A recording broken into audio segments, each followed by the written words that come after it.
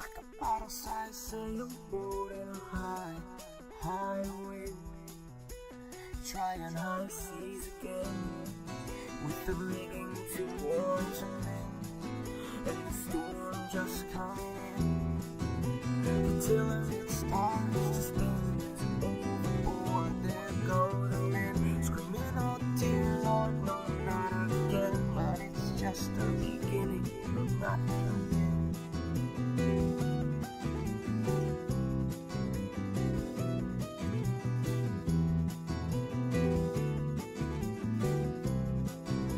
The tiller it starts to spin as overboard there go the men, screaming, "Oh dear Lord, no, not again." But it's just the beginning, no, not the end. She tucks you in and lays your head to rest.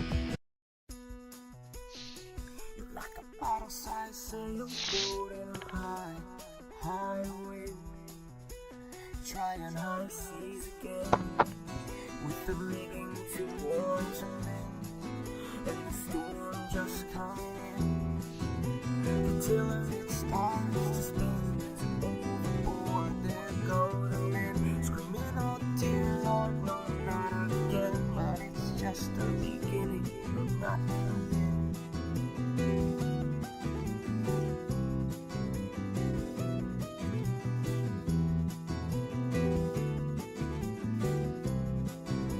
The tiller it starts to spin as overboard there go the men, screaming, "Oh dear Lord, no, not again." But it's just the beginning, no, not the end.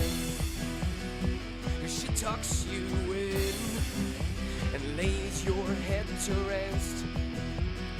With the luck you're in, she'll tear that treasure right out of your chest. She tucks you in, circle and start to sink. Juxtaposition, 2 rounds and you're in the drink. You're like a bottle-sized sailboat in a high wind, trying high seas again, with the rigging too worn to mend, and the storm just coming in. The captain in sick bay, night of dead, no sign of clearer skies ahead. But hold fast, dear lads, this is not her last. This is just the beginning, no, not the end. 'Cause she'll tuck you in and lay your head to rest. With the luck you're in, she'll tear that treasure right out of your chest. She tucks you in, circle and start to sink. Juxtaposition, 2 rounds and you're in the drink.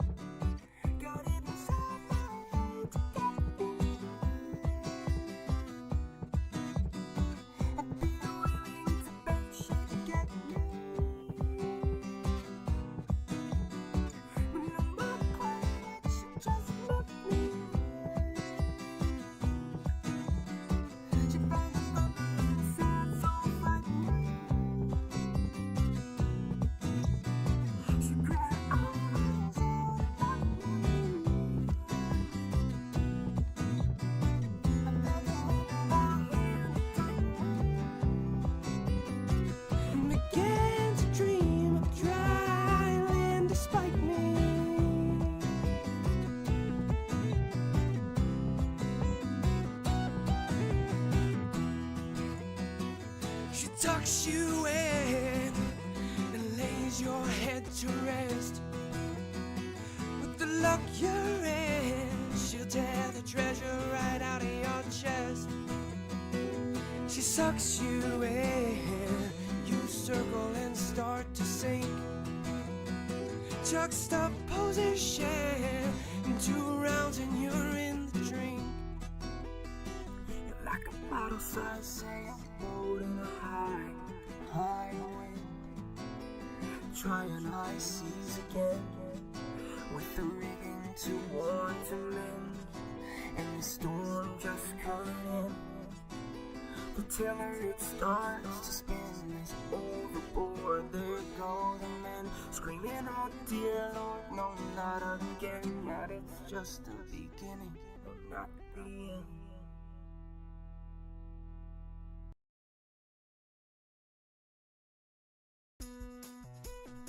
You're like a bottle-sized sailboat in a high wind, trying high seas again, with the rigging too warm to mend, and the storm just coming in.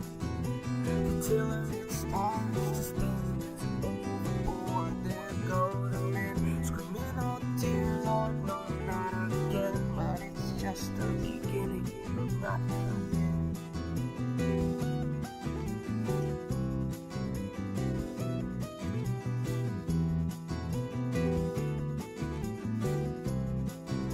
The tiller it starts to spin as overboard there go the men, screaming, oh dear Lord, no, not again. But it's just the beginning, no, not the end. She tucks you in and lays your head to rest.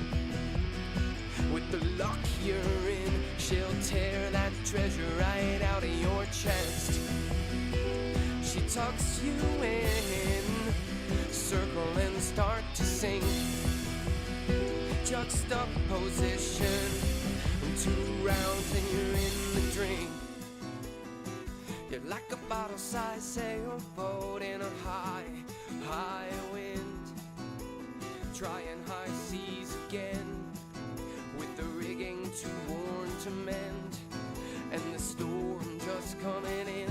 The captain in sick bay, night of dead, no sign of clearer skies ahead. But hold fast, dear lads, this is not her last. This is just the beginning, no, not the end. 'Cause she'll tuck you in and lay your head to rest. With the lock you're in, she'll tear that treasure right out of your chest. She tucks you in, circle and start to sink. Juxtaposition, 2 rounds and you're in the drink.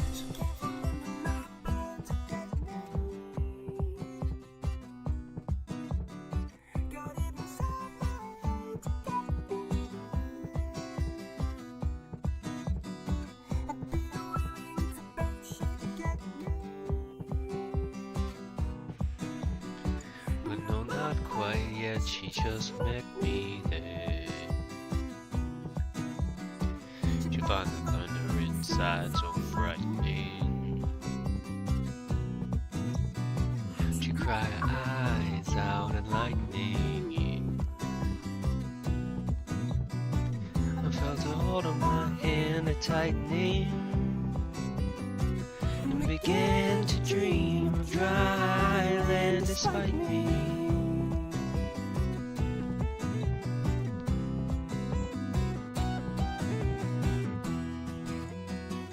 She Tucks you in and lays your head to rest. With the luck you're in, she'll tear that treasure right out of your chest. She sucks you in, you circle and start to sink.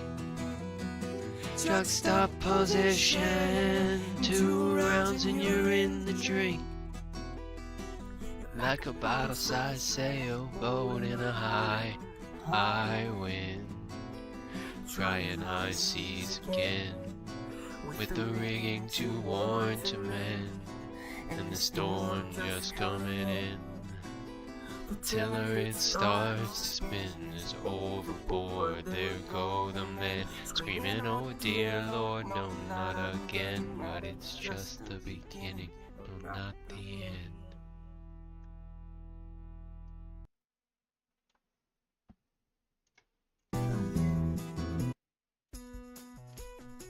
You're like a bottle-sized sailboat in a high wind, trying high seas again, with the rigging too worn to mend, and the storm just coming in. The tiller it starts to spin, overboard there go the men, screaming, oh dear Lord, no, not again. But it's just the beginning, not the end.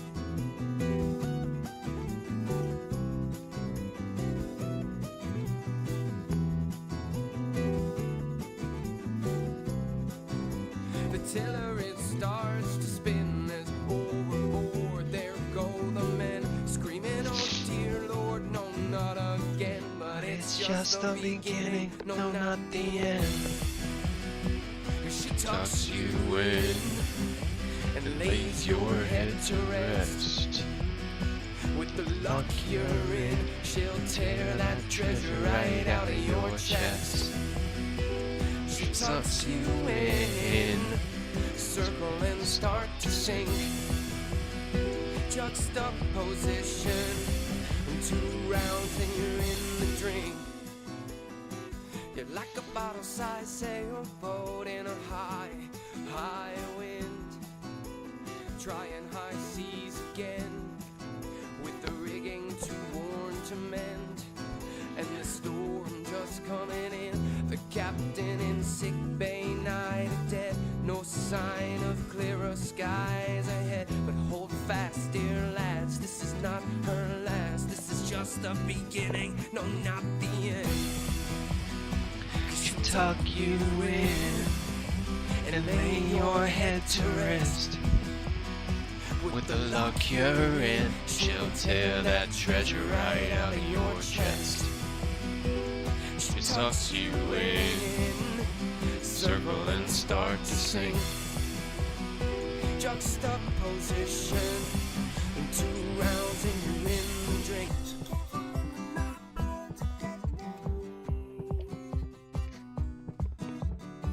Got it inside my head to get me there.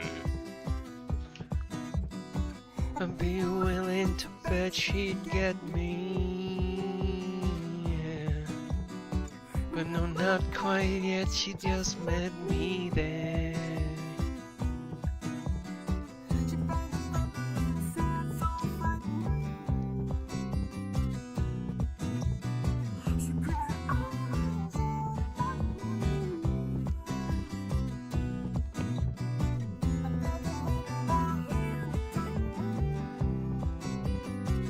Began to dream of dry land despite me.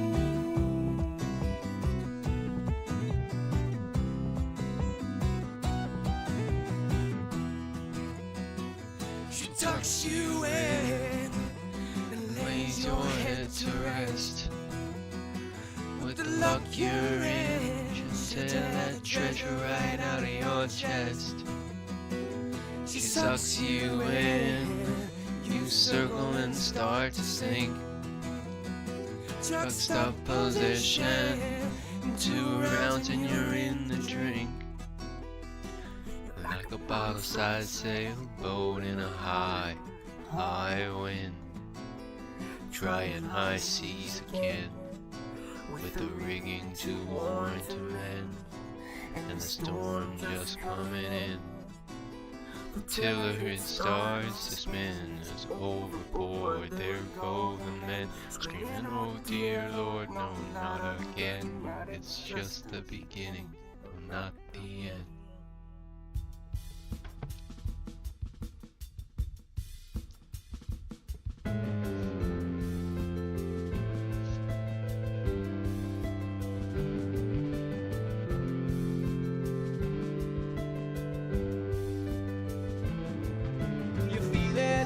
Unfair. There's no one there to look after you. Your disciples are scared, but they will all come back to you. Yeah, they will all come back to you.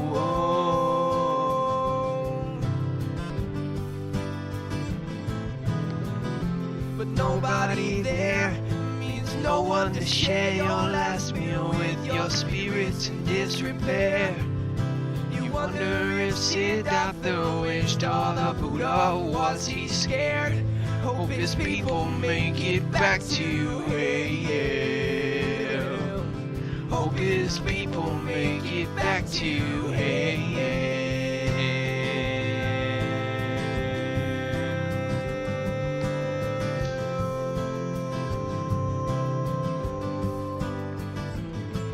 Was Jesus Father fair? Was justice done there on that limb? Oh, God's hand must have been scared, because the devil's always after hell. Yeah, the devil's always after hell.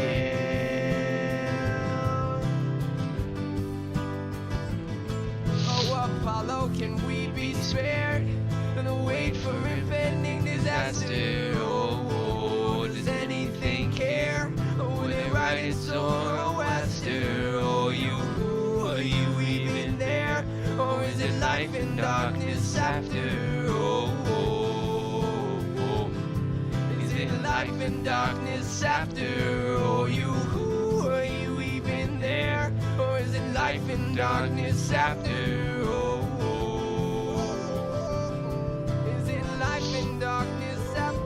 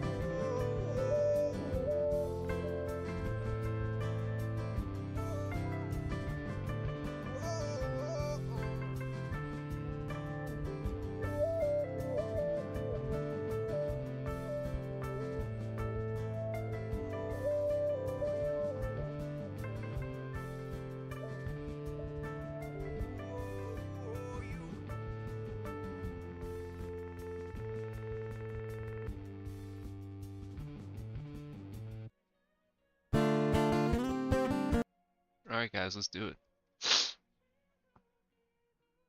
Starve and die. So like they don't even care that's an truck, and he's saying that's a stupid position because it's counterproductive. But the point is not. Palestinians. Yeah, I think that's an interesting distinction. I mean, we've spoken to people recently, Chris, who are very much pro-Israel on this issue. Oh, and, Sam Harris. yeah. I was being delicate. You're being arch. Yeah. But you know, not even referring to Sam Harris in particular, but just looking at the discourse, it does seem like a lot of people are firmly in one camp or firmly in the other camp. And one thing you see almost ubiquitously is that they will minimize or make excuses for or. I agree, but but they are right that Shapiro won't get caught saying I am pro-genocide. Shapiro is live for 1.5 hours every 2 days. The amount of live content that we both do is dramatically different, number one. Number two, even Shapiro has tweeted and said dumb things. I'm pretty sure he's still haunted by that Jews build cities and Arabs just build Live in trash. sewage. I'm pretty sure he's still haunted by that tweet from like 2008. Also, I would wager, I submit that I think Hassan has said worse things than me, okay? The America deserved 9/11 comment, that was a wild comment, all right? Fuck you, all right? Except for when I call that one Korean American player.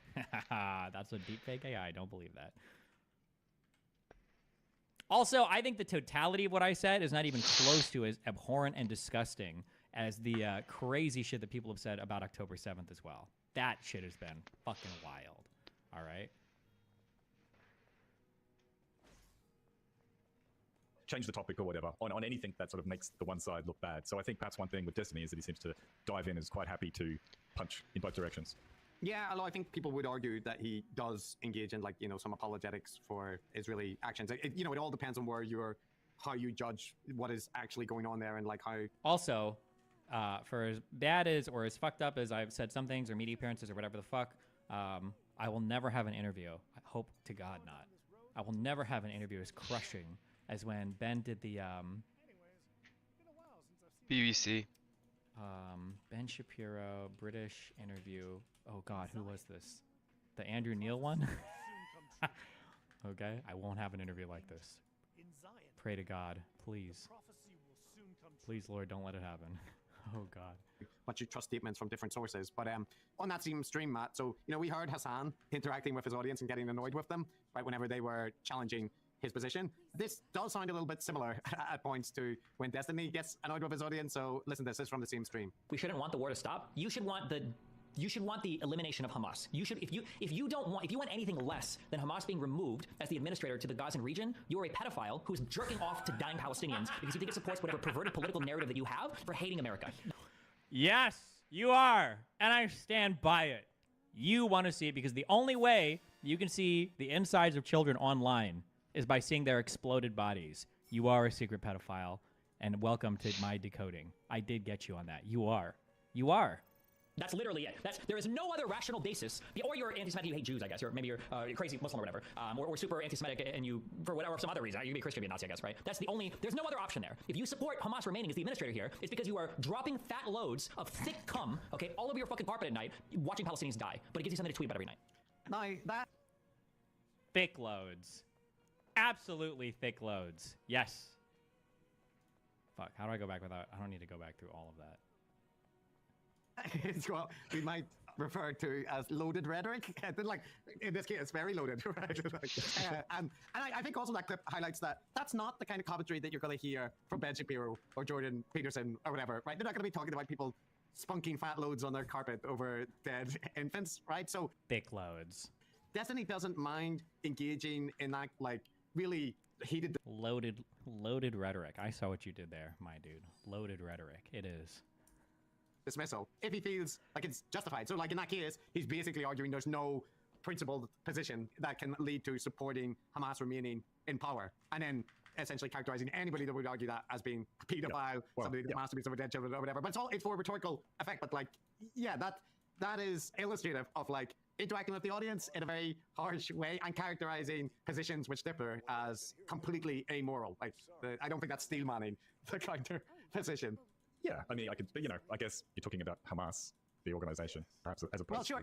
Look, I can do a better job of it. I'm no fan of Hamas, right? But like, I can see that people could argue that removing Hamas will lead to a political vacuum, which will actually just empower more extremists and lead to worse outcomes for Israel. And that didn't require me jacking off to dead children or being an anti-American, ideologue. So that's what I mean. You can take him as simply arguing against the worst version of the kind of tanky left, which is who I think he's aimed at. But the rhetoric is very strong. The rhetoric is colourful. I sound like I'm making excuses here, but I used to play a game called Subspace back in the day. It was one of the very first multiplayer games where you could actually type and text other players, and there would be maybe 100, 200 people playing. And the culture in that game, in terms of the absolutely disgusting language that everybody used, I think we'll mainly play. And in fact, I found myself, and my brother too, we would just find ourselves participating in it in the same kind of thing. Like, it was all ironic and tongue-in-cheek and, all that stuff. But at some point, I just stopped and went, hang on, probably the people I'm playing with are like 14 years old or something. What am I doing? Yeah. But I guess my point is that internet subcultures have different edgy norms. lingo. Yeah. And being edgy is a component of it. It is absolutely the case. But this is a point, like, Destiny's not going to drop that kind of language on his interview with Jordan Peterson. But on the stream, he will. And just one more clip about kind of chastising the audience, the highlight streamer dynamics. The difference is that we aren't providing military support to Hamas. Yes, you are, you f***ing retard. What are you talking about? The Gaza Strip gets more humanitarian aid than any other region of the world per capita. What do you mean we are providing support for them? How do you think the leaders get fucking rich? By reselling a whole bunch of shit that goes into the country. Why do you think these people are in Qatar in $20,000 private plane jets, in $1,000? What do you mean we're not providing any money to Hamas? You're retarded. Just because only certain types of supplies go in there doesn't mean you're not funding the military that's doing what they're doing. How do you think they have the money to build all the tunnels? How do you think they have the money to get all the guns? What are you talking about? Like, Jesus. I said military support. I'm going to permaban you so you get all the time in the world. I want you to go online and Google fungibility of money. Go look it up. Be a smarter person for it. I'll see you in 5 years. Good luck. Yeah, so I think the reason you're playing these clips is Fungibility money is important, okay? That is an important that was educational, okay? I was even educational in that clip. I went above and beyond. All right? I went above and beyond there. Is not so much about the topic at hand, but rather to illustrate, I guess, the dynamic that at least sometimes exists. The point is not to say that's the normal interaction. It isn't. But just like the Simo Hassan is not always going off on a huge rant at his audience like that you're all fucking fascists, right? Like, that doesn't happen all the time. But this kind of thing does happen. And there again, I understand the frustration because like what Destiny was talking about on that stream was he's arguing against people essentially presenting Israel as they would... Wait, I should hire these guys as my fucking clippers, true. Why don't I have these as clips or shorts? Intentionally want to blow up aid trucks knowing that they're aid trucks because they're, like an evil government that just wants Palestinian people to starve and die. So like they don't even care that's an aid truck. And he's saying that's a stupid position because it's counterproductive in so many ways. Even if they wanted that, targeting aid trucks is going to get them just in trouble from international, as you saw what happened right in the backlash to that. So he's reacting to that, but in so doing, it felt to me like the person commenting there was trying to say, right, but you know, the West is supporting.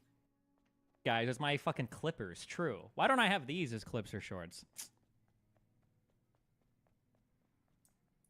Intentionally want to blow up aid trucks, knowing that they're aid trucks because they're, you know, like an evil government that just wants Palestinian people to starve and die. So like they don't even care that's an aid truck. And he's saying that's a stupid position because it's counterproductive in so many ways. Even if they wanted that, targeting aid trucks is going to get them just in trouble from international, as you saw what happened right in the backlash to that. So he's reacting to that, but in so doing, it felt to me like the person commenting there was trying to say, right, but you know, the West is supporting Israel financially and militarily, and then Disney like deflects that onto right, but Gaza is receiving it. But Gaza is receiving, yes, it does receive aid from, you know, international sources, but like a lot of its stuff comes from Iran and, you know, various things. So like I think the person commenting has a more valid argument than Destiny presents it as, and then he kind of like, it is engaging in rhetoric a bit to be like, look how rich the people are, so you don't think they're getting any money. And it's like, well, that's not the exact argument, right? Surely the argument is that we militarily support Israel directly, so we're more culpable.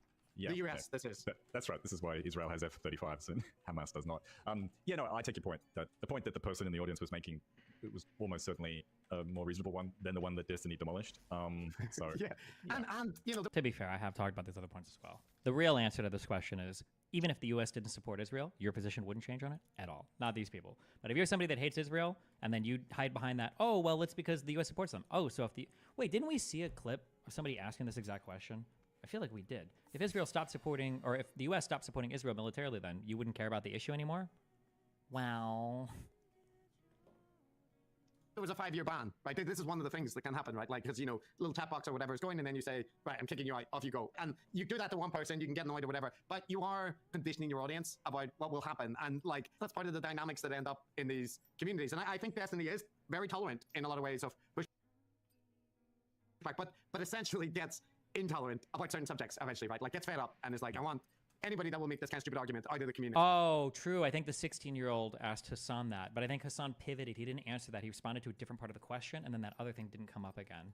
I believe I remember this happening now. Right. Yeah. Do you think this can happen, Chris? This is a genuine question. We talk about cultish dynamics and the somewhat unhealthy social dynamics that can happen between gurus and their audience, but I can also see how that kind of behavior on the part of Destiny, one could fall into it easily. You know, it's the 6th hour of your stream. You're scanning hundreds of text messages and you lose your shit, and it becomes a habit. Yeah, I think it's absolutely a kind of component, and it's necessary, even in some respect, if you become a popular streamer, because otherwise, you know, you're just going to be dealing with hassle constantly. So you have to have moderators, That's you have not to my have outfit, ground but rules yeah. and red lines and all that kind of thing. And I think in the same way that like a lot But of people yeah, I do started have on Twitter or other social media being like, I'm never this going to outfit, ban anyone, which I'm is not the gonna mute same anyone, I'm going to be outfit. very nice. And then like after a number of years, people are just like Yeah, blocked, or this is I the hear infections, right? Because they just fed up, or NSFW if their audience skin gets bigger, suit, they quote just unquote. negative That's comment really like just God. I don't it's mean a to suit. say You that don't Destiny see is anything. unique in this. I do think But it's a component. yeah, of these two streamer are platforms when you're big, but just maybe all social media platforms where you're engaging with your audience. But you know, no, great it's not the examples of same Hassan, thing in you know, Tan. chastising Whereas Israel. So these it two only are the seems fair same. to show that it's not like Destiny This never is does different. that, even if you think he's justified in some case.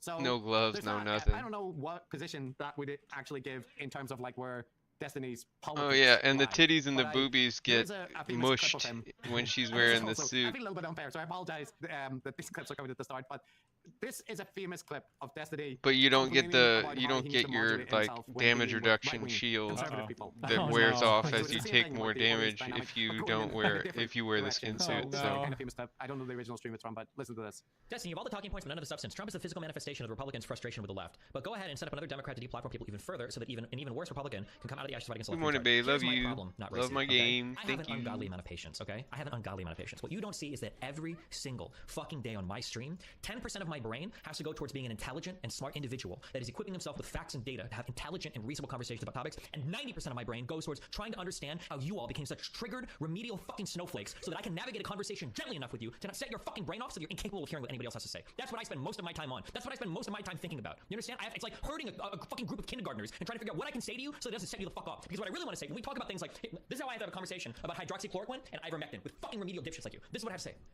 I understand Fauci and the CDC, they did get some things wrong. And it's really bullshit that like some of the media, they have like a bias. And I totally understand why you can have like a mistrust in government when they act in the ways that they do, when they act kind of smug, when a lot of the politicians and the media seem to be on the same page. I understand the frustration there. And then when you've got other figures like Joe Rogan who are willing to platform voices that are unpopular, platform voices that don't get voiced as much, opinions don't get voiced as much. When you hear these people talk, you have this inclination to trust them a little bit more because they're I don't believe any of that. I hate that. I hate that. I hate doing that. Every fucking day I come on screen. What I really want to say is, oh, you think these are good drugs? Let's look at the studies. Oh, you're fucking retarded. That's it. You don't have RCTs. You don't have perspective RCTs to support ivermectin and hydroxychloroquine. You're a fucking moron. You know what you are? You're so triggered by a 92-year-old fucking limp dick Fauci going up on TV talking that you're about to eat any fucking pill that a fucking meathead like Joe Rogan will tell you to eat. That's what I really want to say to you. But I can't say. I gotta poop.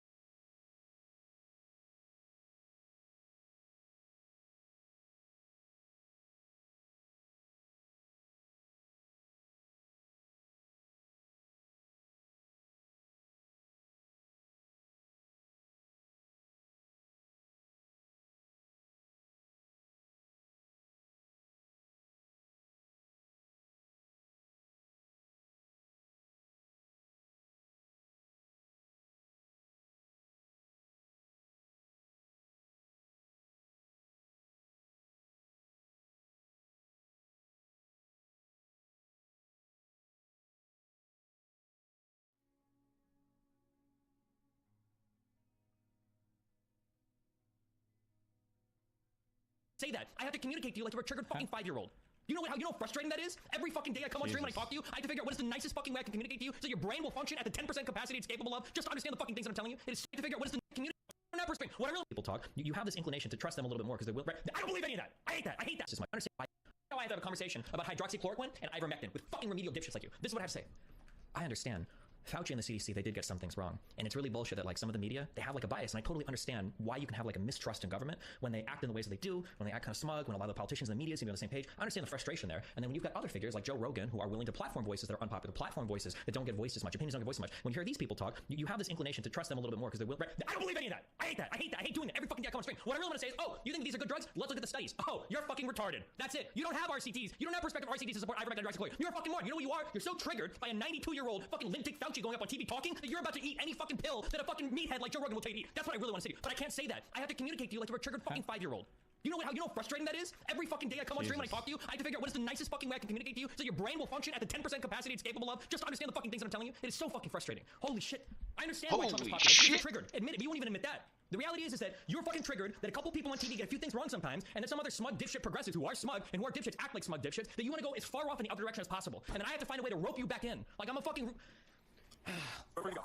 Fuck, I hate it. I hate having to... It is so irritating that I have to spend so much of my brain to be a gentle remedial rancher, that I've got to go out into the fields and I've got to figure the gentlest way out to talk to you. Otherwise you're going to get so triggered, you're going to vote for a man that wants to torch U.S. democracy. Okay? Jesus fucking Christ.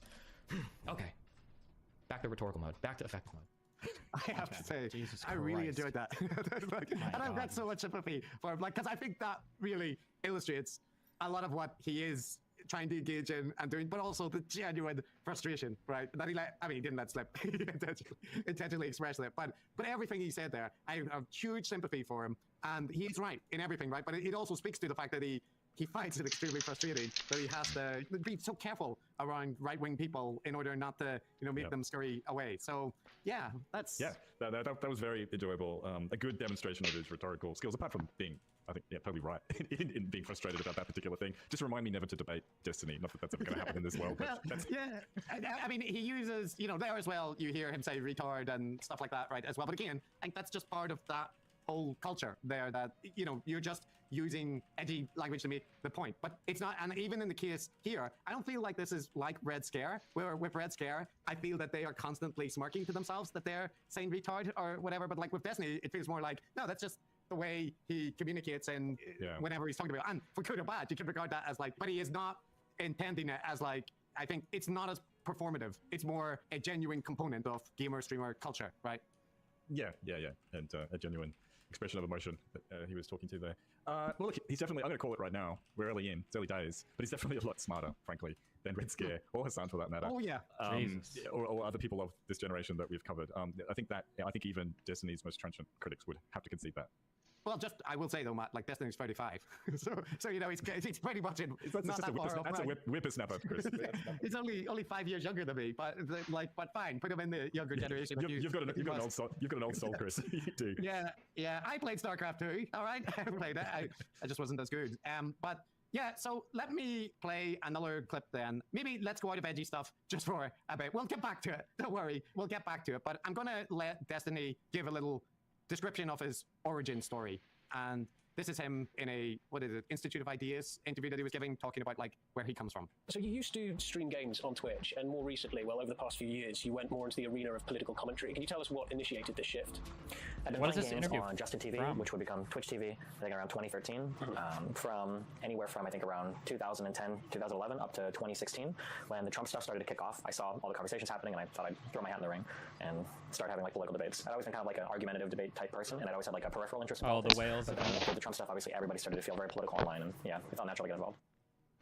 So that tone of voice, by the way, you could hear it's slightly different, right? Like a different energy in this interview. So very different energy. This is a Destiny's best behavior. That fat load to come dropping all over the place. And similarly, whenever they're talking about, Baltic Streaming talks about this. I don't think we've ever had a setup on the planet where you've got a profit incentive on a worldwide thing that encourages people to only consume one type of content. Like, I think if you go back like even 15, 20 years ago before the internet was as big, you still had to be somewhat grounded because you had neighbors, you had your local community, you see people at church, you see people at the union, you see people at school. But now you can have whatever insane opinion you have. You can go online and probably find a community of like 5,000 people that have it, regardless of how insane your opinion is. And I think that kind of thing is relatively unhealthy. So, concerns about polarization, and when it comes to whether his gaming skills may have contributed to like his popularity and debating and this kind of thing. Do you think there's a certain set of skills or set of characteristics that being successful in one of those communities makes you successful in the other? Probably not. I think that the overlap is more likely that there's if you draw like a Venn diagram of like people interested in playing video games and then a Venn diagram of like online early political pundits, there's probably a lot of overlap because of the demographics. Like it skews pretty young, it skews fairly wealthy, it skews fairly white. So when you have all these things together, you're going to get a lot of overlap between people that are in both fields. I think I'm of the opinion that most people that came from gaming had pretty bad political takes. When you're involved in like a thing that's peripheral to politics, then your entire political view ends up being informed by like one issue. So for a lot of people that came from the gaming space, it was like basically SJW and being anti-SJW, and that was like their entire worldview. So you got a lot of people coming out of the gaming space that were kind of like pro-Trump, just because they didn't like feminism, I guess. And by didn't like feminism, I mean they didn't like being told not to say slurs or not to be bigoted or whatever by the evil woke SJW people. Yeah, that's him a little bit, outlining the streamer culture and the SJW anti-SJW thing, but actually saying he's not so sure that the kind of characteristics that make somebody a good streamer of games or game player actually carry over into political debates. And he said a similar thing when Jordan Peterson asked him, like, do you treat debates like a game? Is that part of your motivation? And he sort of said, no, he doesn't think so. But I actually do think there is a gamified element to the way that he approaches debate. But in any case, all of the comments that he says about gaming culture and the relatively superficial political takes and whatnot, that all rings true there, right? Yeah. No, I think it'd be interesting to hear what he himself says about what he offers, but my recollection is he's quite upfront about that he is running a business, that he is a professional, I don't know what you call it, an entertainer, a commentator, or whatever. He thinks of it as a job that pays quite well. And I mean, I think he does have an extraordinary ability to marshal those facts, like do that sort of research, perhaps not super deep, but certainly very broad, marshalling all of those facts and arguments and then remembering them and then being able to go to a debate, say, with a Jordan Peterson and be fully and totally prepped. I mean, just before we leave that colorful language stuff, I don't think people should. It's coming back, Matt. It's not gone, so don't worry. But continue on. Oh, well, I could save my comment for then, but I mean, I think some people could think, well, someone who talks like that, you can't really take them seriously, right? They're not a serious commentator. But I was just reminded of, we talked about Martin Luther recently. Someone who is... Oh, you're going to compare Destiny to Martin Luther? Go ahead. Well, we compared Jordan Peterson to Martin Luther, so I think we can compare Destiny. Okay. Like by the standards of the time, he spoke the same way sometimes. Yes, he could do the very careful theological, philosophical arguments, but he also called the Pope and the clergy farting asses. And he talked about resisting the devil with a fart and chase him away. And it's a lot of scatological language there, which, to us sounds quaint, but was appealing, I think, to the medieval peasants. I like this take, man. I like this take. Gamers as the theological clergy of the Reformation. Saying retard and whatnot. But I think the point is that someone like Martin Luther had different coded language as well, right? He could go. Oh yeah. And I mean, I think you can. These clips I'm playing now are from this Institute of Ideas, or I forget the specific name for it. But anyway, that interview they did, and you can hear a more measured, mainstream, appropriate tone, right? And when asked about his debate tendencies and this kind of thing, he said this. But back then, I would say it was willing to put in some effort to research, willing to have like sharp rhetorical skills, willing to be pretty edgy, and then inhabiting like a left-leaning political ideology. Those characteristics, again, besides me, were pretty rare. So I think there was a lot of hunger and thirst for it on the internet to see kind of like that group of people come up to fight against all of the kind of like the right-wing edgy people. Okay, so again, like this, that's him positioning himself in a way in the kind of counter-point space, willing to fight fire with fire against the alt-right people, and also, a bit edgy and that kind of thing. And the fact he mentions there that he did research, which put him into a different category, which we'll get into, and I think is also true. But here's him actually from the other piece of content that we're looking at, which is from his kind of manifesto, Why I'm Not a Leftist announcement, where the main part of that video is him litigating in excruciating detail a debate that he was in with a bunch of other leftisty people, right? So the reason why I wanted to go over this is because this was like one of the big podcasts that now I'm getting attacked for by a lot of different people, but also because I noticed that there's a lot of revisionist history that surrounds what happened on this podcast. So, I spent about 7 hours last night asking my audience for clips, going through clips myself. I said, okay, well, you know what? Jesus, is this me after the N-word manifesto? I need to stop calling it that. I can't believe I let people name it that. Is this me after the whole Hassan Snake shit? Damn. Maybe I am full of shit. I rewatched probably about 2 hours of the debate myself to make sure that I have like a coming in fresh, that I have a fair characterization of what happened here. And yeah, let's check it out, okay? And he breaks down all of the rhetorical techniques that they engaged in and how they misrepresented and how their positions are incoherent or whatever. It's a 3.5-hour video, right? One thing that's going to be a trend for this debate is he's going to bring up a whole bunch of studies, but he's not going to talk much about them. You know what that's called? Don't say it. Don't spoil it for your chat. There's a specific name for this, okay? You might have seen it in a lot of threads accusing me of doing it. When you bring up the name of a study, but you don't actually go into it, what's it called? Lying? Bad faith? Gish galloping? False appeal to authority? But we'll get to that. We'll get to that right here. The Gish Gallop is a technique used during debating that focuses on overwhelming an opponent with as many Gish arguments Gallop? as possible, without regard for accuracy or strength of the arguments. Now, could I do that to people? Maybe. One of the things that I say before every single debate I have, and you can go back and listen to any of them, okay, is, hey, I talk a lot, and sometimes I even talk over people if I'm getting like real excited. If I ever say anything you disagree with, stop me immediately, and we'll go over it. But at the beginning of it, he lays out his kind of political position, such as he understands it, right? So this is him talking to a streamer audience in about a similar sort of topic that we just heard him talking about with a mainstream audience. And I think there are clear parallels here in what he's saying. And this ties back into the fundamental reason why I got into politics. So as a reminder, the only reason why I got into political fields is because I feel like people weren't having conversations that were reflective of reality. That's the only reason why I got into politics. I'll repeat stuff I've said in the past. I didn't get into politics because I wanted to help minorities, or because I care so much about LGBT issues, or because I'm trying to save the planet from fucking climate change, or because I think I'm the white savior of whatever, black people, African people, whatever. I got into politics because I thought that people had conversations that weren't reflective of reality. Now, as a result of my analysis of certain problems, I've come into positions that are incredibly pro-LGBT, incredibly pro-minority, and not just when I'm around them, but when I'm not around them. This came from incredibly pro-welfare positions economically. Like, these are the positions that I've wound up at because these are the positions that I've thought myself into. Tying back into what I just said, why I got into politics was because I wanted conversations to be reflective of reality. I noticed that a lot of the criticisms that I get for the way that I behave are not reflective of reality. And this is incredibly difficult for me to sort through while I'm also trying to deal with thousands of comments of negative criticism, both from my community and without my community.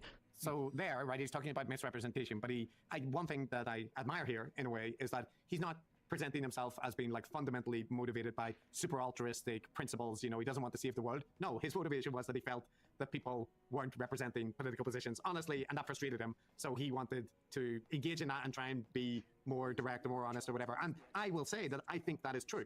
Like, we'll go in to look at some of the other stuff that he says, but I think even where nobody's going to be consistent all the time. And you can also take issues with the particular positions that Destiny is choosing to try and be consistent on, or to, you know, outline clearly. But in that expressed desire there to be clear and to lay out positions clearly and be honest, I think he is somebody that strives to do that, including when he's talking in different audiences. Like, he's not lying in the different things. He's just modulating his message depending on who he's speaking to. Yeah, well, particularly the style of the message. Yeah, I mean, I think it is interesting that he casts himself not as being motivated, as being on a moral crusade, but rather being motivated by frustration.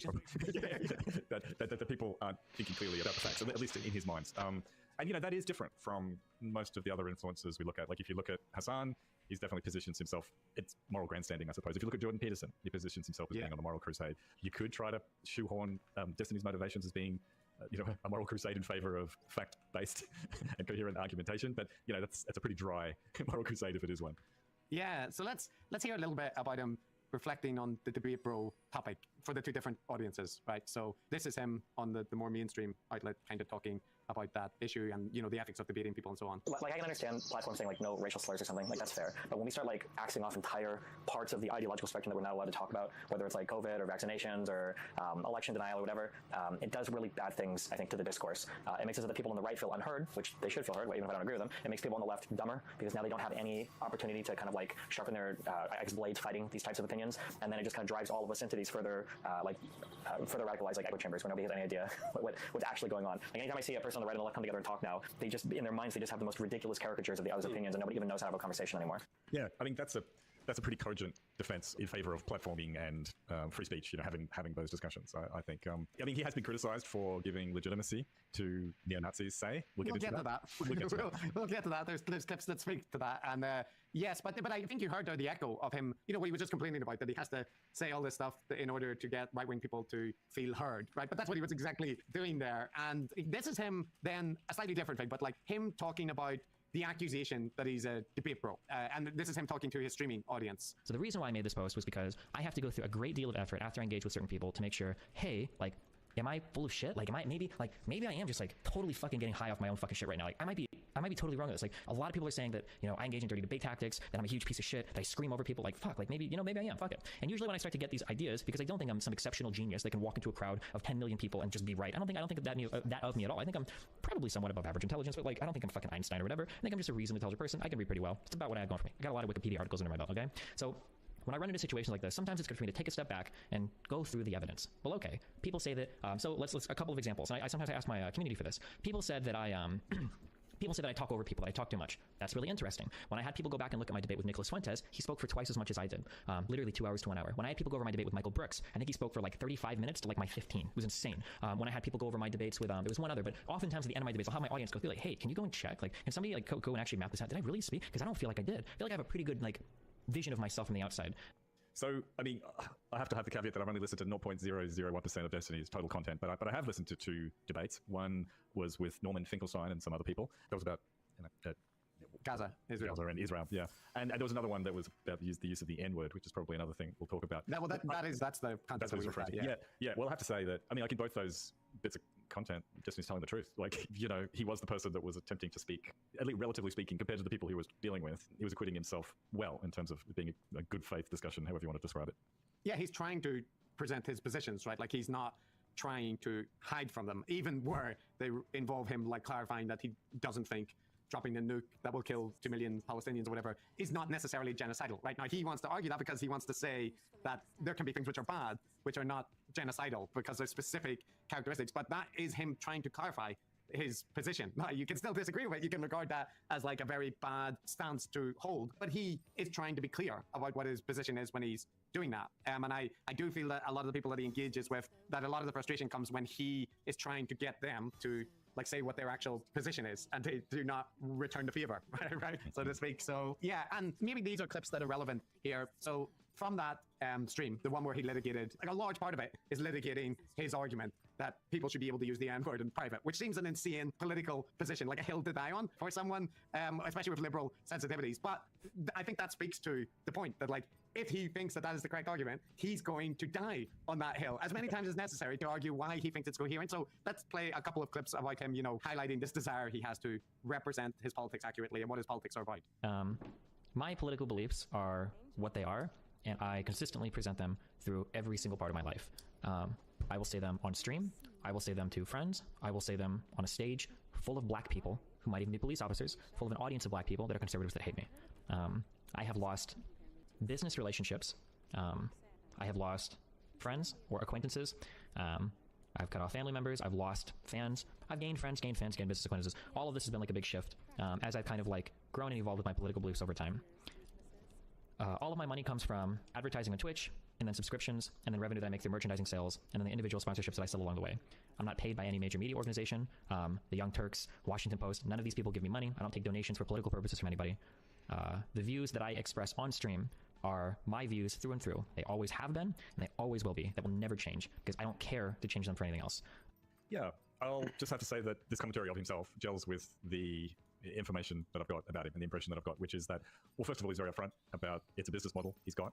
But also, as we talked about at the beginning, the streamer brand is one in which you seem to break down any distinctions between your personal life and your private opinions and your public-facing commentary, right?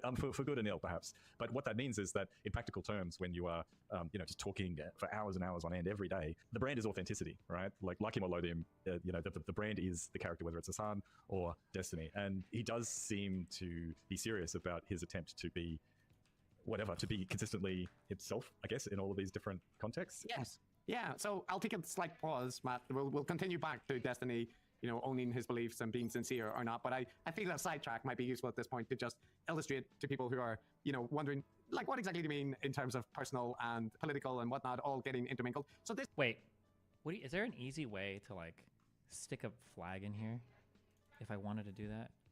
Or do you think this is the best way to do it?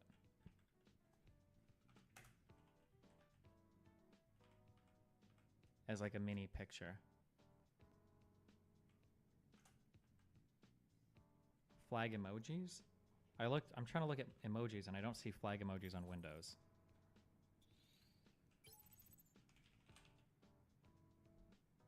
I've got emojis. Oh, hold on. What would it be called? UK? If I look for flag, I've got the trans flag, the rainbow flag, the checkered flag.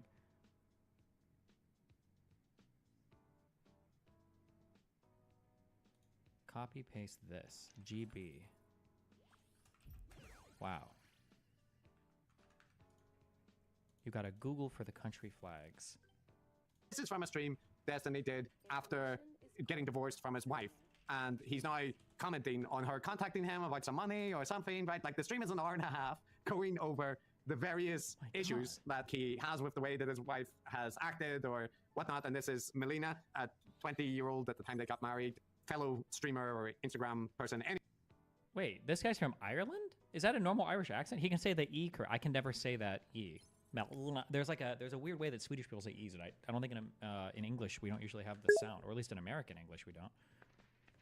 Good day, my comrade. Anyway, let's just hear a little bit of that. How do you do? Talking shit to other people and Mel. Yeah, of course. It was one of the huge. What's going on, Russ? Good to see you, man. I'm playing fucking Stellar Blade and I'm loving it. I'm just trying to think like where I want to, because there's just like one or two quick things or whatever, and then I'll probably do a more comprehensive thing.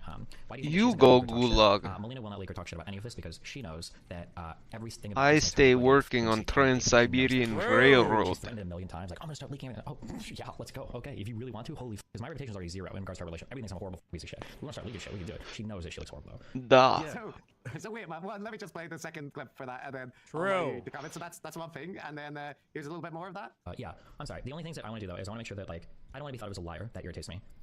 I don't like the idea that the impression is that like I'm an abusive person, and I want to give like a very broad accounting of like things that have happened because I don't like the impressions that exist of me like relating to a lot of stuff.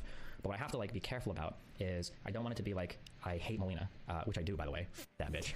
Everything's coming to her. Thank God. But I don't want it to be like because I hate her. Now we're leaking 6 hours of like our private life to make it look bad. That's not like my goal, and that's not even for her. I don't care about it. It's just it reflects poorly on me, and it's not like the character that I don't think it's becoming of like high character. I don't know that becoming of high character, discussing, you know, your marriage counseling therapist sessions and referring to your ex-wife as an effing satanic bitch or whatever. Like, I don't know. I think that ship is sealed about taking the high ground at that point. But it could go so much more. Referring to about so much further. Authenticity, and it's not like just a simple compliment. It's maybe not even a compliment at all because the brand. Jesus Christ, bro. That's gnarly. Out in the open, so to speak. There doesn't seem to be any kind of filter and no boundaries. You and I don't often talk about our wives, for instance, on this podcast. No. But, you know, and I think this is the bit that will sort of bend normies' brains a bit, which is that this is part of the appeal. I think this is part of the draw, that Destiny presents himself, I think, quite genuinely as someone who lays it all out there. The audience is invited to get involved and to be a part of this as well, warts and all. And yeah, it's just a very different thing than what most of us are used to. We'll return to the absolute dissolution of boundaries in Destiny's content and community in a bit, but let's go back after that little sojourn into personal matters to Destiny staking out his kind of philosophy and stuff again. And just to mention there, Matt, I do think there's a through line because the frustration that Destiny mentioned was being misrepresented, right? Like feeling that he isn't being accurately portrayed by Melina or the discourse. That's why he needs to set the record straight, right? And I think that does fit with his kind of position about politics. Is like he doesn't seem to care so much as long as people accurately represent what he's saying. Like he seems to get most annoyed by people misrepresenting what he's trying to argue for or say. So anyway, returning to the more philosophical side of Destiny. I noticed that a lot of people seem to get off on accusing me of grifting, and something that's very frustrating to me is that when I talk to people, I find that I spend half the conversation trying to figure out what is it that you actually even believe. People have a really hard time owning difficult positions. They won't bite the bullet on the logical conclusions of some crazy position they might hold. The plot armor. When I ask Hassan if a woman getting raped in an alleyway is within her right to call the cops, Hassan, instead of giving a straight answer, will instead pussy out like a coward and say, well, I wouldn't call the cops, instead of actually owning that position and saying, well, sometimes maybe you do need to call the cops. True. When I ask people about whether or not, you know, they... By the way, Hassan, who says you should never call the cops because you never know if they'll come and kill a minority and that's evil, blah, blah, blah, called the fucking cops on his ex to do a fucking wellness check on her. Literally called the police because she wasn't returning his fucking phone calls to do a wellness check on her. It's one of the reasons she doesn't talk to him anymore. Haha, thank you. Fucking piece of shit. Own a position related to... and we'll go into more of this later on, but basically, like, I noticed that a lot of people have a lot of trouble owning, like, all of the extensions of, like, whatever political system they believe in. I don't. I'll own every opinion I have, whether it's related to Weissbier Dunkel we've had, whether it's related to foreign policy, whatever. I'll own every position that I have, whether it's the abolishment of capitalism or liberal values or whatever. Yeah. You might not like what I say. I think there are valid challenges to a lot of what I say. I don't think I'm correct on everything. My views have continued to evolve over time. I wouldn't expect that process to stop. I'm sure there's positions that I hold today that I probably won't hold 5 years from now. I would hope so. I'd hope I continue to grow and change. All I ever do is present to you what I believe at any given point in time, and what you're getting is basically like always a work in progress. Authenticity, as you say. Yeah, reasonable philosophical destiny is quite appealing to me. Like, Shut I up, think what he's dude. saying there is true, and he's pointing to something real. Obviously, you know, when people have a rhetorical position or a political position, they'll often refuse to engage with the consequences, like logical consequences of that position. So he was referring there to the defund the police. It's always wrong to call the police if there's a crime going on, that kind of thing. And he says, and you know, I think he's right in saying that a lot of people who would hold that position, for example, will refuse to talk or grapple with the logical consequences of that. One thing I'll say for Destiny is that whether his positions are good or bad, I don't think he would do that. I don't think he would obfuscate and sidestep it and change the topic. I think if you said, hey, explain to me why you think it's okay to do a genocide on the Palestinians or ethnic cleansing, you know, explain that to me. I don't think he's going to avoid the question. No, and here's a clip speaking to that. With relation to the Trihex stuff, I know that there is no world where a person as white as me has an argument with somebody that is almost... They're going to destroy this clip because they're going to play me talking and not Hassan reacting to it. Fuck. Going to avoid the question. No, and here's a clip speaking to that. With relation to the Trihex stuff, I know that there is no world where a person as white as me has an argument with somebody that is almost crying about whether or not they can or cannot use the N-word. That's never going to turn out well for me. I know that. I know that in the public eye, no one is ever coming out saying like, yeah, Disney crushed him in that bit. That's never going to happen. But I'm okay with that.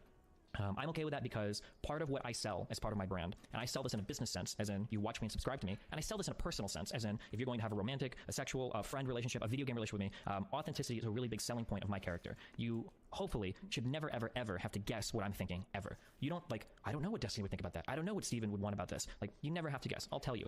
You know, if you think that you're really hot and that I'm just like faking an enjoyment for sushi to get in bed with you, it's not gonna happen. I fucking hate sushi. It's never gonna happen, and I'm not gonna fake that, okay? I'm true as fuck, okay? Steak boys for life, okay? I eat shit that comes from the ground, not from the fucking sea. Fuck that shit out of here, okay? Or, if you're a black person and you talk to me and you say, Destiny, what do you feel about the N-word? Destiny, how do you feel about reparations?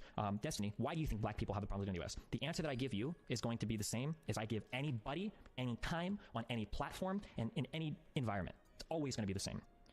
Nothing I do is performative. I feel he maybe slightly overstating things there because he does give different answers depending 30 on the shooters. audience and how much the people can handle and that. But I think the sentiment is correct, which is like he does say what he Why the thinks, fuck and he do you tries need to 30 make it people to go shoot up a consistent school? across different contexts. Like he doesn't try to obfuscate his positions. That much all seems true. Even if the position is you should use the N-word, you should be free to use the N-word in private with other people that are not racist. That is his position on that, by the way. Just out of interest, because I heard the debate about it, but I didn't hear I couldn't get any sense out of it, mainly because the people he was talking to were so terrible. What is his position? Is it like a kid who's listening to NWA, who's singing along to the lyrics, and his position is, in one sense, the context matters, right? That like, if you're using the N-word in the context of reciting the song, say rap song, that matters, right? It's not the same as saying it as a... Yeah, this always gets quoted. I notice this. I'm starting to push back on this because it came up in that troll call today, too.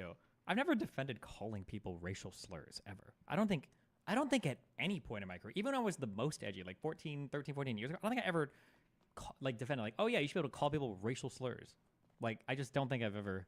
Slur. But the second point, I think the more controversial one, is that he wants to argue it's fine to use privately with other people, not just the N-word, but any ethnic slur or whatever, where people know that you are not a racist, so you're using it as like an edgy joke, right? But his position also is you shouldn't do that in public, because it can encourage, you know, like he understands audience dynamics and normalizing bigotry and that kind of thing. So he's saying, but in private, like amongst friends who know that you're not racist, it should be okay to use the N-word, you know, even if you're white, if you don't mean it in a racist sense.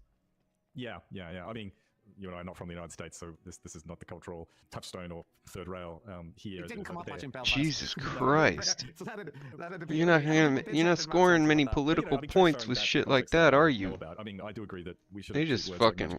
They were angry, I guess. Like some heuristics around not using certain words are certainly good, but you know, I follow an account called Eat Wog, right? And it's a Australian of Greek or Italian descent, and you know, wog food is great. You know what I mean? Like that word has lost. Oh, it's a slur. It's a derogatory term for, say, a Greek or a Lebanese or an Italian person. Oh, right. And it's a Australian of Greek or Italian descent. And you know, wog food is great. You know what I mean? Like that word has lost. Oh, it's a slur. It's a derogatory term for, say, a Greek or a Lebanese or an Italian person. Oh, right. I was thinking gollywog. So I was like, God damn, man. I can't remember doing it, but I'm sure I might have used that word in a similar tone, in a similar context, in a friendly, joshing, where everyone involved knows that there is no sting in it, and it is just sort of absurd. Like it's just absurd at the moment to be racist towards Greeks or Italians, say, in Australia these days. And similarly with my brother, who happens to be gay, you know, he and I have used the phrase. Oh, that's I love how people say happens to be gay. Knowing exactly Bro, what he's gay. Just say His he's gay. position is also Like, that there was a guy this called Trihex person that he did a podcast happens with to a be black guy, black. And Trihex had a discussion with Destiny where he got very upset with him over this position. And I think they ended up, I don't know when they stopped doing the podcast or whatever, but in any case, you know, the relationship was materially damaged by the stance that he took on this. But Destiny, in some sense, he's a lot more extreme than I think a lot of people would be, because other people might just be like, you know, it's not that big of a deal. I don't want to hurt my friend, and I don't want to be known as the N-word guy. But Destiny is like, no, there's a, you know, this point matters. And he's annoyed because he heard Trihex in another conversation give his justification, right? And he's like, Which was the exact same as mine, verbatim, like a week earlier. My God. well, that's inconsistent. So you're saying that if you use the N word with a hard R, there's no context here. It's automatically bad. No, I'm and you critique me a point for asking for context there. However, the intention of how that. Oh my God, they even have it. Holy shit. Nobody is like, this is like the lost clip of Trihex giving my position a week before I went viral on fucking Reddit, traumatizing my black friend. Give his justification, right? And he's like, well, that's inconsistent. So you're saying that if you use the N word with a hard R, there's no context here. It's automatically bad. No, and you critique me a point for asking for context there. However, the intention of how that word is used can give you more than just a binary good or bad judgment over the usage of the N word with a hard R. A gamer. Now we have Zerka saying hard R is always dehumanizing, and Trihex, this is just a few weeks ago, says No doubt.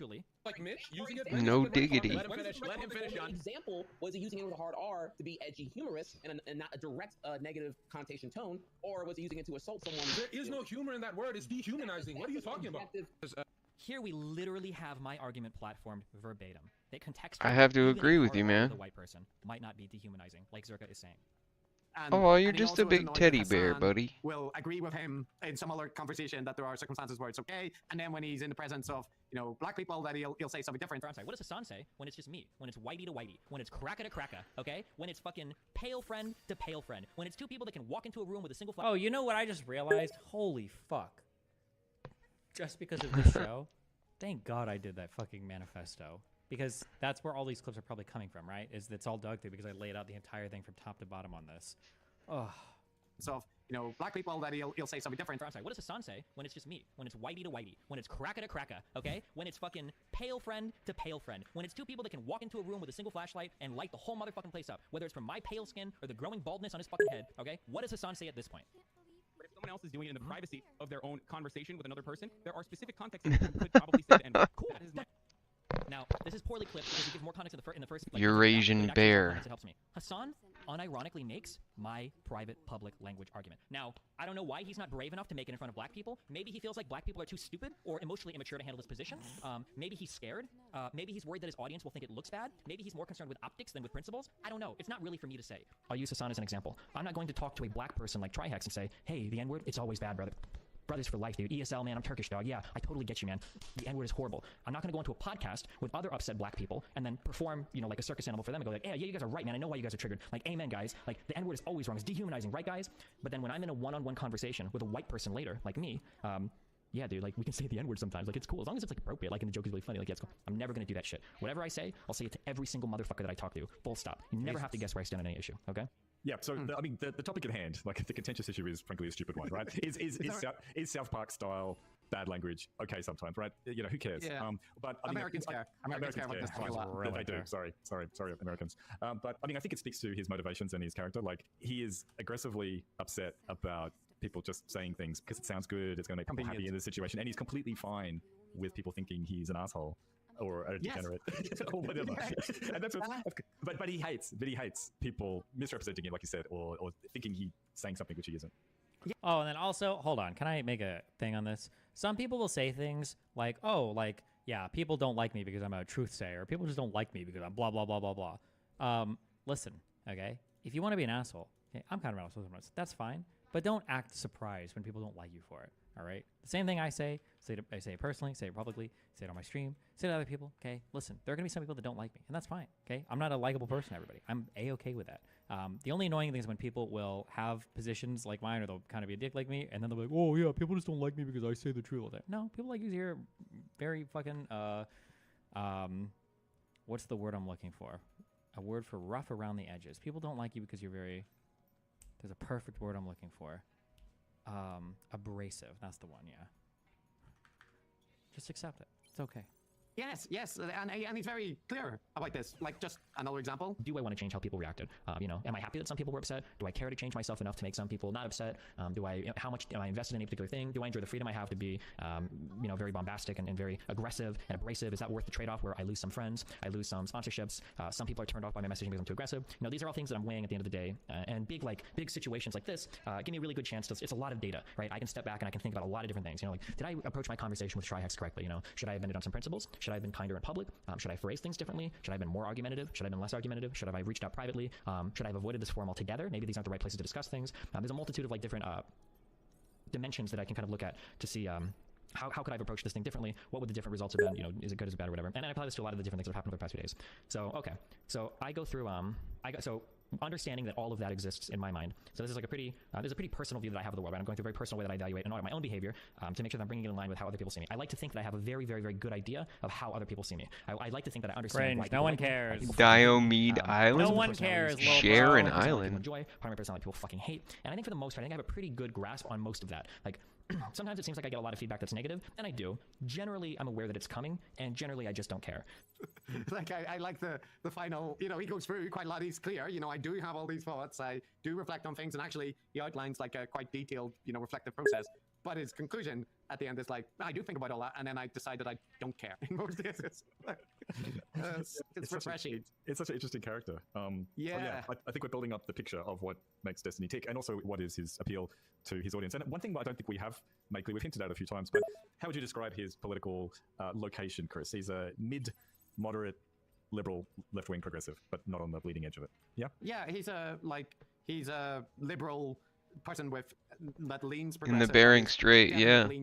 Isn't that where they supposedly built the land bridge when built the land bridge back during the Ice Ages? There was an ice bridge, and that's how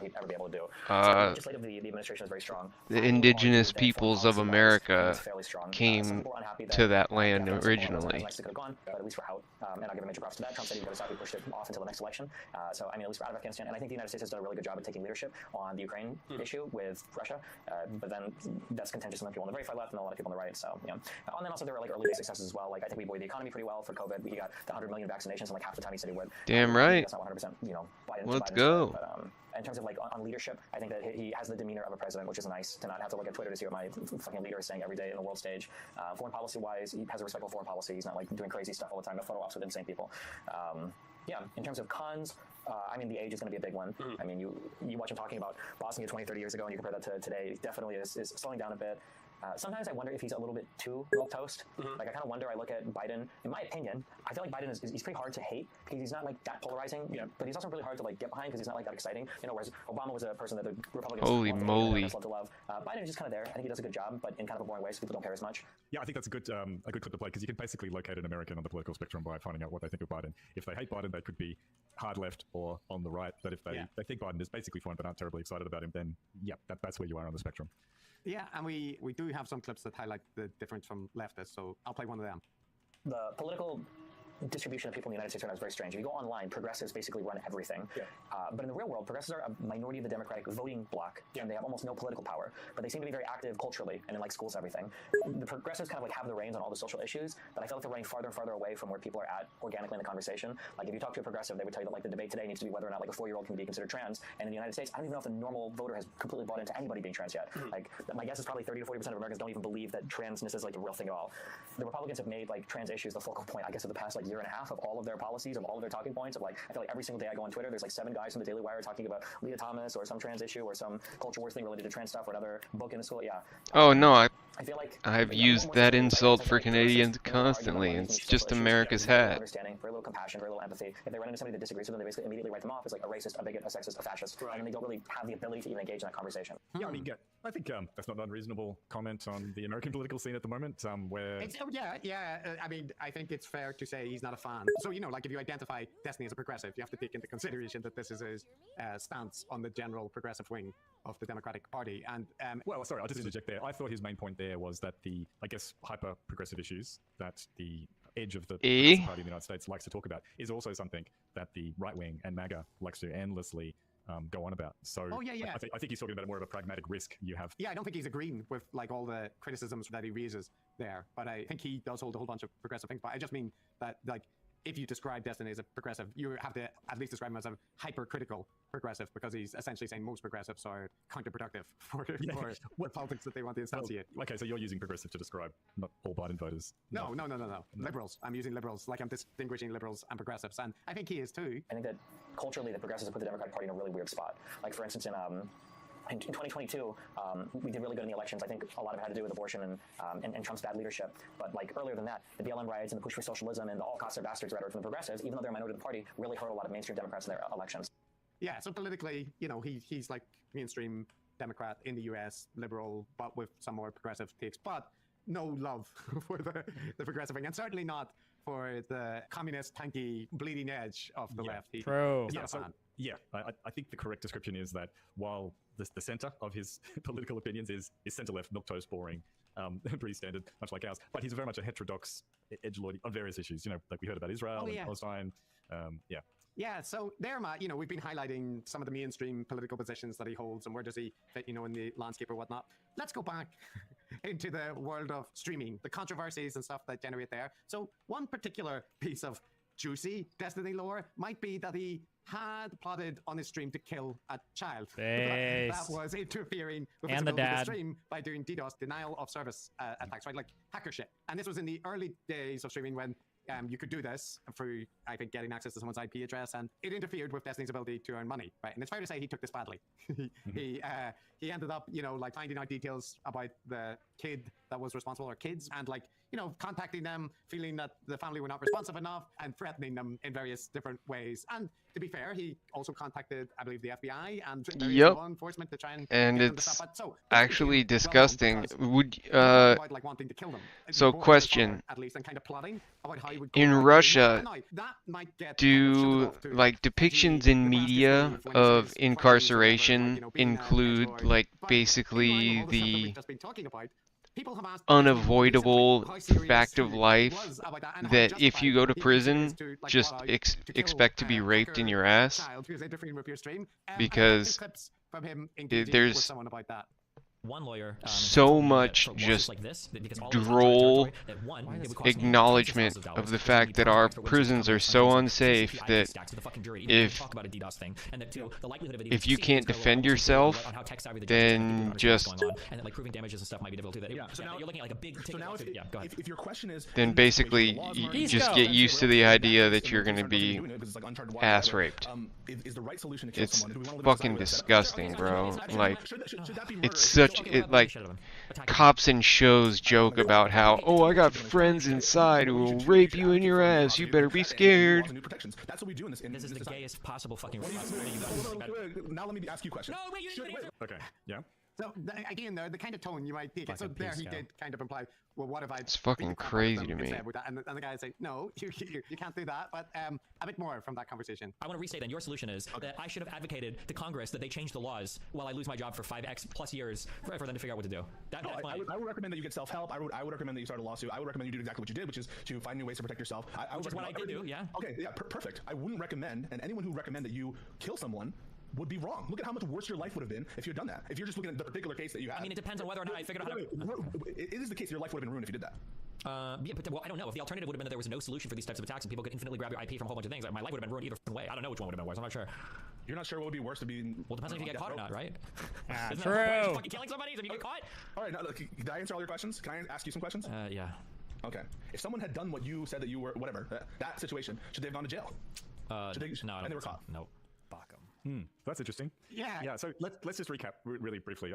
Tell me if I've got this straight. So this young troll hacker kid doing distributed denial of service attacks back in the day, back when that was a serious problem. There wasn't an easy solution. Destiny attempted to resolve it by contacting the kid, so please stop, or whatever. Contacting his parents. Yeah. Contacting his parents, saying, hey, your kid is being a hacker. Going to the police. Harassment? The FBI, how do you mean harassment? Just weren't interested because it's like they found. And how is that worse than getting raped? Yes. Yeah. So Destiny's position is a legal case, a civil legal action against the kid or his family would be impractical, poor chance of success, etc. Yeah. Therefore, time-consuming. Yep. Therefore, a beating or a murder is the right thing to do.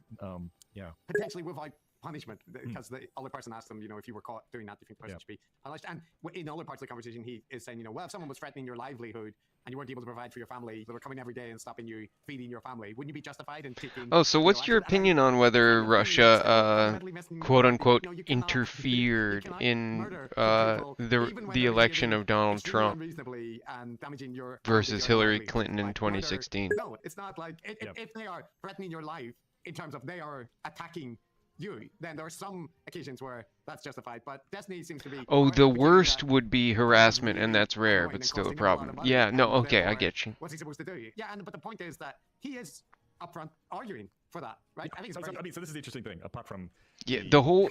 Okay, so do you know about the quote-unquote joke in America about if you go to prison, don't drop the soap?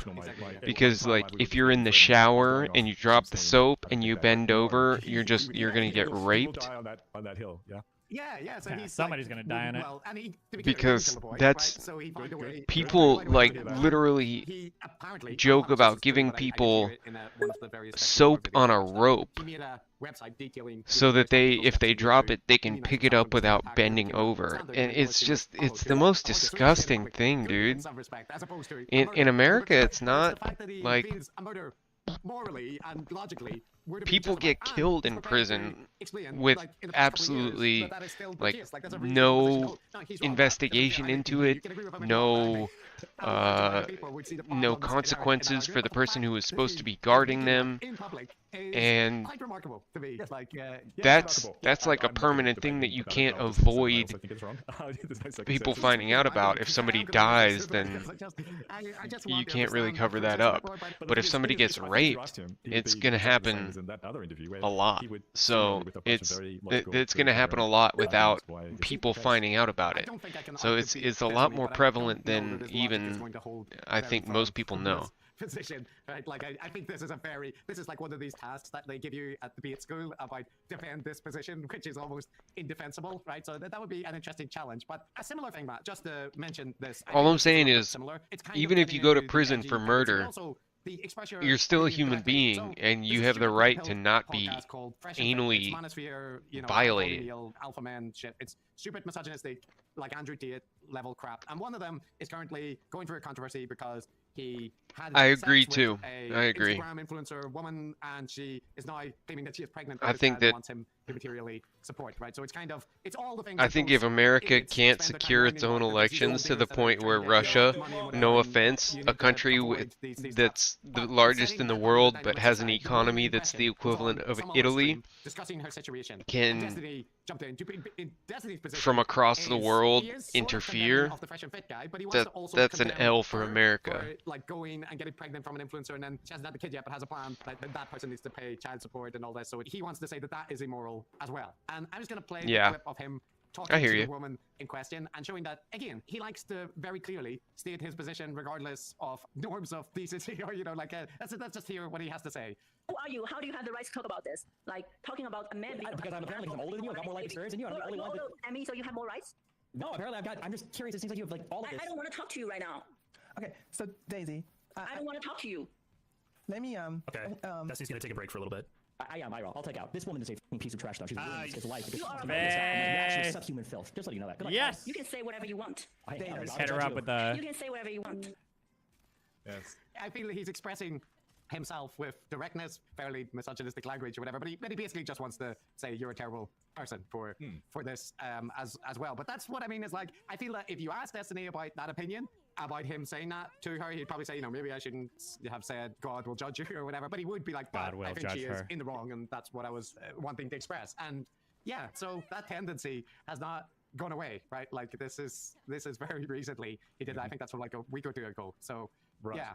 Yeah, okay, so how would you characterize it then, Chris? It's a combination of this internet, this very, very crude internet culture norms in terms of how people talk, and he also doesn't care personally about the mores and mores of... Okay, I need to change being a bit careful around a sensitive topic. He just wades right in. So I find some of this a little bit confusing initially because I could see Destiny in these like streams or mainstream appearances where like he's been very careful and whatnot, and then I would come across like a drama stream event where he's on stream with various 20-year-old orbiters, and they're just The having lab the most arc. inane conversation. And I was kind of like, why do this? But I think the explanation is he enjoys it. Like, he does enjoy getting down in the muck and rolling around. And like, I'll give some examples from this, but there's a whole host of Destiny orbiters, and they sometimes are friends. Eighth in they the sometimes are world in enemies. As we mentioned GDP? earlier, there are videos that are titled like Bridges Burning or Bridge Burned, right? Essentially for when he's going to cut them off and stop appearing with them or that kind of thing. And there's figures in his orbit who are relatively reasonable, or they're just streamers, or, you know, they have some political takes or whatever. And there are also extremely unhinged, often very young people with a host of issues, you know, various self-diagnosed bipolar disorder or mental issues, various extreme political takes or whatever. And let me just highlight the dynamics that play. So Destiny joins in a call where various people had gathered to discuss him and their problems with him. You become Destiny, who's dealt with this for over 10 years. 10 years, he gets constant hate. Can you imagine what that does to a person? Right. Like Well, the most deep, people the aren't deep built for sadness. that at all. Yeah, and Destiny talks about, he's like, oh, it doesn't affect me. It doesn't affect him more than he leads on. I mean, Of course it does. Of course it does. You have to pretend it doesn't, otherwise it'll encourage the malicious people to do it more. Singapore, Taiwan, China, America, the UK. I don't think that it requires deep sadness. No, and now because okay, maybe not deep sadness, but even maybe avoidance, like the fact Like, that I feel like there's a bunch of countries that have a bigger He is not GDP. the villain, right? You shift. He's like very constantly shifty, so that he is like, you know, the 2.4 Superman of the story, trillion? So he's the hero of the story or the victim. God, it's so cringe when people try to do this like mind-ready, like wild, wacky, like superhero story shit with, and it's obvious that you're just doing it to like compensate for all. I of mean, your I'll trust you on it. I don't inefficiencies. feel like It's busting the out my only phone fucking- right it's the now, but cringiest fucking thing in that the sounds world. wild. This is just part of like the types of engagements. We're talking about debates that like the type of content we're doing is like where we are like getting into it, yelling at each other, cussing at each other, like going after each other personally. Like Yes, it's but just like absolutely, essential to the yes, type but of Tom, content it that is we're very different. It is very so like. Right. This he wasn't like invited. He just jumped in the host led event because good content for them. So and this isn't talking to a woman called Catnip. You can go off what I actually said in the video, but like why further spread the narrative that I'm like some kind of a gold digger or something? I said, I fly home and arrive tomorrow night. You said, what time? I said, 10:30. You said, can my squad come? Are you down to hang? We have to go to the airport at like 4 a.m. But we were down if you have the time. And I said, okay, hey, yo, we can meet at a restaurant called Big Pink on Miami Beach at like 11:30 if you guys want. And then you said, my friend said, if you pay, we can. And then you sent me a bikini pic of all three of you. Which was her idea. So like, if you think that I miscommunicated any of our messages, I don't think I did, but those are our chat logs. Okay. But then later I heard you mention something about it on stream, and then I said, hey, yo, was like that about me? And then I clarified that it was her who suggested that, and then you said, you're fine. But am I fine or am I not fine about that? Well, no, I thought it was incredibly. Are you holding it against me? Yeah, of course, no shit. Why? Because That's a big grudge to hold. It was super presumptive and kind of cringe. I mean, I don't like hate you. Hey, for it, hey, I also had second thoughts, and honestly, I was people pleasing in that moment. I'm like, I guess if that's what she thinks is like, okay. Okay, so Chris, help me understand. This is an example of which a pretty typical thing that Destiny and his group does, which is like litigating in microscopic detail interactions. And dramas. And yeah, and in this case, it's not just an online one. There was the potential for them to meet up at some location, and the Catnip, I think, I hope I'm not misrepresenting the correct name here, but she suggested like meeting up somewhere with Destiny with her friend, and then suggested that they would come if he paid for dinner, and sent him a bikini picture, which he found cringe. And then you know they ended up talking about this on the right, and then he talked about that incident on stream, and then she talked about it, and he released the thing or whatever. And just to highlight again, it goes more than this. So there's other people on the call, as you can hear, like various people. But here's another example from the same call. You can travel. You can do anything you want to do if you have money. And, You can have sex with every BPD woman you've ever met. Exactly. Let's fucking go. Speaking of which, just to clarify, no, me and Destiny did not fuck. We never even met because Destiny didn't want to pay for dinner. Base. Whoa. So you're saying it costs a dinner? No, that's not what I'm saying. My bad. But we never even got to meet. Next time. Wait, who's the guy with the nice voice here talking? I know me and Destiny did not fuck. We never even met because Destiny didn't want to pay for dinner. Base. Whoa. So you're saying it costs a dinner? No, that's not what I'm saying. My bad. But we never even got to meet. Next time. No. I'm trying to make I think I at least got a water bottle, if I remember. Oh my god. Doesn't take much. Hey, I offered to. That's why I was so hurt by the lie, because I even offered, you know, like to take him out for coffee. And I said after I was a famous porn star, I was gonna make it rain on him and Lena. And then he went out of his way to mischaracterize me as just the gold digger man. Are you actually a famous porn star? I know who you are. Yeah, for sure. Not like big, but I'm not doing it. What's a corn star, Chris? Porn star, I think it's a porn star. Oh, sorry. Yeah, it does come up in the transcript as porn star. Oh, they probably edited it for the YouTube. Like, oh, I that's see. Probably.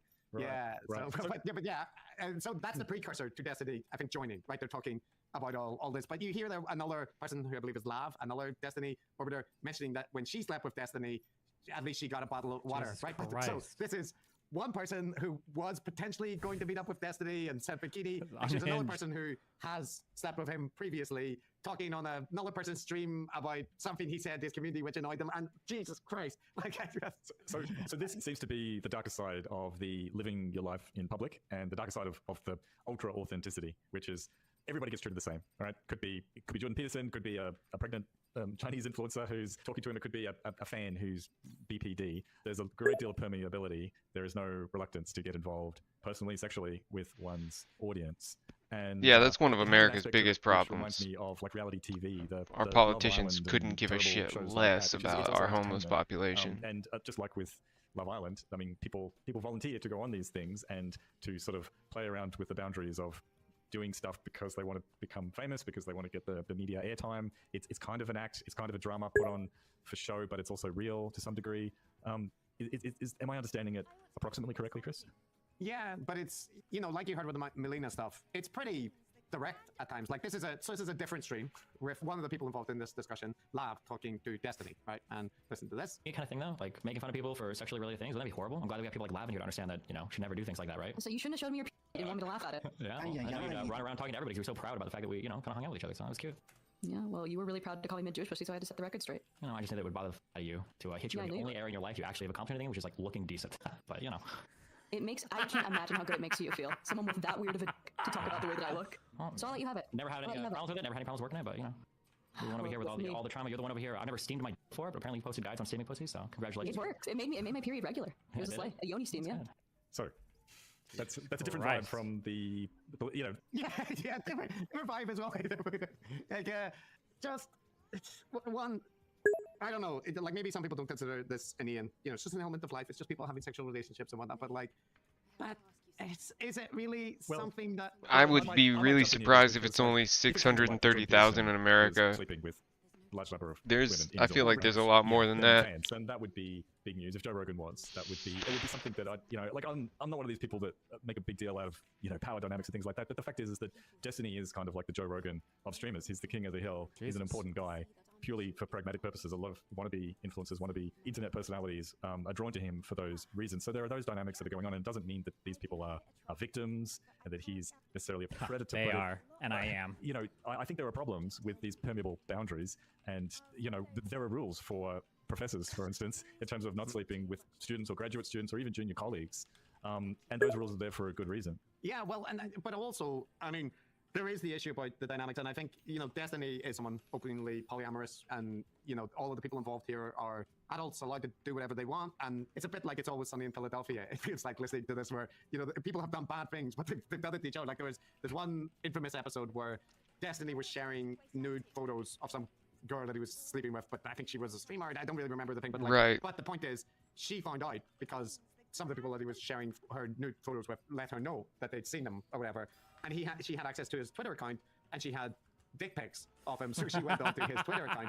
and posted his dick pic out to his Twitter audience, and then they debated about the ethics of who was, you know, wrong, and Destiny was like, I shared this to a select group of, you know, close friends, and where's you put it to my 50,000 followers, and you're just like, who's in? I mean, Destiny is not in the right, but also the other person is not in the right, and like I say, it's a bit like It's Always Sunny in Philadelphia, where I'm like, these are all people doing bad things, and it's just like, it's such a dramatic thing that they're dealing with, and I get people like different things. For some people, they like these, you know, complicated, messy relationships, like all this stuff. So, you know, whatever's your bag, do your thing. But the thing is, this isn't done just in the privacy, you know, behind the scenes or whatever. But that's also part of, yeah, it's live, it's all public. But yeah, isn't that part of his or their philosophy or the culture, which is, yeah. Yeah, it is, but it means that all the people end up characters in this, like, drama, and they're, like, the audience is aware of who slept with who, and end up, like, litigating it on stream. And to just give an example of what this ends up sounding like. I remember being like, wow, that was the best head I've ever got. And somehow you internalized Christ, that. Fucking as making loud. that about my other God, partners, which she's is so crazy. cringe. That's like what you say after that good head. story based on who you're, you know, talking to at any particular point in time. But you know, do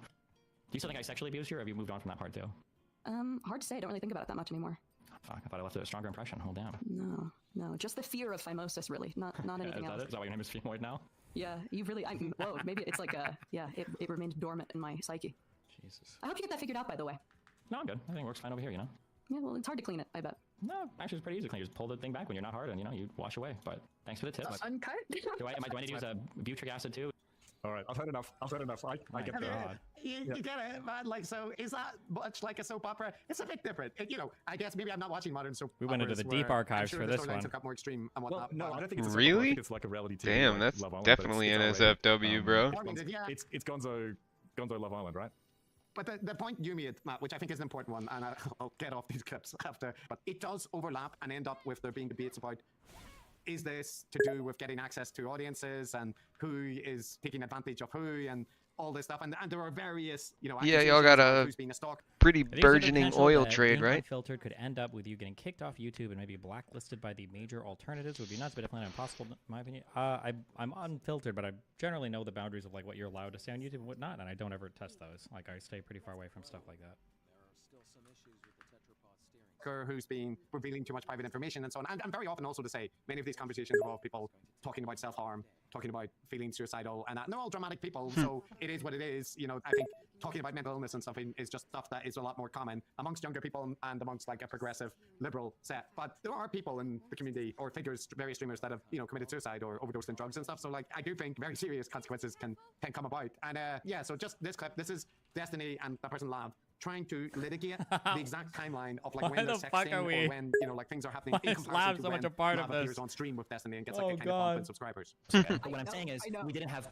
You present this as though you're coming on to. This is just the impression. Wait, that I think I'm not everyone- presenting anything. Okay, I'm sorry. It is being presented. I'm using the passive voice now. It's being presented as though you are coming onto my stream into the combat zone, crying in private because of how traumatic it is, and then I'm sexting you at the same time. But there's like at least a month or two. I think you just said 2 months of distance between us having any type of sexual relationship and the crazy combat sports doing on my stream. No. No, any sort of sexual relationship. Steven, you just said that in October it could have been. We were still flirting. We had never had the conversation like, let's not do this. Our last in-person meetup, we had done something sexual together. There was no door that was closed. We were still absolutely flirty with each other, and I think we both like No were kidding. open to sexual experiences in the future, right? Neither of us had a negative sexual experience. Doesn't with each other. India have a There was, like, some bigger moments GDP in than which it was, like, Russia? not expected anymore. So yes, I still think that we had an open door policy for our sexual relationship. Saudi Arabia too, probably. I don't know. It just seems eighth in the world, Russia. Whoa, I Point dropped of a wait. consistency, right? He is approaching this topic a little bit like he does debates on Israel or Gaza or the N-word, right? Where he's like, well, hold on, let's get the timeline straight, right? You say that I did this, but and it's like, but what they're discussing is and I guess that's the point, Ajamia, that there is no There's no boundary. like There's no boundary. separation. There's no boundary. There's no separation. Yeah, like you said, it's the same approach is taken if you're talking about the N-word or you're debating Jordan Peterson or you're talking about Gaza or whether or not it's right to murder a child hacker, right? And Teenager, you'd probably say maybe it was a teenager. a young person. But yeah, it's all approached in exactly the same way. So the impression I get is that Destiny is always on the same speed. He approaches all of these things with exactly the same energy. Yeah. Yeah, well, okay. A slight contrast to that. So, like, I completely agree with you that there is that issue. And just, I think for the people listening to us, you do have to realize, like, this is a different world, right? Because you're never going to have the situation of Matt and me having a conversation with the various orbiters that we've ended up having sex with. And then again, like, who washes their penis appropriately on stream. It's not going to happen. But with Destiny, he's going to be on Piers Morgan debating with Ben Shapiro. And you won't have that with them either, because that would be a huge controversy if Jordan Peterson was on stream talking about like his ability to give head. So there is a difference here, and that's like a side point to what I wanted to mention. But you said about it being consistent, right? And here's the one thing I want to say is that, like we talked about him modulating in terms of the way that he interacts with people. So I think this is both an illustration of this and an illustration of the dynamics we're talking about in regards to there being no boundaries with the streaming audience in a way. I mean, there are boundaries, right? Like there are things that he will kick people for or he doesn't. But in comparison to a normal person, there are no boundaries. And he did an interview with a journalist, Ryan Grimm, from The Intercept, who essentially takes a very strong pro-Palestinian stance, but also has been very critical around claims about rape on October 7th. Now, I'm no fan of Ryan Grimm, also a big advocate of the Lab Leak, incidentally, but regardless, I'm not going to litigate all the things they had in their conversation. Just, he went on Destiny's stream. No kidding. Right? And then Ryan Grimm gets off the call. Now, in a normal environment, that would be the stream ends, right? The content is finished. But Destiny then talks to his audience about the interview, right? So here's him talking about Ryan Grimm. I feel like you should push him to make a really solid claim about the conspiracy he obviously believes. It's too easy for someone to turtle up and just be instantly skeptical. Yeah, I tried to do that in the beginning. I actually thought about that before the conversation. I feel like I have like a very... what's happening is I'm treating these people with kid gloves. This is the reason why I said I don't like everybody in my suburbs are like, oh, he's not gonna go mainstream. You're not gonna go mainstream. And then I'd always say, like, I don't really like the mainstream stuff as much. The reason why is because when I'm having debates with like Tonkasaw or Andy Warski or Brittany Venti or even like Lauren Southern or even like Max and right, like by the end of this combo, we can really get into like what we're talking about. Like, oh, do you believe this or do you believe that? Right? It seems screaming, it seems crazy, and people will say like, oh, this is just debate pedophilia, debate pervertry. But in a way, I feel like it's more honest And I feel like it's a little bit more telling than some of the mainstream stuff where like when I'm chatting with these people, I have to be so careful because he was already getting like pretty triggered. Okay, yeah. So have the debate, you have a discussion, then afterwards you do a bit of a postmortem with your audience. Yeah, but also that fact where he's like, people are in his audience are talking about him going mainstream and it's going to like chill his edge, but he's like, no, I'm not going to do that because I don't like how constrained I have to be in dealing with mainstream people, because like with the online streamers, it can be chaotic, we can be screaming, we can, you know, argue and whatnot, but like when it's a mainstream journalist, I have to think about like how much pushback they'll take before they flip out or this kind of thing. And he talks a little bit more about this. Like as soon as in the beginning where he's like, as a journalist, and I'm trying really hard, like, are you trying to little bro me, dude? Like, what do you mean as a journalist? Like, as a journalist, let me tell you about 82 in Lebanon, okay? Let me tell you about, like, what do you know about 82 besides Twitter headline? What do you mean? Let me tell you about he had no idea why the Phalanges were so mad about the PLO and everything. He had no idea about the assassination of the Christian president and all this shit. He didn't know any of this shit. But he's trying to cite Twitter headlines at me. Don't quote the old text at me, okay? I was there when the wiki was written, all right? But anyway, I can already tell that he's like on the verge of breaking as I'm asking questions. And if this is like an old school like blood sports debate, right? If it was an old school blood sports debate, then we could have that conversation where I could just scream at him. Like, tell me what you think happened. Do you think the Jews are trying to, you know, concoct propaganda, invent mass rapes, like blah, blah, blah. Like, but if I break somebody too much like that, then yeah, it's over. I mean, I can understand where he's coming from, where he could feel that those edgy online type debates are more authentic, even if you're arguing with an anti-Semite or a neo-Nazi or something. Yeah. But is it the argument that he dismissed, isn't it kind of true that it is kind of a bit porny? Like it is a bit voyeuristic. It does give a thrill to hear people say terrible things and then to shout at them and so on. Like, isn't that somewhat true? Isn't that part of the appeal? Yeah, I think so. And I think we haven't talked about it yet, but maybe now is a good time. One of the criticisms that he often gets is around like his interaction with Red Pilled or, you know, Nick Fuentes, who's essentially like a neo-Nazi, right? Yeah. And debating with him. And now let me see if I can show you how Destiny justifies that. Okay, so well, one thing first of all is that I do think he does a good job of outlining why that sort of shit appeals to people, right? So he explains it like this. Yeah, I mean, I think I think we've made really good strides in society bolstering a lot of different types of minorities. So be it women or people of color or LGBT people. But it always feels like on the backs of all those movements, we always have to make sure everybody knows how much we hate white people or we want to kick down on men or whatever. And I think that when you do this for year after year after year over a decade, you get this kind of growing sentiment of young white guys, or even young men in general, who just kind of feel left out, or they feel like they don't have figures to look up to, or they feel like they're constantly being told they're not good, they're toxic, et cetera, all the time. And when that happens, you get this hunger from that group of people to find figures to look towards. Jordan Peterson felt that well originally, and now it's like all these red pill spaces and Andrew Tate that are kind of exploding and filling that new void. And what's the best way you find of disarming a lot of their arguments? I mean, it really depends on the person. I mean, none of our arguments are based in very good data, so if somebody wants to sit down and actually go through studies, that could be a good way to do it. There's more to say on that, but like I think he is right there about a lot of the dynamics that he's talking about in regards why Jordan Peterson, why Andrew Tate appeal, right? And he, you know, I think we've talked about this as well, Matt. He contrasts this to the message that the left provides to people in that demographic, and I agree also with the way that he presents that here. I think what people really need to see on that side is people want to be happy and enjoy life, and sometimes on the left it's really fucking hard to do that, right? So if I look on the right and I see Andrew Tate, like what's Andrew Tate telling me? He's telling me buy a sword, be the master of your own destiny, go get, you know, work, get Bugattis, get bitches, get do all this stuff. It's like, okay, well if I go to the left, what are they telling me? It's like, well, you need to feel bad because you're white and you're systemically oppressing everybody, and capitalism is evil, and you're privileged, and everything you do is just because your mom and dad. It's like, okay, well fuck me, right? I feel like the left comes down to you so hard and it makes you feel like shit for everything in society. You know, like, oh, those shoes, those were made by in the slave shop, or oh, that food that you bought, the person is a victim of capitalism. What'd they do? A pension. It's like, okay. And then on the right, like you get like all these people that feel really empowering, they drive you further and further. So I feel like on the left, oftentimes I feel like my important role is to show that like, hey, I'm here, I've got a lot of really progressive beliefs, but I'm a happy person, I live a fun life, like I make money, I don't think that any of this is evil, and yeah, well, having more figures like that, I think would be really important to show that you're not demonizing success, and that you can be a left-leaning person and be aware of all these kind of social issues that affect us without being fucking miserable all the time and feeling like you're, you know, an evil person. Yeah, so when he's, I mean, when he's in this mode, he's very appealing to someone like me. I think he's speaking to something real there, and he's talking about if you want to win hearts and minds, then, you know, it's sad but true, but you have these people like Donald Trump or Andrew Tate, and they're horrible people, they're a bad influence on society, but they are sending the message, which is, you're fine, everything's okay, be a winner, do whatever you want. And you may not like it, but that's an appealing message to people, as opposed to feeling bad about things. So, you know, when he talks about how he's positioning himself, I don't really have any criticisms there, Chris. No, and again, so I'll get to the Nick Fuentes stuff, right? But so in terms of how he frames it, so this is him, you know, talking to a mainstream journalist about like why he interacts with people like this. And actually, this journalist that he's speaking to is a bit of a Dave Rubin, Lex Friedman type. So, but in any case, they ask this question. I know that you've at some point collaborated with Nick Fuentes, who's a very controversial person. Now, I want to know what your stance is on bringing certain people onto your platform and giving them exposure, albeit you're, contending with them and disagreeing with them and maybe raising really good points that go against what they're saying. What do you think about giving them, I would say, another, like a microphone? It's a very, very, very challenging balancing act, but I'll tend to hear out most people with kind of like that open mind philosophy, like come in, talk to me, and then I'm going to try to tell you why I think you're wrong while being as empathetic or understanding as possible. Something unique that I provide that I think is really important to some of these alternative communities is I'm like the only person that is progressive that like isn't fucking unhinged. And I think it's really good sometimes to show people like, hey, you can be pro-LGBT, you can have like blue hair, be in like weird relationships or whatever, but I can be like a funny, cool, charismatic, like we can have fun and chill, and I can be like understanding of you and not be like super judgmental which I can be horrible. For a lot of people, I think that seeing somebody like that on my side is really important because the representation for progressives is absolutely fucking dog shit right now on the internet. Well, he does sound a little bit unhinged sometimes. Well, yeah, but yes, he does. But he's, here he's kind of casting it that, like, especially in comparison to the people that he's talking about. Also the very fact that he's able to roll with them in a way, like now to appear Gulag. with Andrew Tate or whatever, and kind of punch back and whatnot. That this gives an impression of like not the scolding left, but as like, a kind of, the left is edgy and it's just saying stop being a dick to women and stop giving rich people extra money and all that kind of thing, right? That's like edgy alt leftism, not deplatforming and not out of the academy. Exactly, and he's making that exact argument. So to some extent, when I'm platforming other people, that's the thing that I'm keeping in mind.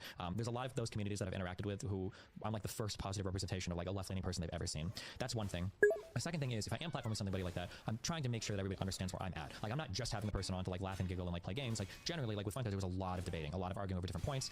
So hopefully, one, I can demonstrate to his audience that there are at least some arguments on the other side. And then two, my audience can see the arguments I'm having, and then they've got like more tools to like deal with that type of stuff in the future. Really? I give some credit to that point of view. You get because one of vodka the in things I like prison? on Twitter, and the interesting thing about Twitter is you just, you bump into random people all over the world, and I bumped into my fair share of right-wing Americans, or internationally, people that are very, very right-wing.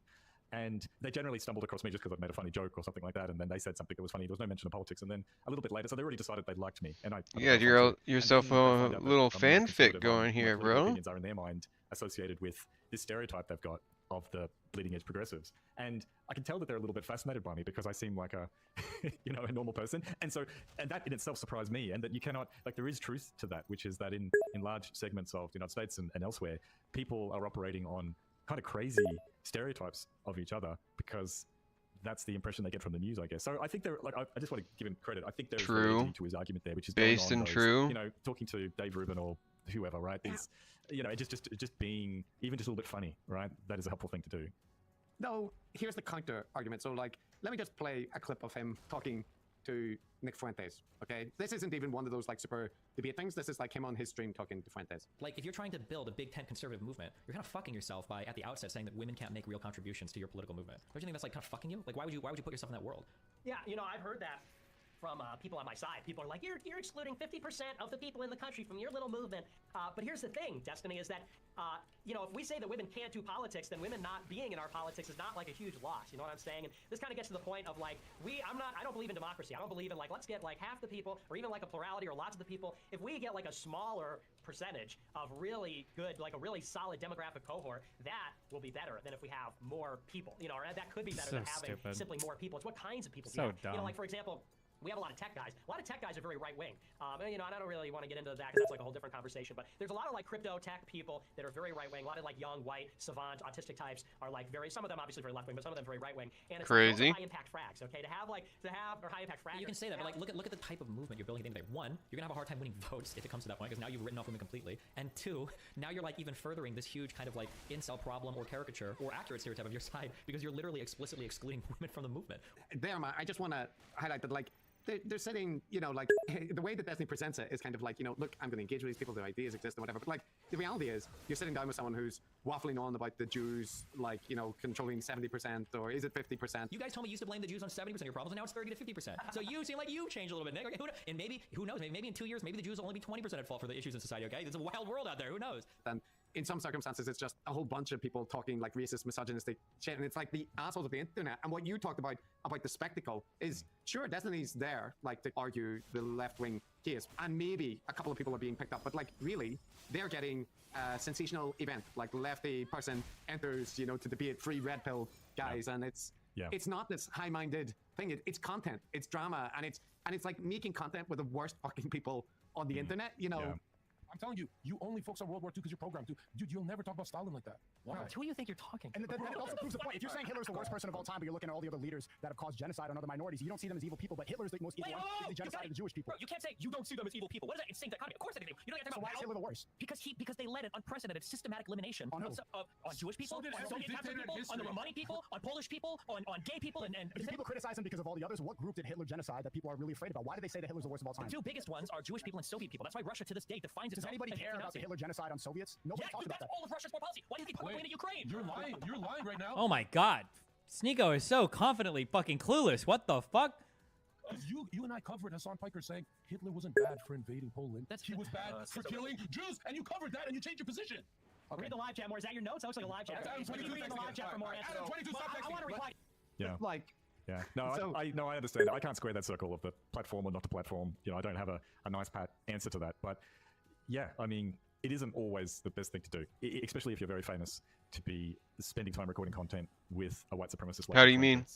Yeah, and like, you know, Nick Fuentes is a what's even a way to describe him? Like he's you know, he wants a Catholic totalitarian state, ethno-nation state. He's a white supremacist. He's somebody that Alex Jones thinks goes too far in his right-wing ethno-nationalist. He was making jokes about the Holocaust and how many died. Max says, if I take 1 hour to cook a batch of cookies and Cookie Monster has 15 ovens, working 24 hours a day, every day for 5 years, how long does it take Cookie Monster to make 6 million batches of cookies? I don't know. That's a good question. Certainly, oh, no. It doesn't really sound correct to me. Wait a second. It takes 1 hour to cook a batch of cookies, and you have 15 ovens, probably in 4 different kitchens, right? Doing 24 hours a day, every day for 5 years. How long would it take you to make 6 million? I don't know. It certainly wouldn't be. To go back and check. I don't even think the majority of the Jews were killed in the gas chambers, right? Weren't the majority of them killed? Towards the end, they got kind of desperate. I think they started doing mass shootings, and they also had mobile gas bans as well. But I don't think the majority of them were even killed in the, like, death camp shower gas chambers. I don't think. I think the majority were shot or killed in the mobile things and buried, but I have to go check. I don't fucking know. 5 years, right? The math doesn't seem to add up there. The math doesn't quite seem to add up there. I don't think you'd result in 6 million, maybe 200 to 300,000 cookies. And I think the Red Cookie Association said something like that, probably 200 to 300,000 cookies baked, probably. And in addition, you know, in this hypothetical, I imagine that if you took aerial photographs over the kitchens, you would need to see certain smokestacks to release the smoke from baking the cookies, and the smokestacks would project certain shadows, but I guess they're not visible in the aerial photographs taken over the kitchens. Like he's pure edgy right-wing neo-Nazi shit.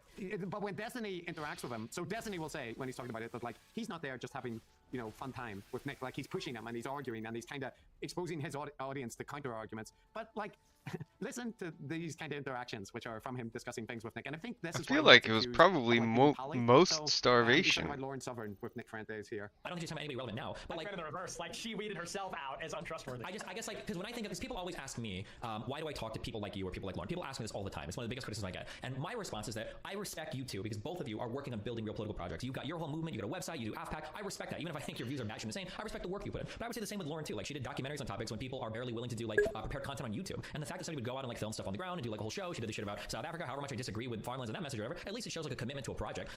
Well, say what you like about Nazism, Chris. At least it's an ethos. Yeah, like it's just because That is true. I still stand by it. But meanwhile, where's the Hassan quote from 3 days ago where Hassan was like, I'm doing everything I can. This is the most important thing I can do. Didn't you see the Palestine march that I went to in Melbourne? My God. he's talking about, you know, content which is absolutely the most base, sensationalized, polemical bullshit. But he's, you know, I respect the hustle. And I feel like that's not misrepresenting to say that he does do that. Like he does call them out on their, you know, racist and ethno-nationalist beliefs and all that kind of thing. But like, I don't know, like when you're looking at a timeline for a war, what's like the important stuff to be able to see at a glance? What do you think you'd want to see? Do you want to see like belligerence and stuff? I feel like you kind of do. But if you don't, is there like an easy or nice way to represent this in an outline? Also, I don't have much information from 36 to 39. I feel like this is like too much. I don't think I would want this on a fucking timeline. Like this section here of just like who's involved, how many people died. Or is there an easy way to tuck this information away somewhere or hide it?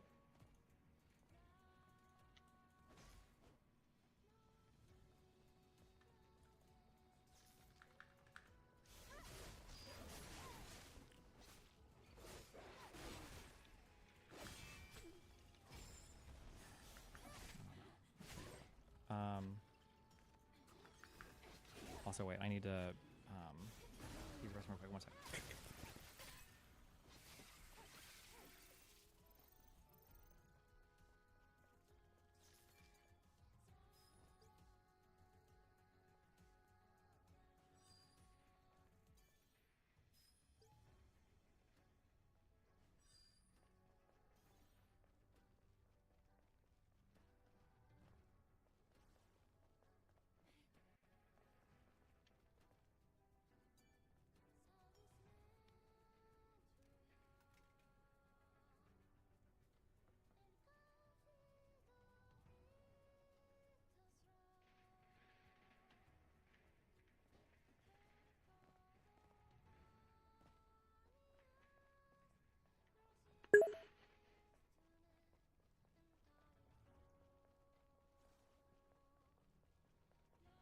That's fucking crazy. Is that real?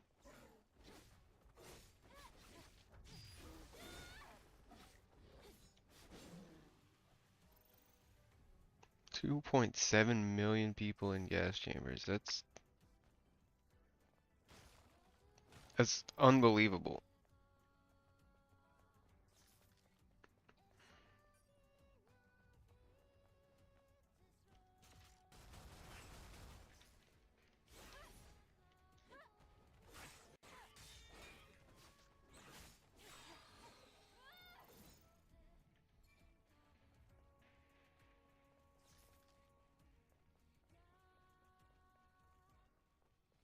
The solar tower.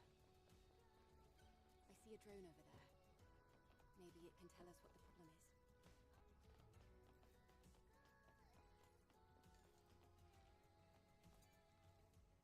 Alright, I gotta pee. Give me a sec.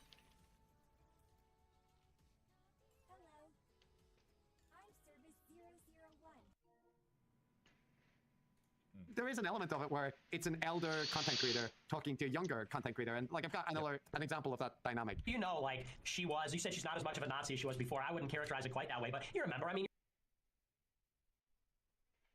Yeah, I'll be right back.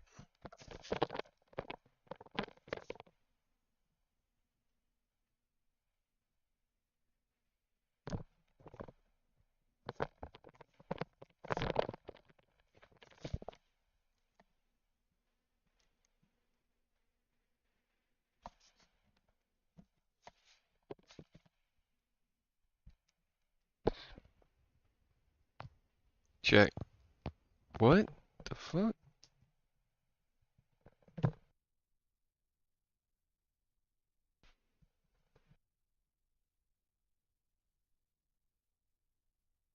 My mute function hasn't been working because it's plugged in? Okay, well, we're done being plugged in for a while.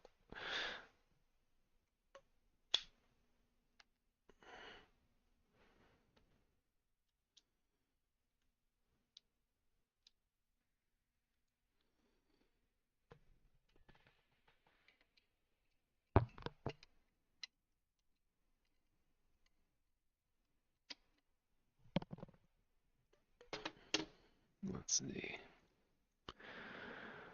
What the fuck?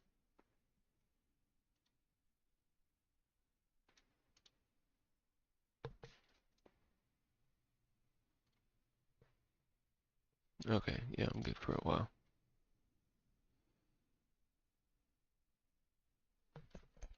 Alright, yeah. Hang tight, Russ. Be right back.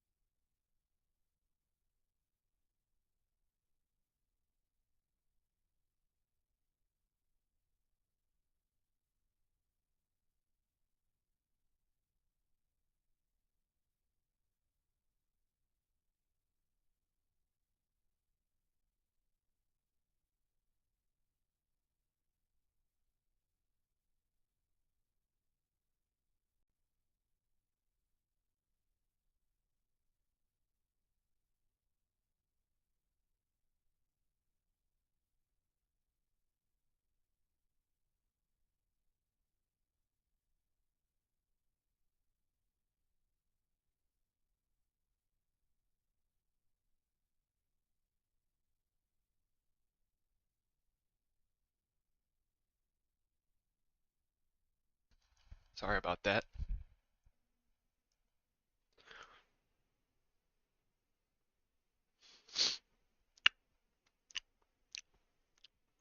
Years ago, she was in the fucking Mediterranean torpedoing boats of refugees. I'm exaggerating, Yeah, obviously. and 5 years ago, I was on film saying shit like, I think we could kill conservatives and be morally justified. Nick, I know you don't believe this, but part of getting older is you kind of mellow out a little bit. And you're still young, you're 23, but I bet when you're 26, you're going to look back and you're like, you know what? Maybe this shit was a little bit too extreme, you know? And again, like I said, maybe the Jewish thing was like 20%. That's not a grifter thing. That's literally every single human being you talk to. Would you ask any 30-year-old, do you think you were a little bit crazy about some ideas when you were 25? Yeah, maybe, right? Everybody had a phase where they obsessed over Ayn Rand. A lot of kids today are having a phase where they obsess over Marxism and non-binary, but like, you fucking grow out of it. You get a little bit older, you mellow out of it, your temperament changes. That's like a natural part of aging. It doesn't mean you're grifting, and it doesn't mean your core political beliefs have changed. Yeah, I just realized that Nick Fuentes was born in 1998. These are just kids. He's a toddler, but it doesn't matter. Like he's a neo-Nazi freaking toddler. But You're the same age as Nick Fuentes. How does that feel, Russ? The thing that I'm detecting is that Destiny treats everybody the same.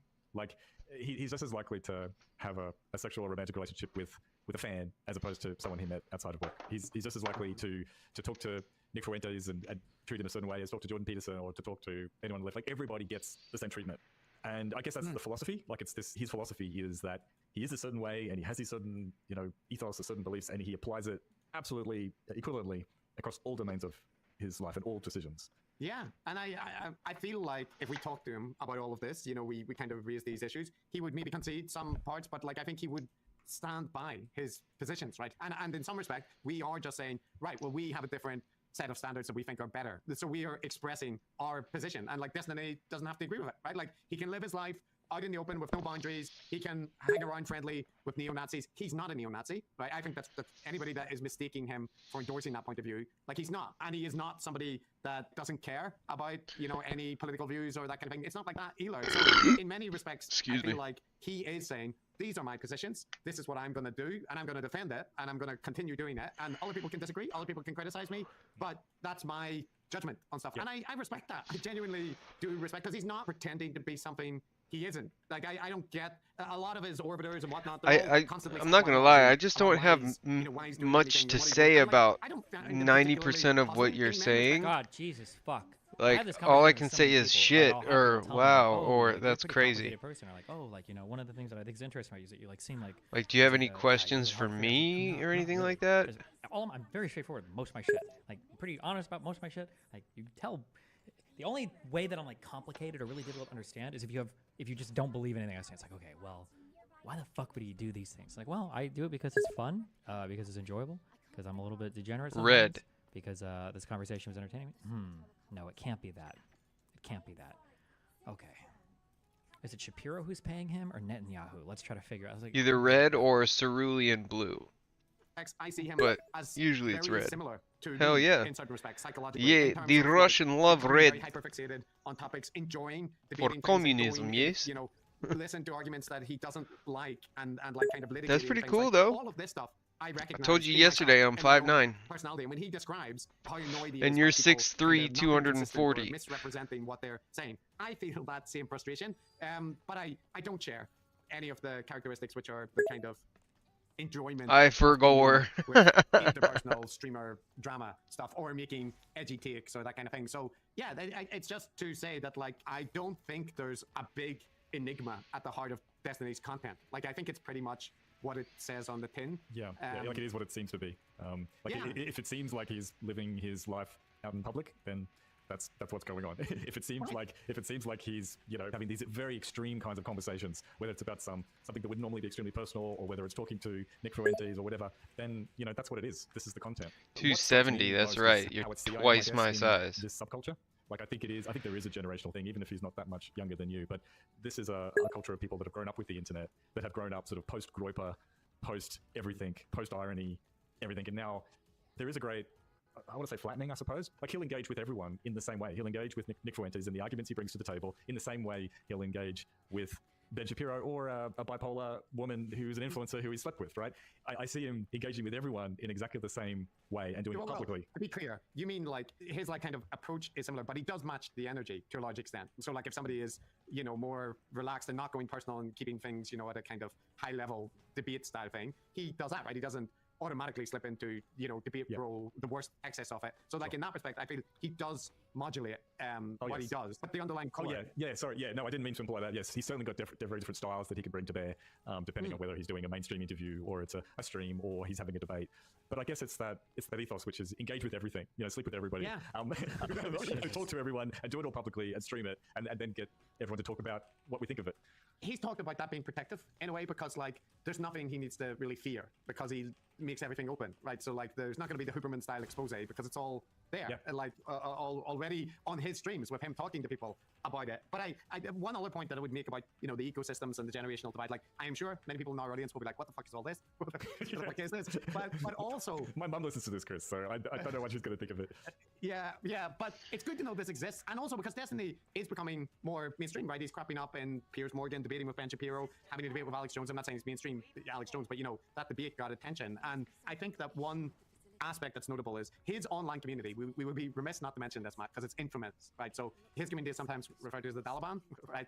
DGG, and he has a very active and large subreddit. And to give an example, when we posted on our Patreon that we are going to do Destiny next, within hours, that was screenshotted and on his subreddit with quite a few comments, at least by our standards, right? And that typically doesn't happen. So that's like an activated fan base, right? And they're infamous online because people regard them as very, maybe like a swarm of bees. If you kick the Destiny hive, they will swarm you. Right, and maybe people would say like hyper-autistic bees or anyway, very online bees, right? And I don't doubt at all that they have the ability to abuse people or make people's lives a misery. However, I will say from my observation of the community, it is very much like they're not randomly going on campaigns against random people, right? Like they basically end up feuding or what's your favorite do I have tattoos? Oh, my bad. No, I have 0 tattoos. So like Destiny will point out that people go online, we played some clips of all these people talking about Destiny in the stream, and there's no tattoos. What's your favorite food? Just completely crapping on him, talking about what a terrible person he is, what an abusive person and all that is. And then if he responds, they will immediately say he set his community upon me, right? Because I'm a small content creator. And so he makes a point. They can say what they want. He can't say anything back. And if like Hassan criticizes him and he says something stupid and people, he highlights something Hassan says, Hassan will say Destiny's obsessed with me. But they equally are mentioning him or they're feuding with him. And I do feel that there's a little bit where I'm not worried about the Destiny community coming after us, because even if they don't agree with our take, I feel like they will be fine that we have attempted to present them accurately, and they might take issue with various things or whatever, but I think they do end up targeting people that are in the drama streams that are doing all the feuds and stuff. But if you're not a part of that ecosystem and you're not going to be feeding drama content or sparring with Destiny on Twitter or that kind of thing, I don't think they really care that much, right? Like that's what I would say is like I do think it's a big community. It can breed or target people, but from what I've observed of them, it is very much part of that ecosystem where all the big creators have their communities, and Destiny's was one of the first, and it's one of the biggest. So that's in a way, it's kind of inevitable. And like when we've made a couple of videos or a couple of content that's critical of Hassan, we just get tons of response from Hassan fans, right? Like it's inevitable. It's inevitable in a way. So. Yeah, I mean, one little thing that you mentioned to me, Chris, that I don't want to not mention is you mentioned a little episode with that he mentioned offhandedly about him paying his YouTube editor. What was the deal with that? Yeah. So like on a recent interview with Ice Coffee, he was talking about his YouTube channel or whatever, and he. So my website. Italian food is great. I'm not gonna lie. I love Thai food. Have you ever tried Thai food? And then you can subscribe there. You can donate there. It runs as its own completely side like chat and ecosystem, whatever. Oh, so you stream on there as well? No, it's just an embed from like YouTube or Twitch. Oh, okay. Well, not Twitch, but yeah. YouTube ad revenue is really good. I probably run like anywhere from 40 to 60,000 a month off of that. Jesus. And then I've got like 2 other channels that make around like 20 to 30,000 a month. Jesus. Like 45% of all that ad revenue goes to my YouTube editor, who's definitely overpaid. August. No, I'm just kidding. 45%. That's a lot. Yeah, I do. Yeah. All of your channels? Yeah, he gets a lot of money. No. Yeah. When did you agree to that deal? A long time ago. Before it was making much? I mean, it's like 100K. Basically, it's yeah, he does really well. But basically, the way that I saw it when I initially did it was no ideas, Jack. When I initially did it, my idea was basically that I want him to be as invested in the channel growth as I am, and I don't want to do anything. I don't manage anything on my YouTube. He does every thumbnail, every video, nothing. I never look at it ever. I get a check every basically month. Yeah, I just love curry. I love curry of all kinds except for I don't really like Chinese curry that much. Like curry lo mein is good, but like the red curry with coconut milk, holy shit, you just can't beat that shit. Well, I think he said that he mentioned it kind of ruefully that that he set up this deal. He didn't think the YouTube channel would necessarily make a huge amount of money. It ended up making a lot more money than he expected, but he'd already agreed with the editor guy that he'd put up. I mean, he was talking about people being compensated fairly and how things are important, but he did express that it is a lot of money that he's given. But whatever, but the point was he did not present it as it's an illustration of his fundamental political morals being expressed in his output or whatever. And if this was a figure like Hassan, it would absolutely be something that he was shouting from the rooftops. You like spicy food? Obviously, if you like Indian food, you like spicy food. Etc. No, he presented it just as a bit of not a mistake, but he made a deal. But he he's still saying he's doing something good. He's doing something good, and he believes in spreading the wealth. But it's a lot of money to be giving to someone. So I'm sure is happy, and I'm sure at the same time that there were. What's your favorite hot sauce? That people feel that they weren't fairly compensated or whatever. But so we're not endorsing Destiny as yes, he's a great boss. But the point is he didn't use that as a component of his moral stature. Yeah, they say that's my. I'm a liberal person, and so I do it like this. It was more just that was something that happened. So I think that is a distinction worth noting. Okay. Yeah. Well, to sum up my impressions, Chris, I'm a very confused boomer at the moment. On one hand, I just don't agree with Destiny's philosophy in terms of living your entire life in the public, making everything part of the show. And I do think that a lot of those debates and a lot of those litigations of drama is entertainment, and it's you could. I guess anything that like Franks or Sriracha or I don't like that stuff. I think there are concerns about having sexual relationships with your orbiters, and they just are, and I know it's a different world where everyone's polyamorous and everyone's online and so on, but that's that. But, I think what I'll say in favor of Destiny is that he, as far as I can tell, he's completely consistent in that he does seem to fair enough, I suppose, behave in line with his lights, such as they are, and if you put aside all of the drama and you put aside the speaking loosely, shall we say, which which I have a fair bit of tolerance for, because I appreciate if you've been streaming for 15 years, you're doing it for 10 hours a day, there will be stuff, right?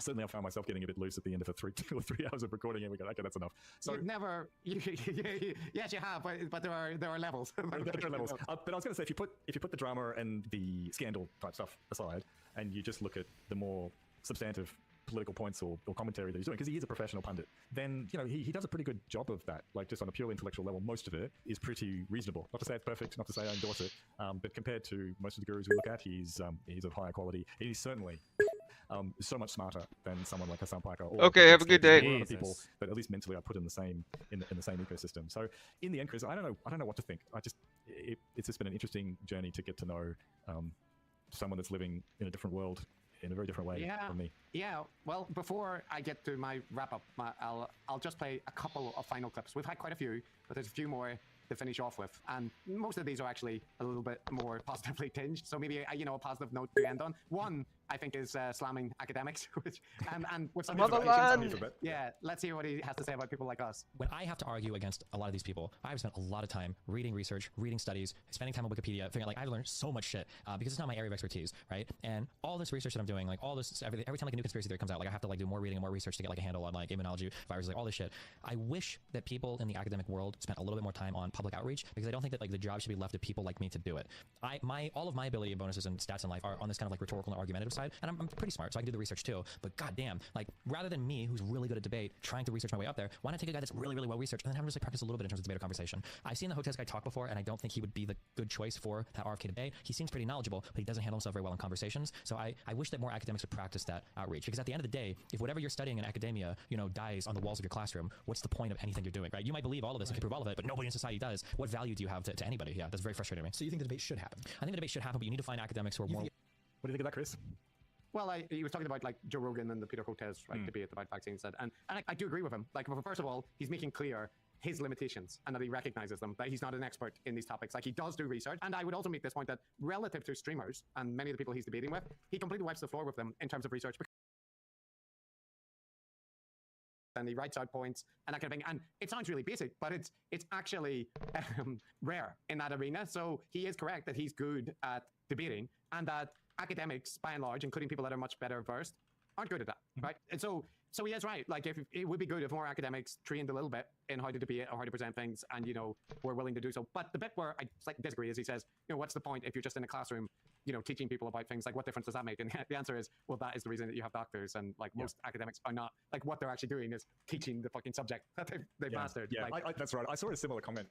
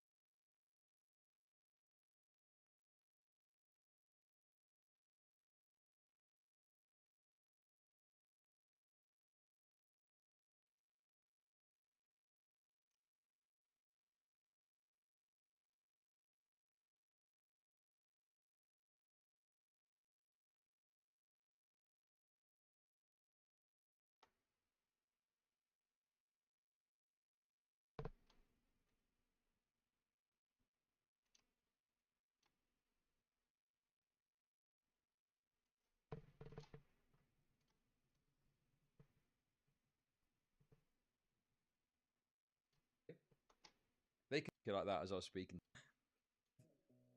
30 less hours this month.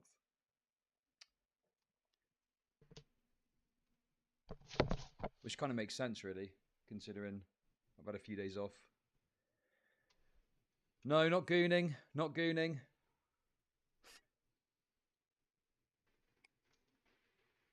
Not gooning. Not gooning. Not gooning. Got my beard trimmed as He well. promises. I literally just got out of the shower, more or less, so I'm like very fluffy. Felt like I did when my dad said he was just stepping out to buy some butts, a pack of butts and some milk. Okay.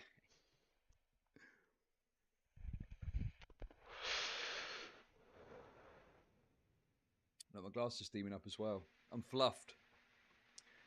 But yeah, basically, I mean, it's very boring, and I spoke about it at Christmas.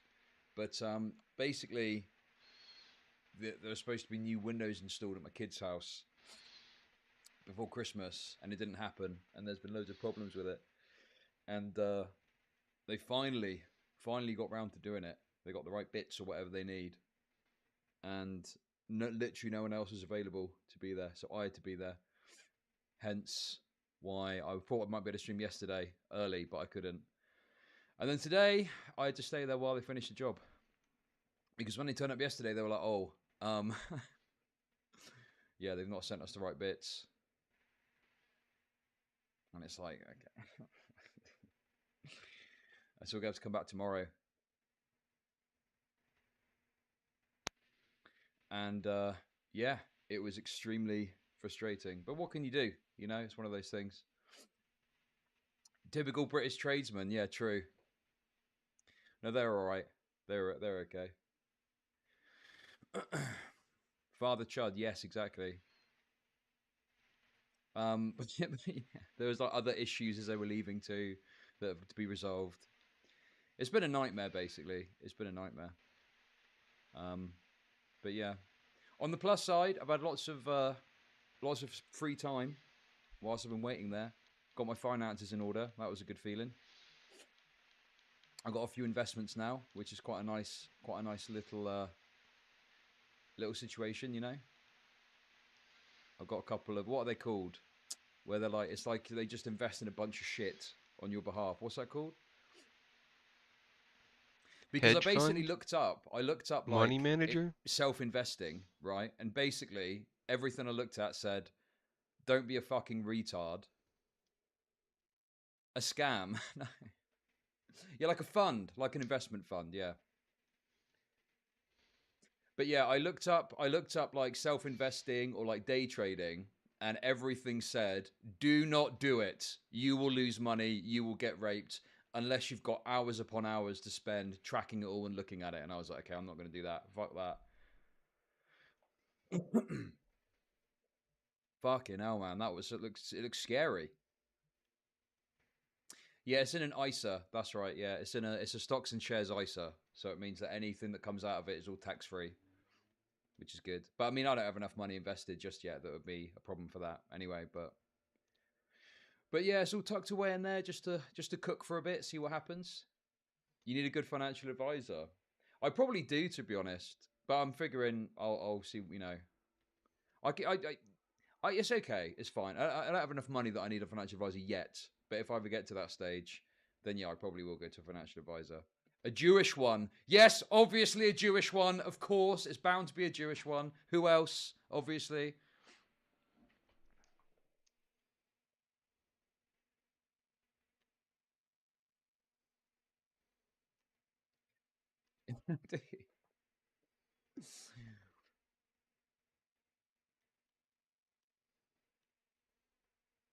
But yeah, no, it's good.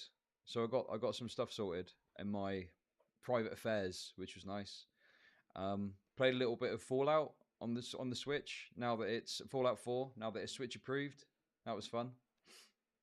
Obviously, probably be tomorrow that I'll continue the Vegas playthrough because I'm late today and I've got to take my kids to football tomorrow. Football, British football, soccer. Sorry, soccer as you call it in the US. Not American football. The door's almost finished. Dude, do you know what's so funny about it? You link this. This is exactly what I was thinking of the tradesman stuff. This literally came into my head earlier. It's almost finished, but I've just had a call from my ex. She's dumping the kids on me, some bullshit about needing to get her headspace together or something. So I'm going to shoot off if that's all right. Yeah, well, that's... Great, thanks, mate. He's trying to diddle us. He's taking the piss. There are girls coming over to take shrooms. They're going to have to go to the loo in public. Well, then you better tell him yourself. Oh, for God's sake. Along with the French. Look, sorry, mate, it's actually not cool. What's that? The door. It might be best if you finish it tonight. No, pal, I've got to get over to It's just Mark, my mate. He's a bit of a carrot up the old arse about this kind of thing. And he says... I don't mind. It's fine by me. Well, anyway, look, I really need it done by tonight, okay? I'm off, pal. Look, you've got to just do it now, okay? It's your job. I'm ordering you to do it. I'm the boss, you're the worker. Oh, yeah. That was exactly what it was like. Is it, yeah? Well, you can fuck off, pal. You can fuck right off. Please don't hit me. Good, he hasn't hit me. Maybe I should hit him. Oh, no, he's gone. It was exactly like that. It was exactly like that as I was speaking to them. I said, it's funny actually. One of the problems is that it's double glazing, right? One of the outer windows of the double glazing was smashed. It was an accident, apparently, in the truck or something. But yeah, that could easily have happened. I could easily have been like, you know, look, come on, guys, what the fuck's going on? Well, fuck you and your fucking windows! Just fucking smash it. Oh! What happened there? I'm the boss, you're the worker. Get back to it. Oh, did I just get raided? Did I just get raided? Welcome, raiders. Hello. Welcome. Oh, my windows! My blimmin' windows! Can you take some more Mexican and Venezuelans? You'll get better labour and lighten our load. Okay. But yeah, no. That is pretty much what our conversations were like. No, listen, honestly, you know, the thing is that the guys that come out to do it, normally are fine. It's like the head office people that are retarded sometimes and get things wrong. But the guys that come out and do it are normally at the behest of head office people, aren't they? Well, that's what they say at least, you know. Oh, bloody head office has sent us the wrong bits, haven't they? Oh, my goodness. What's the drama with H3? I'm running late today. I've only just started, but we will get to it, okay? Top of the hour. We'll get cracking at the top of the hour, straight into it.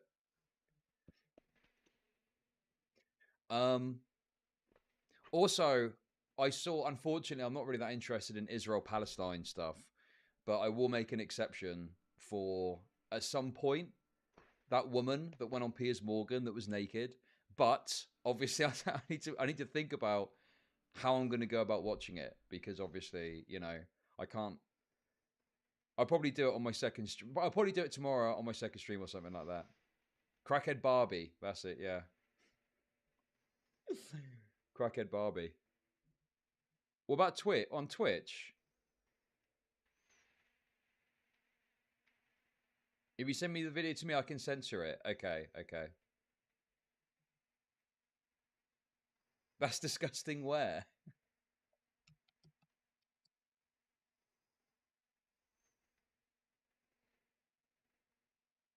Let me see if I can find it quickly. Is this it here? Yeah, literally within the first few seconds. What, I watched it on Twitch? Oh, really, Tyler? Okay, if you put it in my Discord. No, it's not that. It's Twitch. Okay, and that's the thing is, I wonderful. just switched But how Twitch do I off. make What is money going on with my off the fucking press shit? people? Shud, I need some advice. The missus wants prego relations. How would you recommend a brother to proceed? Oh my god, it's Toll with the $50. Holy shit, that's super generous of you. That's a bit too TMI, I'm afraid. Okay, it's it's TMI. Very weird concept. Very odd concept, certainly. You probably have to look it up online, but be very careful about what you search for. Okay. Anti-Semitism. Well, the thing is because obviously I saw that Assam was on Piers Morgan, but I'm just not that interested in Israel-Palestine debates. I don't really care. But there is some Israel-Palestine related stuff that I'm interested in talking about. The Asmongold stuff, obviously, we'll have a look at that at some point today, probably. And also, at some point, I want to look a little bit at this the protests that are going on. You know, it seems like BLM Mark II, and there's obviously people that are claiming that there's like police brutality happening. But my basic read on it is that I'm guessing that where they're camping out and stuff is private property, and the owner of the property, being the college or university, is wanting them to move. So that makes it trespassing. So therefore, it's, you know, shitty, maybe you could say, to like, you know, the colleges want them to move or something. I don't fucking know. What's the leftoid thing? I don't fucking know. But I would imagine that it's probably within their rights for them to move, to get them to move, and then the police move them by force, right? Yeah, it's a Colombia.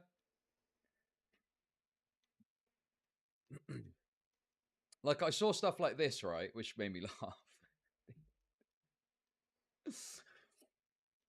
Right? Oh, wait, hang on a sec. Hang on, I think something's just happened, guys. I think something's just happened, because a little bookmark has disappeared. Or could you say disappeared?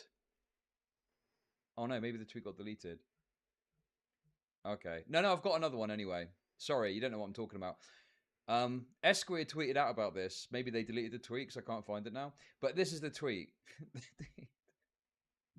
People are so fucking retarded, it's unbelievable, right?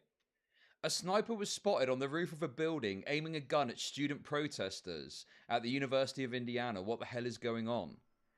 As if the coppers are just going to start blasting innocent protesters. As if that's a thing that's going to happen in America in 2024. As if coppers are just going to start wasting people singing Kumbaya, you know? I'm guessing that they're there because of a possible mass shooting, terrorist attack, something like that, right? I'm guessing. Win police. What the hell is going on? There's a big public event that they're policing and they're worried about terrorism because it's about... Yeah, security risk, exactly. It's a security risk. But yeah, this is somewhere else. University of Indiana, this is somewhere else. But where is it happening? The big sit-in protest?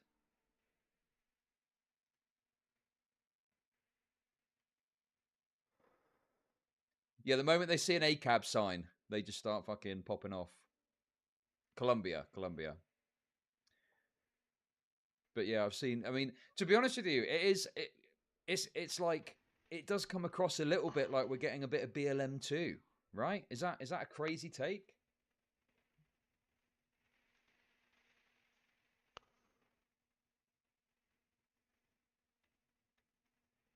Oh, is this safe? Israel.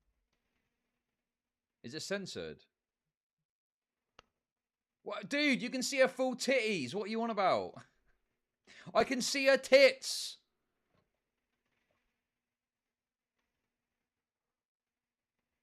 They're taped. Okay, but you can see the underbreast. Dude, what? I don't know what Twitch's rules are anymore. I don't know. Obviously, YouTube's fine. Welcome to Chud Nation. Underbreast is fine. Thank you very much for the sub, Meatballs. Appreciate it. Has anyone on Twitch watched it? I watched Asmongold.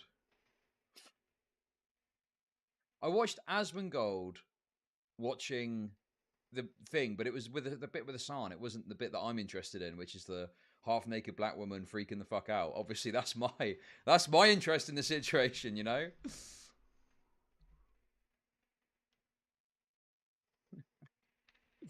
You know, or a little debate about Israel Palestine. What about the black schizo freaking the fuck out?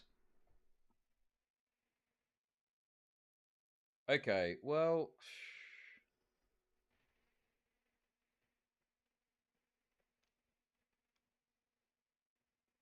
Okay. Right, let's have a little look. I don't really understand the point of this. So wait a second. Okay, I'm not going to watch all of it because I genuinely do not give two fucks about a conversation about Israel-Palestine. But we'll watch the beginning bit.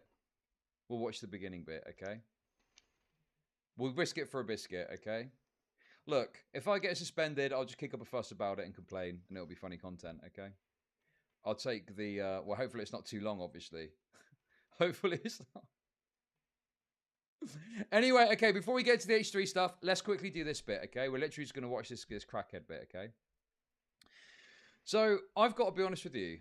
I saw this, and I was absolutely shocked when this person went on Piers Morgan. Because the thing is with Piers Morgan is, he is like a famous newspaper editor from the UK, right? This guy has got like some renown in the UK as like having edited The Mirror back in the day, which is one of our tabloids, but like, you know, still quite a respectable position to have done that. It's, you know, not quite as bad as some of the other tabloids. But anyway, but he had this fucking schizo on, who's obviously just a psychotic, crazy person. No but fucking then, I didn't way. See this bit. Apparently, he had the guests on before and then had them on. Okay, well, let's just watch it and see what happens, okay? Well, the war in Gaza has incensed communities across the world. Many Jewish people say they don't feel safe on the streets of Western cities. Many Muslims feel the horror facing innocent Palestinians is treated only as a second-class concern. And as with any emotive cause, a lot of people with no dog in the fight have moulded this crisis into a familiar battle of good versus evil, oppressors versus oppressed. Hysterical scenes. No, sure. I know. Listen, I know that he's got like the phone hacking scandal, and he's also got the fake soldiers. There's basically fake pictures of British soldiers abusing people that was published, that was faked, that he was taken in by when he was whilst he was editor. The Mirror published whilst he was editor. But I'm just saying, like, yeah, it's like he should be above just obvious trolls, you know? Some of America's top universities this week have generated more coverage and commentary than the war itself in the last 2 weeks. Columbia says that all in-person classes are now cancelled until the end of the semester. Arrests have been made at encampments outside NYU and Yale. Well, one notable Jewish professor at Columbia shared a video of Muslims praying as if it was a shocking assault on US values. Many badly informed pro-Palestine demonstrators, meanwhile, have called for an intifada and chanted, "We love Hamas." Others believe that synchronized dancing is a long-lost secret to peace in the Middle East. Well, these people are all spending $80,000 a year on tuition, but clearly many of them haven't found Wikipedia, and this virtue-signaling fever is now emboldening a growing number of people to confront public figures who have simply no connection to the war. This was New York Mayor Eric Adams, berated for supporting genocide as he took his seat on a flight. Hey, Eric Adams? Yeah, you! You support the genocide in Palestine. There are homeless people all over New York. You're always partying. You don't actually care about the citizens Oh of my New York. god, dude. These people are totally insufferable.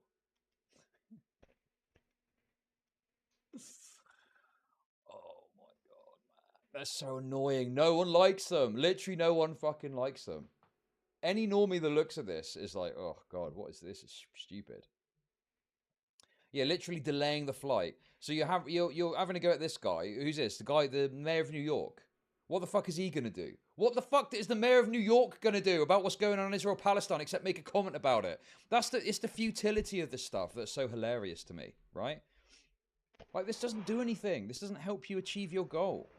If anything, it's just gonna piss people off, and they're gonna think less of you for it. People cannot afford food.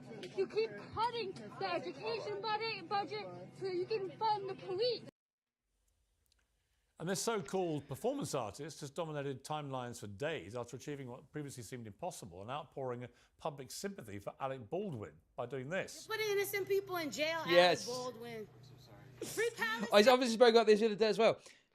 A righty shared a clip of this interaction, that Benny Johnson retard, right?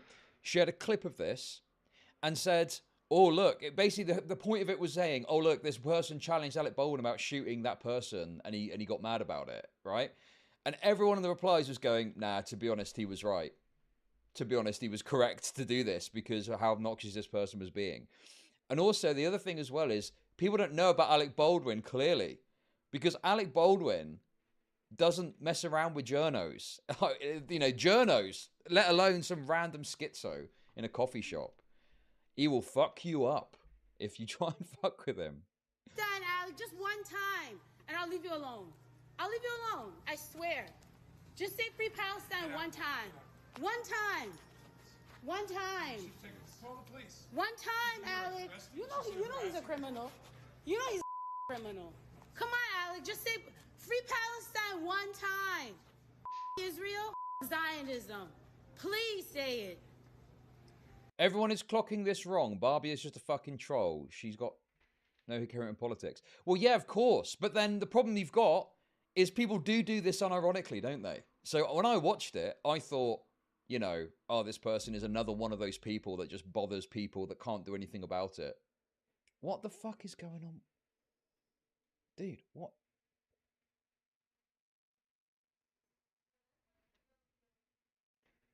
I don't know what's going on with that. That's really annoying. But then when I saw that she went on to Piers Morgan and what the person did, I was like, right, yeah, this person is just a fucking idiot, you know?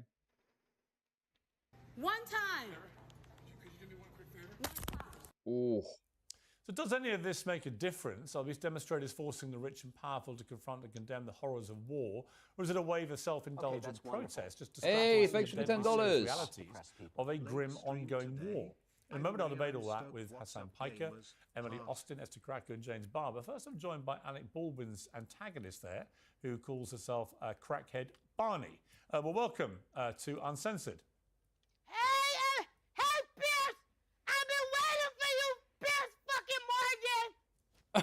I wore my diaper today for you, Pierce. Do you like it? Not particularly, no. Do you want to sit down? And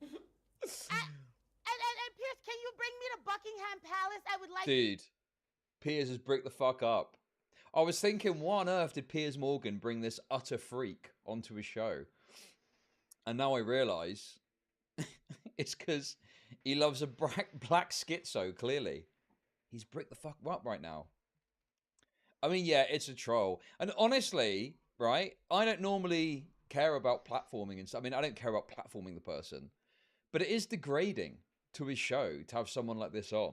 Because they haven't got a serious, coherent point to make. You know, they're just there. I mean, he should be just cutting this person off and stopping this interaction. Totally worthless and pointless, you know? Well, I guess if you want to go viral, it works. Because a lot of people have talked about this. But I mean, yeah, I mean, what is this? This is just absolutely pointless, isn't it? to meet the Queen. Well, I tell you what. I'd really like to meet the Queen. I don't think the Queen, if you mean Queen Camilla, she is probably tied up with royal engagements at the moment. If you meant the Queen who died... Well, get me in, Pierce! Yeah. Get me fucking in, Pierce! I want it! Okay, can I take you back, if I may, to what you did to Alec Baldwin? Can you explain why you did it? What did I... Why? Why did he ask that? engage? What an idiotic thing to say to this total schizo. Because obviously, he's just farming. He is fitting well in with YouTubers, isn't he? Clearly. Whoa! What the fuck is going on with camera, dude? I don't know what's going on. I don't know how to fix it. I'm sorry. But how do I make That's so money annoying. off depressed people? What's the difference between crackhead Barney and 3 Hassan? frames per Let's second. be real. Thank you for the $5. The most underrated troll of all time was the bum fights guy going on Dr. Phil. Yeah, I have seen that. Yeah, where he shaved his head and stuff to look exactly like him, didn't he? And then Dr. Phil didn't know how to deal with him. And he was like, the bum fights guy was like, well, I'm just like you are. You know, you just have got a classy veneer, but we do the same thing. I'm you. I'm you. I do to Alec, but Pierce, do you see the damage that Alec did to me? Do you see the damage? Look at my arms. Look at my arms, Pierce. Look at my neck. I was maimed by a white man on Monday. You're telling me what I did? No, you weren't maimed by Alec Baldwin on Monday, were you? I was maimed. No, my you weren't. hand is broken. Dude. I love the fact he's like, no, you weren't. You weren't maimed by Alec Baldwin. He's like seriously trying to engage in this fucking skit. Oh. I agree with you, yeah. It kind of sucks for Piers. Kind of sucks for Piers, doesn't it? Yeah, we might as well just watch the whole thing as we're here. My neck is broken. No, it's my not. legs. Look at my legs. My legs don't work. Look at this. Pierce. Pierce, are you another white devil? Pierce Morgan. Don't do this to me, Pierce. It's too early in the morning, Pierce. Pierce, it's too early. The wig came Your off. wig's come off. The wig came off. Yo, the wig came off. I'm just glad that we get to have minstrel shows in 2024. I'm so happy. I thought it was a thing of the past, but Piers Morgan is cutting edge. Piers Morgan has managed to bring back the minstrel show in a way that we can all enjoy, right? And no one is looking at it thinking racist. We're just looking and thinking, this is really funny, you know? Just bring on that old-timey music, the old-timey Jim Crow style music, and we'll be fucking laughing. It's not a wig, Pierce. It's my hair. I'm a white woman. I identify as a white woman. Let me ask you seriously, if I may, for a moment, because Yeah, you're okay, trying to good make one. a serious point, Yes. I presume, with Alec Baldwin. He was getting a coffee. You run in, you call him a killer. I was getting a coffee too. Okay, but you I decided was to. getting a coffee Okay, too. you don't have to shout at me as well. We can have a civilized conversation. I want to know seriously. I'm very civil. I wanted to know seriously why you did what you did and what you hope to gain by it. Pierce fucking Morgan. You're asking too Just for the many record, my questions. name is actually just Piers What's Morgan. wrong with saying free Palestine? Pierce, can you say free Palestine for me? I think Pierce, can you say free Palestine for if me? you stop shouting, yeah. I want you to say it. Yes, I'm happy to say. Okay, Yeah. I'm not going to shout. If you just, Mr. Pierce Morgan, if you just please keep say quiet, free I can answer your Palestine. question. Yes, I'm very happy to I'm say never that. quiet, Pierce. Sorry, you're still talking. I'm never quiet. Okay, but try. I'm never Otherwise, quiet, I can't. Pierce. I cannot You asked me shut to do up. something. If you don't shut up, I can't. I mean, it's kind of entertaining, but I just, like, at this point, it's time to cut it off, I think. What are we on? 2 minutes, 3 minutes, two to 3 minutes. Yeah, 3 minutes, I think. It's time to end things. Time to cut this off. It's getting a bit old. It's getting a bit old now. Yeah, it's too long, isn't it? You know? Give you the answer. Oh my God. Okay, yeah. Okay, I'll shut up for you. I Pierce. absolutely believe that Palestine should be free. Yes. Oh, Hey, okay. And how are we going to do yo. that, Pierce? Give us the answers, Pierce Morgan. Let's go. How are we going to make Palestine free? Yeah, if it was as simple How as are we me, going to do it? if it was as simple as me just giving a simple answer now, it would have been done by now. It's a very complicated issue. But let me ask you again, why? Let me ask you again, seriously, why did you do what you did to Alec Baldwin, and what did you hope to achieve? Alec Baldwin, look at me. Pierce, honestly. Dude. Pierce, look at my body. Look at this. Look at me! Come on, man. Pierce, I was maimed by a white man. Listen, I understand you're a performative artist. I understand you're trying to make everybody laugh. You've made your joke about your terrible maiming. Satellite, you're lashing me. Right, okay, I'm not lashing you. This is the Oh my god, wait! I've just realised something. You're right, chat, aren't you? Loud equals funny.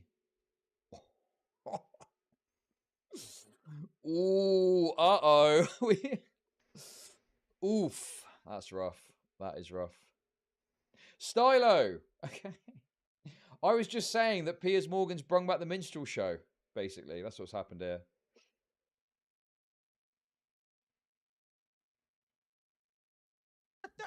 This is the third white man to beat me this week. Right. Third white man. Yesterday, my white boyfriend beat the shit out of me. This is the third white man. Monday was Alec.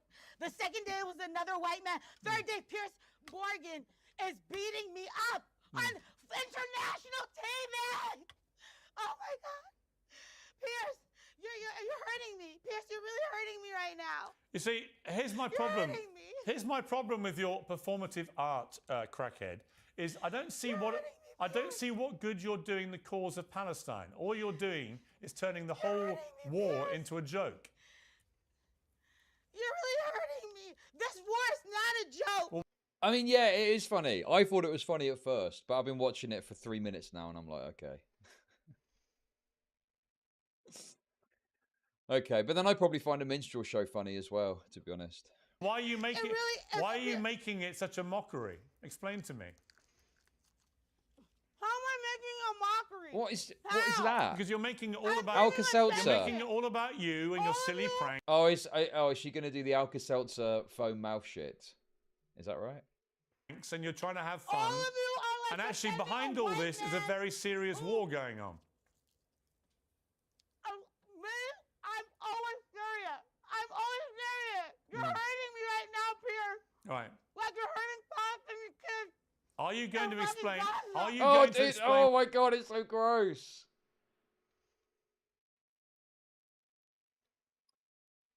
Welcome to Chud Nation. No, they don't care about the war. Hey, Swing Set Mafia, thank you for the sub. I don't think she does care about the war. She is a troll. She's a full-on troll. She's just there to fuck around, basically.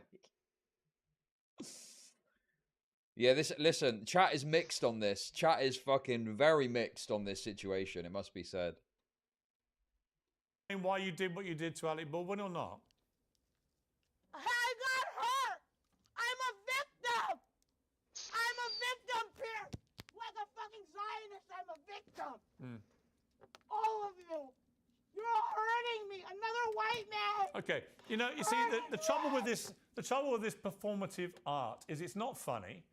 You've got one gag that you've been maimed by Alec Baldwin, which you haven't.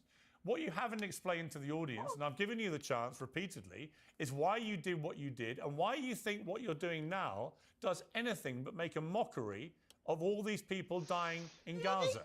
Because that's what you're doing. Oh my God, man. Really? Moral frogging? Are you serious? Really? Are you really going to moral frog us like this, Piers? Come on, man. With a troll. Look, Piers, you're trying to spin this into some bullshit. I know exactly what you're doing, Piers. No, I know no, your tactics. you are. You're You British. are. You're fucking annoying. You eat tea and crumpets.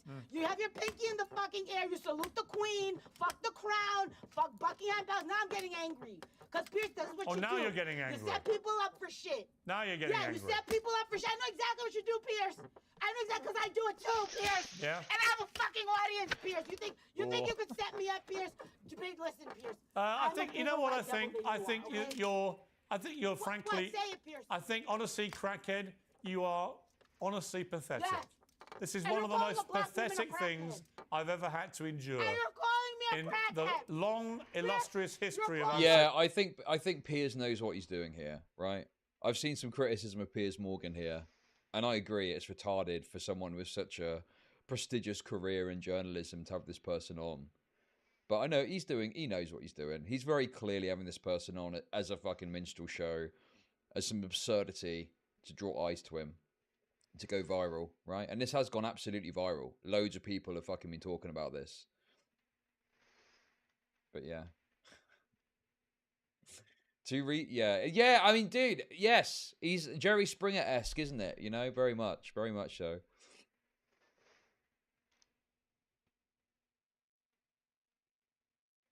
Black woman, a crackhead.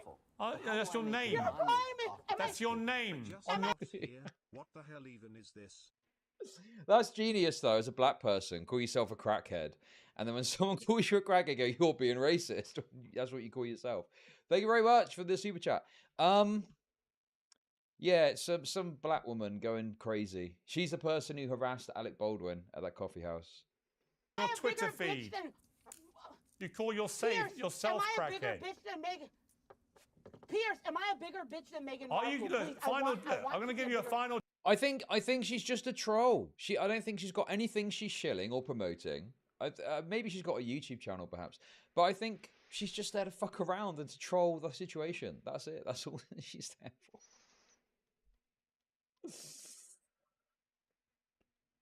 She had an opening to go off on Piers after he pushed her on a Bush interview. She said she should have just asked about the paparazzi. He paid to stalk Ian Hislop for months when he was the editor of some tabloid. Wait, what? No chance. Are you going to actually answer the question of why you did what you did to Instagram. Pierce, Okay. Pierce, I have a question. Am I a bigger bitch than Meghan Markle? Because, you know, Buckingham Palace was complaining about the black girl, and I want to be that black girl. Okay. I want to be that black girl. You know what, crackhead? I tried to give you a hearing. You're not going to take it seriously. No, I actually think you you're didn't doing. try anything. You may want to shout. Yeah, you may want to shout and scream at Alec Baldwin. All right. I think we've heard enough of crackhead, to be honest with you. All right, let's bring in my panel. Streamer Hassan Piker, journalist Emily Austin, uncensored contributor Esther Kraku, and podcaster James Barr. Well, Emily... And then you bring in the panel. Like, what the fuck? What? Let's see what the panel have got to say about this.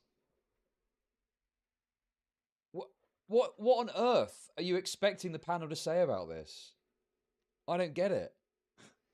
Yeah, she's a fucking nutter. What? She's a nutter trolling, looking for attention. What impossible analysis are you supposed to give on the crazed ramblings of a black person that belongs in a fucking minstrel show because of what they were doing, not because of their race? This is total cancer, and I don't know what the problem is. This is really fucking annoying. I mean, on one level, I guess it was quite funny, but on another level, I didn't like what she did to Alec Baldwin. I've got no truck for Alec Baldwin whatsoever. And I think with this case that he's got hanging over him, I hope that justice is served, because ultimately he did fire the gun that killed that poor woman and has been on some kind of weird PR tour ever since. Why is she painted, though? Because she's trying to do whiteface. She's trying to do the whiteface thing. That's why.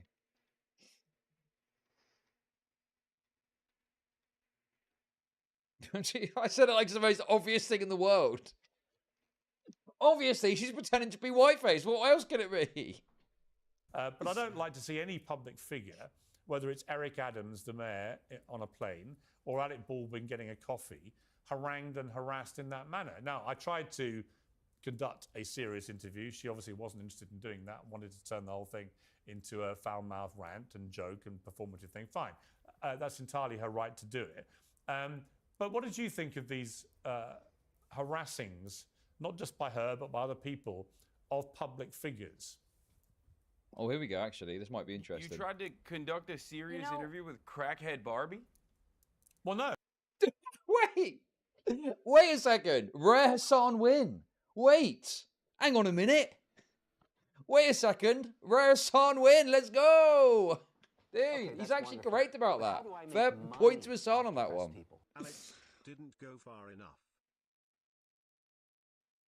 That's so funny. That's so funny because that's exactly what I was thinking.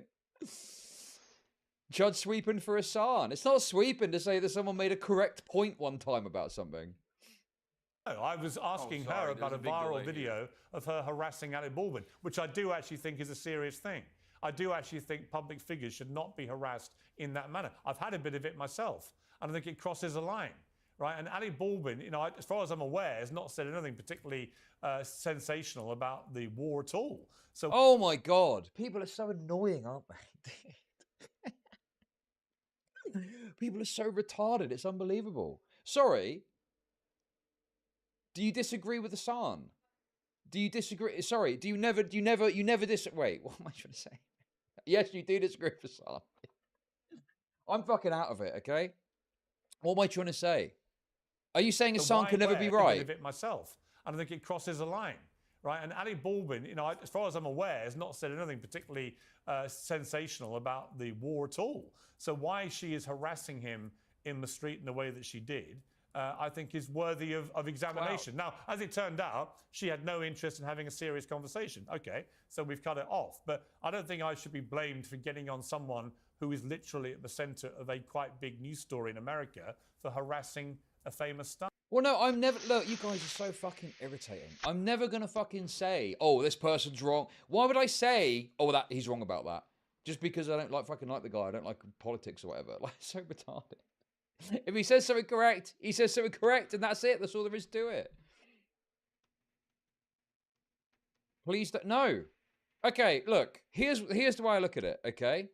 Right? If you want to go and fucking harass politicians in the street, right? It's your right to do so, within reason, right? If you want to go and ask them a question or something like that, there's a sort of reasonable way to go about doing that in certain settings. I mean, if they're like at a private dinner with their kids, that probably isn't appropriate, right? But if they're getting a coffee or something, I don't fucking know. But the thing is, it just ruins your fucking cause at the end of the day. Okay, I don't know what's going on with this and why it's doing this. This is really fucking annoying.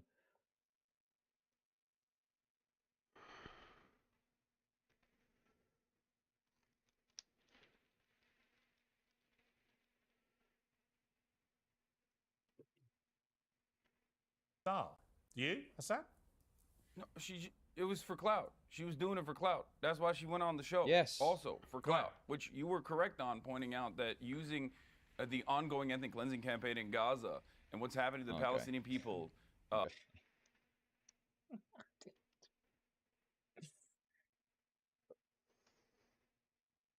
Yeah, okay. He's ruined it. Well, he's not ruined it, he was right, but this is fucking retarded, man. Your audio is fine, but it fucks it up if this gets turned into a segment. Now defend him. Why would I fucking defend him? When he's wrong, when I don't agree with him about something. What do you mean? Hot. It's so fucking hot. Yeah, I don't know, it keeps fucking up. Well, I'm probably not going to watch it all. I don't care about fucking Israel, Palestine, about the fucking ins and outs of what's going on over there. It's desert people fighting over rocks. All I care about is funny shit that happens. That's it. I don't care about the ins and outs of it beyond that. It's fucking boring. And also, this camera thing is really fucking annoying me. How am I fucking sweeping? I'm not doing anything. I'm just saying he was right about that, and now he sounds retarded. There we go. Boom. Okay, that's simple. Wonderful. But how do I make money off depressed people? Think I could make a career out of appearing on Piers Morgan? I'll paint myself and dress up as any stereotype in exchange for a Piers golden shower. Thank you very much. As a vehicle to create more social clout for yourself, social capital for yourself is pretty disingenuous, pretty messed up. I have to jump in there, though, because isn't that what everybody's doing? Isn't that what this show is also doing? Because you're talking about is create political clout, to create noise, to get clicks, to make money. Yo! Who is this guy? I don't know who this guy is. He's fucking based. He's actually fucking based. He just fucking wrecked him. Let's go.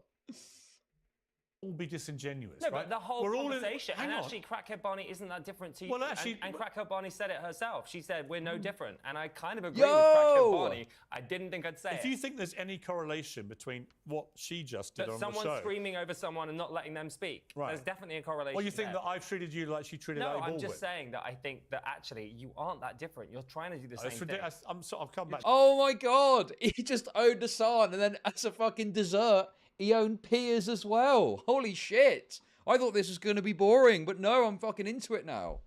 I'm fucking into it, Who baby. is this guy?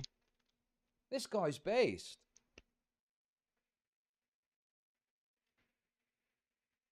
Gay or pyrocynical? Trust me, this guy's normally not based. Oh, okay. What, because he's gay? Oh, wait a second. Hang on. As you've just let me know, guys, people that are bad normally can't ever be right about something. So this guy's wrong about this too. Is that how it works? You fucking retards! Just doing it in a different way. No, it's a preposterous suggestion. I do not do what she does, right? But Hassan, here's the point I would make to you. A lot of people think a lot of these protesters at universities in America are performative. The ones who are chanting their support for Hamas. The ones who are chanting about Intifada.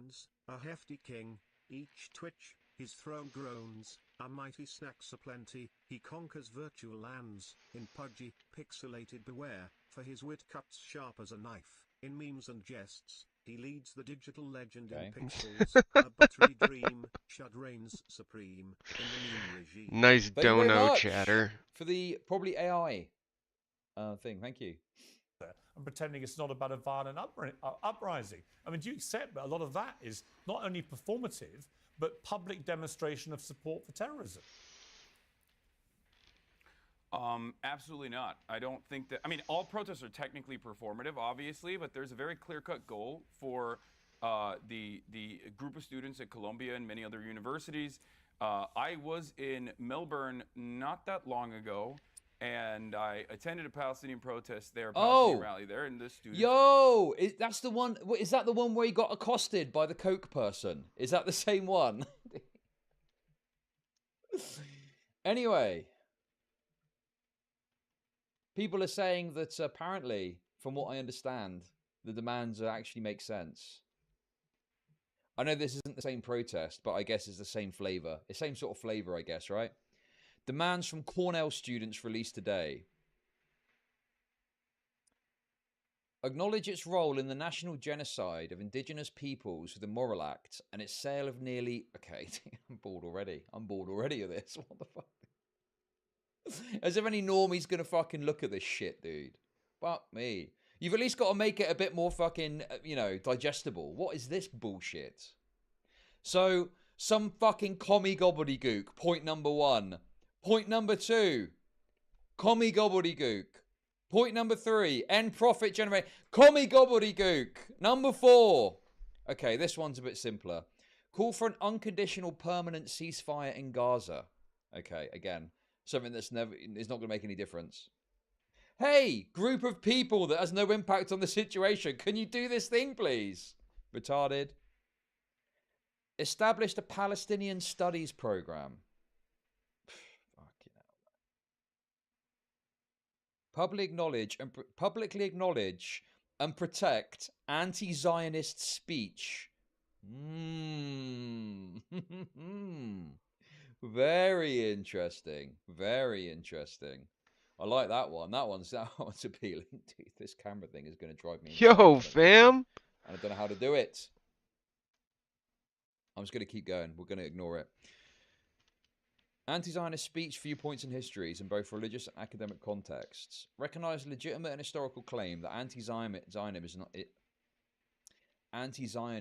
is not anti-Semitism. Okay, bored already. Bullshit. Ensure total legal and academic amnesty for all individuals involved with the liberated zone and related demonstrations. The annoying thing about all this shit is it's like totally worthless and pointless and doesn't do anything and doesn't change anything. And that's not going to happen. You know? On top of that as well, do you know what I find really irritating about these fucking leftoids? All of a sudden they care about free speech. Now the fucking J-boys are in the firing line and they're getting cracked down on. All of a sudden they care about free speech. Where is this energy when you had fucking Ben Shabibo on campus or fucking Milo Yiannopoulos or whoever? What happened to that energy? You know? You were fucking having these fucking Antifa protests to stop people from speaking, and now you call... It's the classic thing, isn't it? Now you call for the protection of free speech protections. Now the shoe is on the other foot. It's that quote again. What is it? Fucking... When I am weak, I'll ask you for freedom or whatever it is. It's the thing. So retarded, man.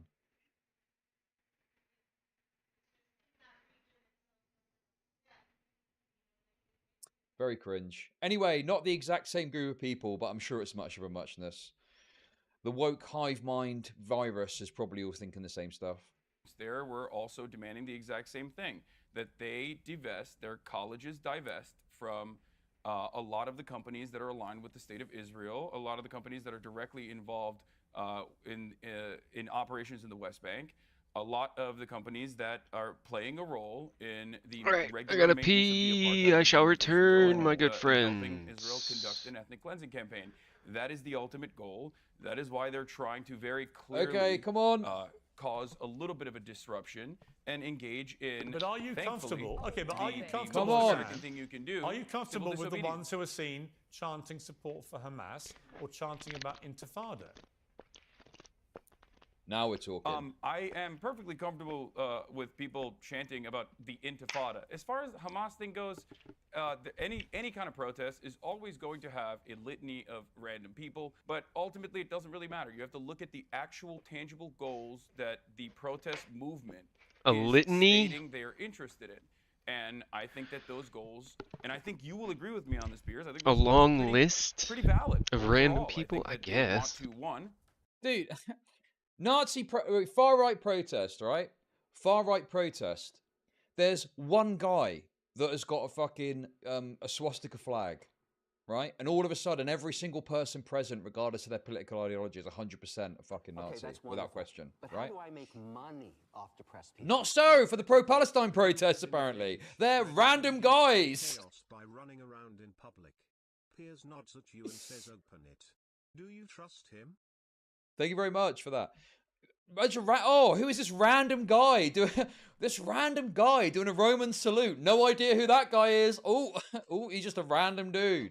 But a fucking far right protest. All of a sudden, it's that every single person is painted with the same brush. It's just so. God, I'm actually glad. I'm glad Israel Palestine happened because it is demonstrating so clearly. You know, so fucking clearly. That is a totally different perspective when it comes to other types of protests. Yeah, the Tiki Torch thing, if you're focusing on the Tiki Torch thing, the point I'm trying to get across to you is that there's a broad group of people there, and I believe, personally, that it's likely the broad group of people have got different perspectives and likely disagree with each other. So I would not hold a random Palestine person who is like pro-Palestine to like a bad actor or someone who's doing something like that. What I'm trying to get across to you is, but I'm consistent with that. And I would look at a far-right protest, dependent on the context. If it's 100 members of the fucking American Nazi Party marching, yeah, you're fair to say they're all Nazis. But if it's like a broad spectrum of right-wing perspectives, right, there's inevitably going to be people there that have got, you know, extremist views, but that doesn't mean that every single person there is of that political persuasion. And I'd hold that kind of consistently, you know? It's the fucking leftoids that don't. They're the ones that will, on the one hand, look at one side and go, well, every single person is the worst ideology that I can spot out of the protest. But on the other side, it's, oh no, they're just random people actually. And yeah, most of them aren't bad Nazi types or whatever, you know? Recenter the attention to the genocide that is ongoing in Gaza. And two, demand that their tuition dollars do not go to operations in Israel. I don't know if you're aware of. Okay, yeah. This is, okay. That is to me, it's not exactly the same because it's a lot more broad and a lot more abstract. But it's kind of like when people are like, oh, I don't want my tax dollars to go towards war, you know? And I think there's even some case that happened with this in the UK. Maybe I'm wrong and misremembering or something. But it was like someone trying to, you know, say they didn't want their tax dollars going here or tax dollars going there. And it's like, oh, what the fuck? And it's like, you can't determine how an organization of that level and that broad spends its money that you give it for like its functioning, right? And I'd presume it's on a smaller scale, but it's probably the same on a university level too. I don't think that you can really determine how it spends its money at the kind of higher echelons of its economic structure, because then you set the precedent that someone could go, well, I don't want the money spent on this or that or that. And then if you get a big enough protest together, well, they've got to, you know, consider acquiescing to that. So it you know, enables people to put too much pressure on a broad economic system to change when, you know, you absolutely can. It's called an audit. IRS does it for businesses. Wait, what? What are you on about? What? But the student body is not the fucking IRS that gets to determine and control how the money of the university gets spent. I don't know if you're responding to me, but anyway, I just don't think it's a particularly, sensible goal to think that you can get the school body to like spend the money how you want it to be spent or something, you know? And also, what do we mean by supporting Israel? Do we mean that they buy some product that's from Israel? Or do we mean like they're giving money to the IDF? I don't know. This, but there's a campus. There's going to be a sister campus that is being built in Tel Aviv right now for Columbia University. This means that Columbia University, which once housed the likes of the late great Edward Said and many others, and that currently has many Palestinian students who pay tuition for Ruth Bader Ginsburg, bro, drop it. To that sister campus. I find that abhorrent. Wait, but what? It's everyday existence. Okay, I don't know anything about that. What's that? They're building a campus in Israel.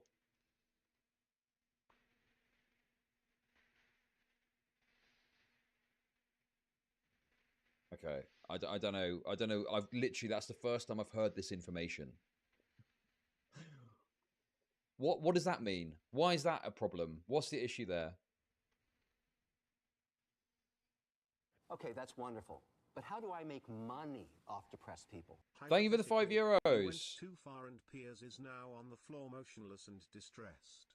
Do you push the prolapse back in before calling the ambulance? Dude, what the fuck? That's fucking gross. I mean, first of all, is that true? Wait a second. Why? Hang on a minute. I'm confused. So Columbia, which is a university in the US, is building a campus thing in Israel. Why? Wait a second. Wait, whoa. Hang on. We're getting into some possible memes here.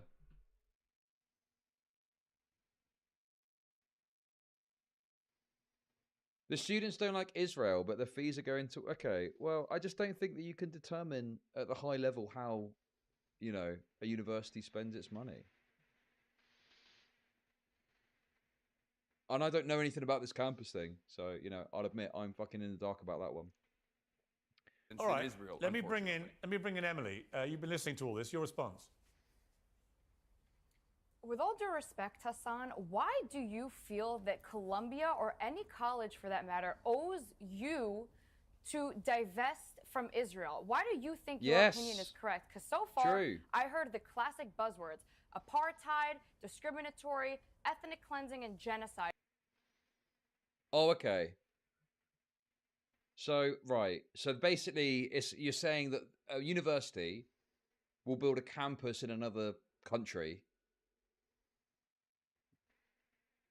For what purpose? Why? What's the reason for that? So, I don't understand. I'm retarded. And don't imagine I'm retarded. I am retarded.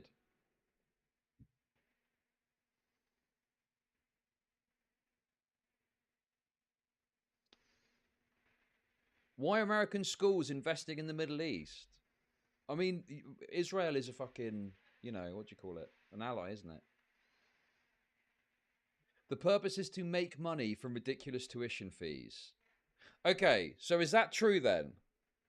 I'm not going to look any of this up because I literally don't fucking care. We're going to get it all from chat, okay? And we're going to live and die by chat today, okay?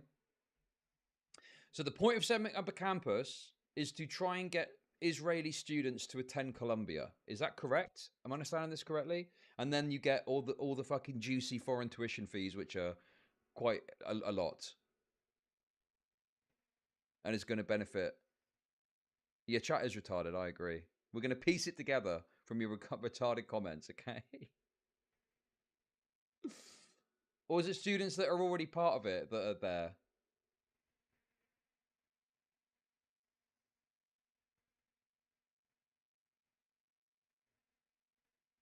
Benefit who? Well, Columbia University, presumably. Because I'm guessing that the reason that Columbia are doing this are probably because it's going to bring about some benefit to them, right?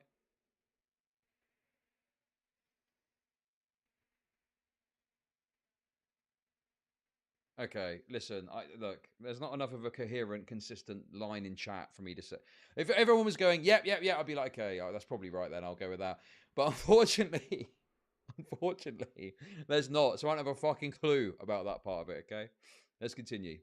Which is funny because it's all the exact opposite. So if I may ask you, what about Israel is apartheid? You also just said the students in Israel, the campus in Israel would not allow Palestinians to join. Are you confused or do you know nothing about the country of Israel? Because let me remind you, Jews are not allowed in the West Bank and Gaza. However, Arabs have full Israeli citizenship, have the rights, are members of the Knesset, which is the equivalent of, you can think of Congress, and even prosecuted a former prime minister of They often will have a year exchange program. But how do I make money off depressed people? Muslim, star and crescent. Okay, that's wonderful. But how do I make money off depressed people? Intifada is based and good. Literal, wheelchair symbol, all of them. Literally sweeping for Terry's, broom. T, thank you for the $5 super chat. And Schizo, hey, how's it going? Thank you for the kick sub. Right, okay. I'm thinking about this, and I think I'm starting to piece it together. I think I'm getting it, guys. I think I'm getting there, okay? So they're saying that Palestinian students couldn't go to this Israeli campus. But then if they decided to set one up in, say, Japan, could they go there? Why would they want to go there? What would be the purpose of that?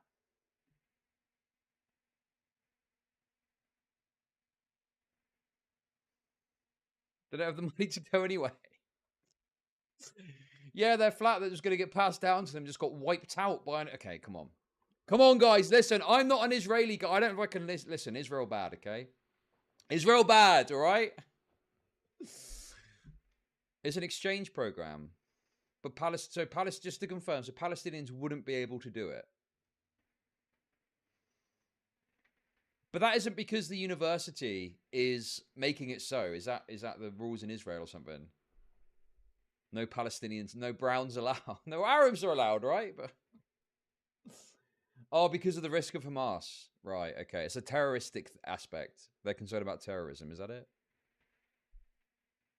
Chud, it's a sister campus. It's not them. Just building a school somewhere. They establish relations with the existing school and usually change name or build a new campus. Okay. Because, yeah, I'm just trying to think, do I think with that new information, is it then reasonable? And I'm just like, well, no, I still don't think it's reasonable to, to try and dictate to the school how they spend their money.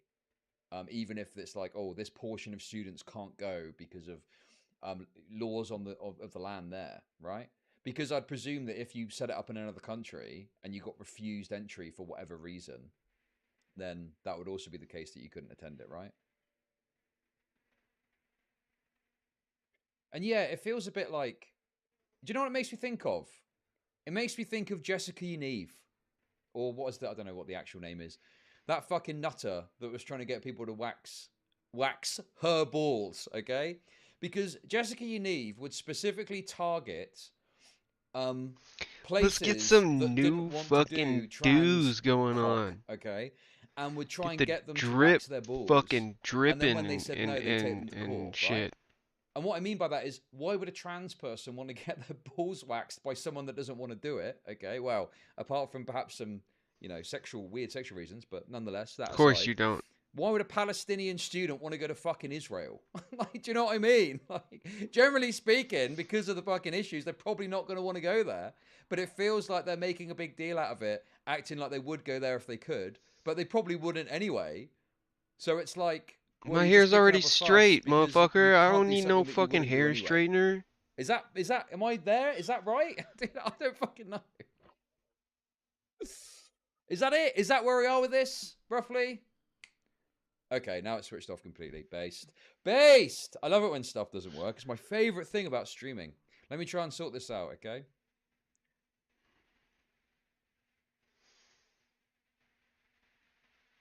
Yeah, you don't agree with that because you're leftoid.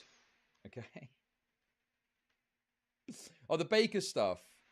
Oh, like the Baker stuff. Alright, yeah, now yeah, let's go find a cat. There's a kitty somewhere here. I don't know anything about this. I'm literally hearing this. You're telling me this for the first time. I literally don't know.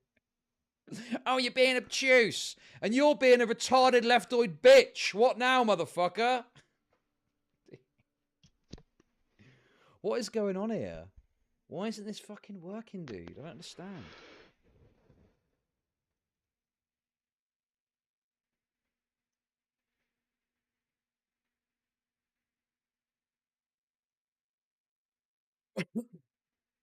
Guys, seriously, I've got no clue what this is. No! I don't know what the fuck is going on. I'm trying to figure this out live right now with you, along with you. No! Okay? This one, I didn't want to fucking watch this shit, man. Hopefully, he gets into some drama scene. I don't fucking care about Israel Palestine. I literally don't care. They could fucking Fallout style nuke each other into obliteration. Okay? Do whatever you want to do. I don't care anymore.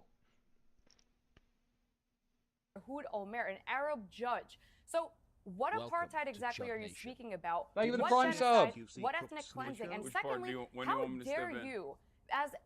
dare you say it's okay to talk about an intifada? Let me remind you, the intifada last time it happened in Israel consisted of thousands of people dying in bus bombings. So okay, this game just lost major hella fucking points. You don't put no dead cats in my fucking game. Well, intifada simply just means revolution. Oh, I need a living cat to cheer me up. Oh my god, man. There's kitties. The card says moops. Oh my god, I'm referencing a leftoid. That leftoid guy. Poor kitty. Is this not like, it goes against all the dog whistling narrative, no? Oh yeah, it just means revolution, guys. It just means bundle of sticks. It just means bundle of sticks. Look at those toes. Oh. We did one of those, and it was pretty fucking good. Yeah. What do you think? The American? Okay, do you think the American Revolution was a tickle party? Hiroshima. Of course not. We also bombed Hiroshima. Don't. Yeah, I know, and that was also unjust and unimaginably cruel. But of course, the Israel Defender is also defending nuking civilians and killing them by the hundreds of thousands. Now listen, let's get back. But when it goes let's refocus the conversation to the points that you made.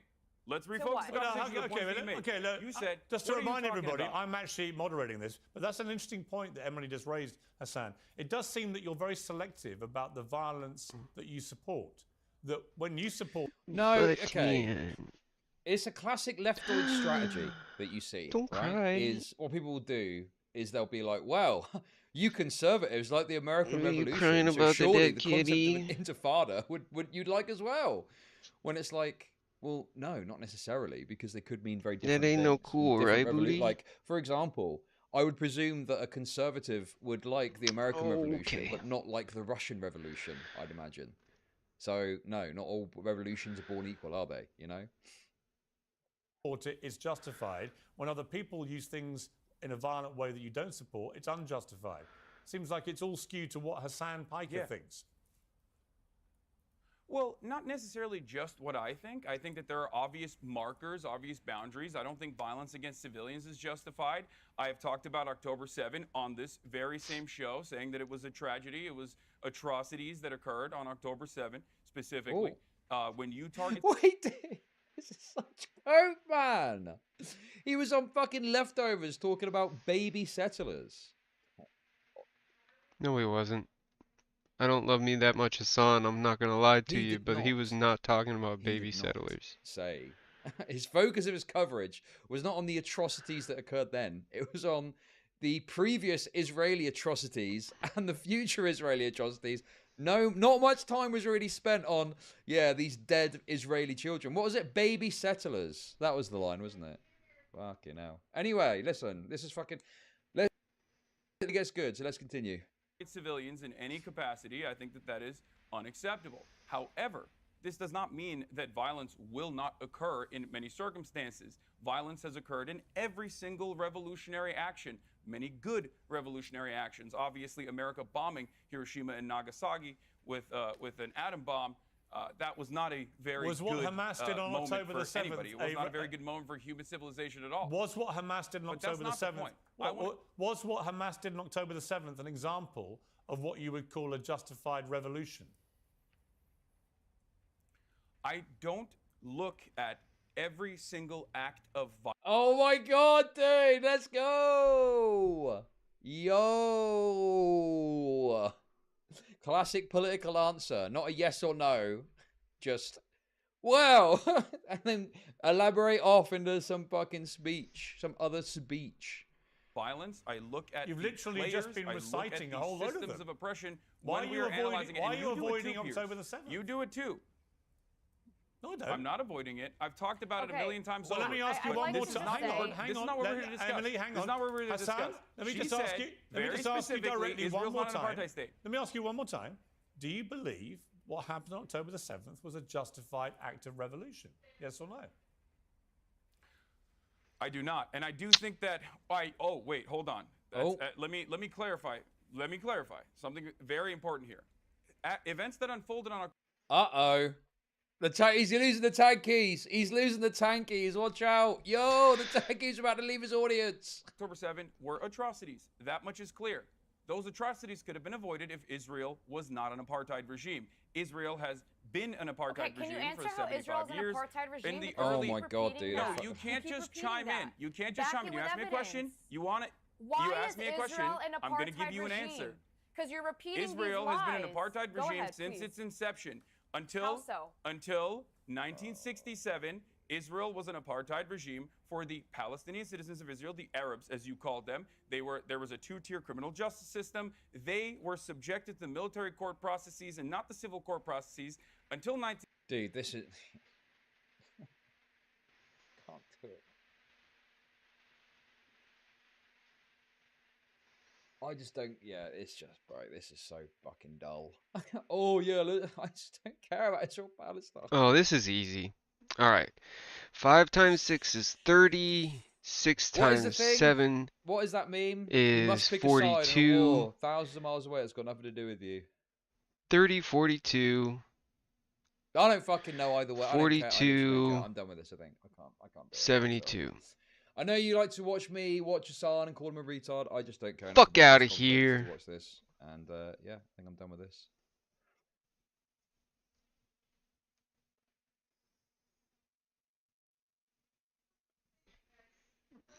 It was fun. Right button. Get that cheesy, easy shit out of here.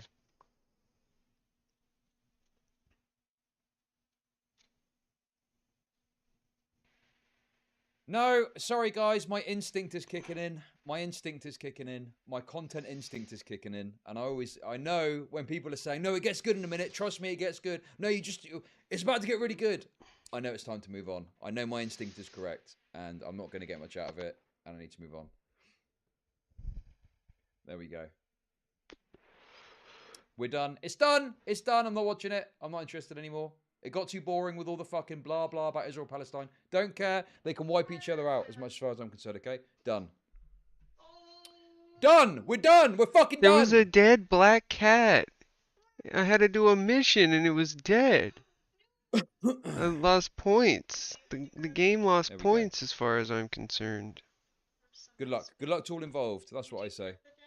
Good luck to all involved. No, I couldn't even pet it. It was just dead, and then I had to go back to the bulletin board and be like, your cat's dead.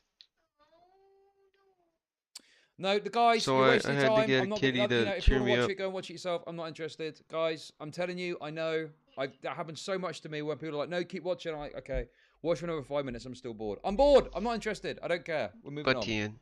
So what's going on with work? I only cared about the black woman. That was my only interest in that whole segment. Work's over? Weekend, baby. I'm going to get to the Aspen stuff. I will get to the Aspen stuff. Okay, we'll get to the Aspen stuff.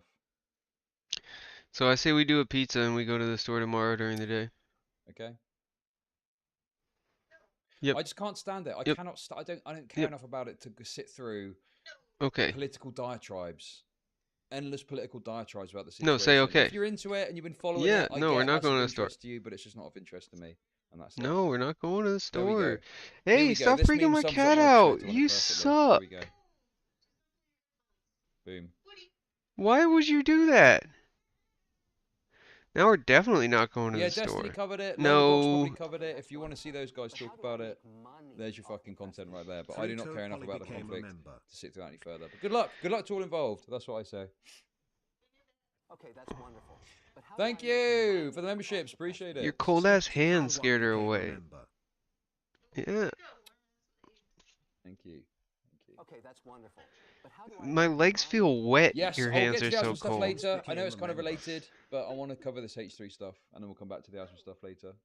Thanks for the gift of membership. Appreciate it. But how do I make money? Like that, you shouldn't be able to survive with hands that cold. No, stop. Get your feet away from me. Okay, cool. So, anyway. Grandpa Stone became Fence a sitter member. chud. I mean, you're doing the thing. You're doing. Here, you let me must play pick the a game. side. You must pick a side. What? Oh, no, we're not going to the store. Nom the immediate MCM No, we're drama. going to the store tomorrow. I'm going to revamp the recommendation thing on my Discord. All right. But honestly, the best thing to do if you got something that you think I should look at is to put it on my Discord, because normally I've got no idea if I don't know about it. I'm like, what is that? But if there's like a Reddit post or something about it. No, we're gonna eat a pizza tonight with lime shrimp on it. You know, obviously my interests, my personal interest as a citizen of the United Kingdom aligns more with Israel, but my heart lies more with the dead Palestinian kids, obviously. But I guess that is fun. Dude, I cannot stand this. This is fucking infuriating. I cannot fucking stand this shit. I don't know what's going on. Why does the compass go away? Oh.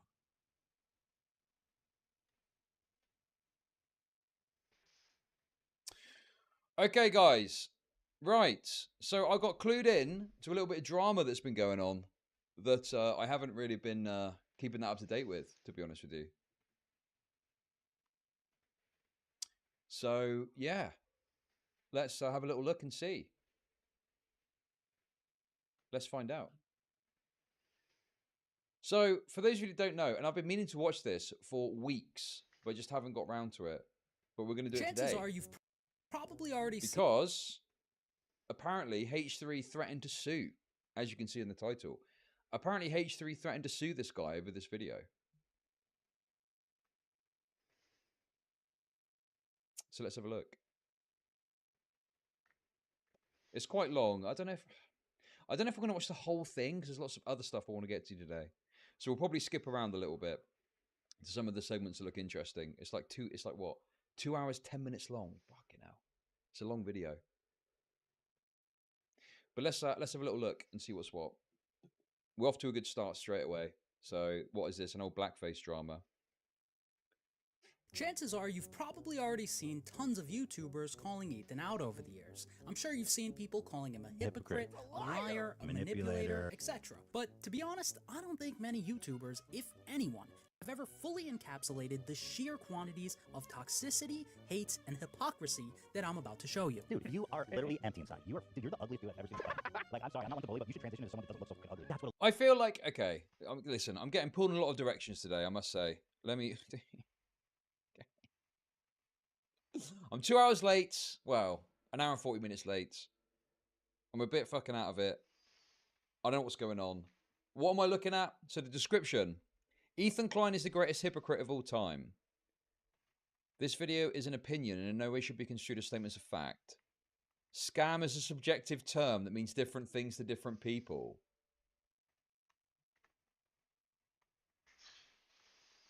This got nothing to do with Asmongold. I'm doing Asmongold later. I'm covering this now. I'm doing Asmongold in a few hours when I finish with this. I do not condone, support, or encourage harassment of any kind towards the subject of my videos. Oh, it's this bit here. This is the relevant bit. So yeah, you know, basically... So, oh, that's interesting. So this must have been added after the lawsuit threat came through, right? Is that right?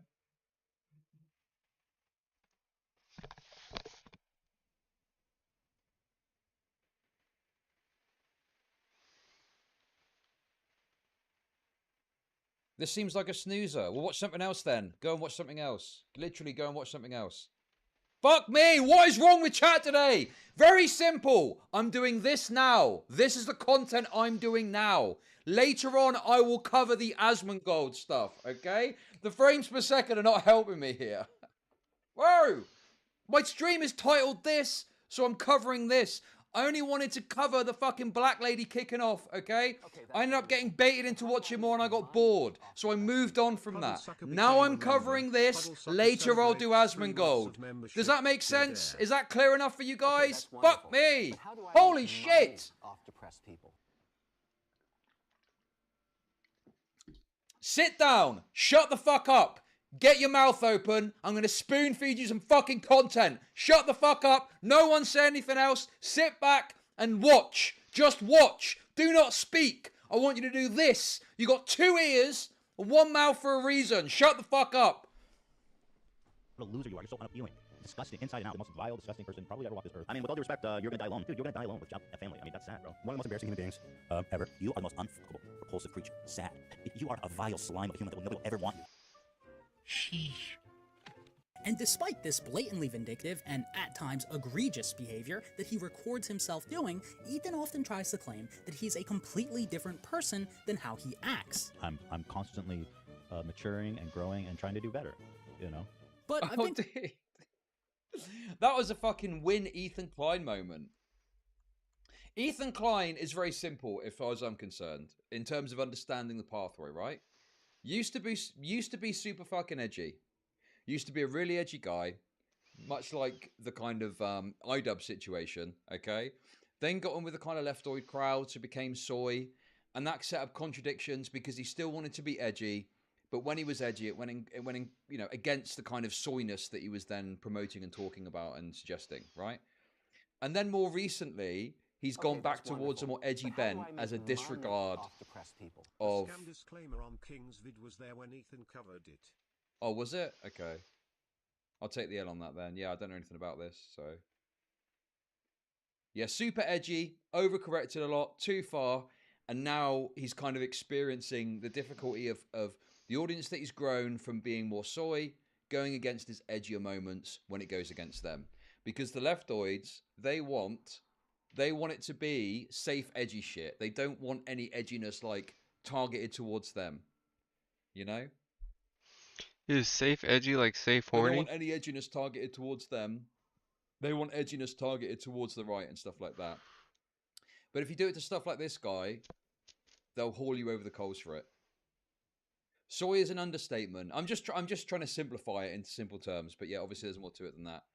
But yeah, it's a very classic pathway, you know? It's kind of like iDubbbz, but the difference is that iDubbbz hasn't pivoted back around to being kind of edgy again.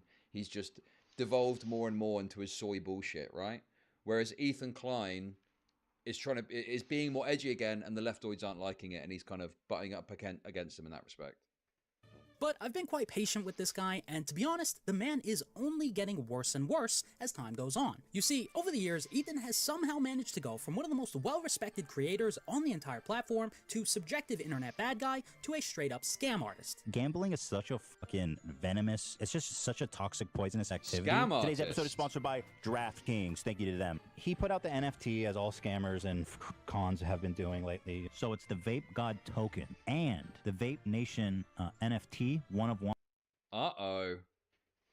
Oh, hypocrisy accused. I mean, yeah, I think that... I don't know how big of a deal you would make out of it, but the gambling thing is obviously cringe. To go so hard against gambling, having previously promoted gambling, it's just kind of cringe, really. But we'll see. We'll see. This seems like a more direct hypocrisy, but I guess we'll get to it. One. Bro, this is a once-in-a-lifetime opportunity. As you could probably tell, Ethan is not exactly a man of principle. He's a man of profit and personal gain, and he'll do and say just about anything to get what he wants. It's hard to explain just what an existential threat this guy is to people he hates. And that's why I talk about him so much, is because he thrives on bullying people and, like, destroying people's lives. But I'd argue that the real scam is in the way that he acts. For example, Ethan has been pretending to be a left-wing political commentator since 2016. Yet, when he was recently asked to list one good thing that Obama did in office, Ethan immediately forgot how to speak English. Personally, I think Obama was...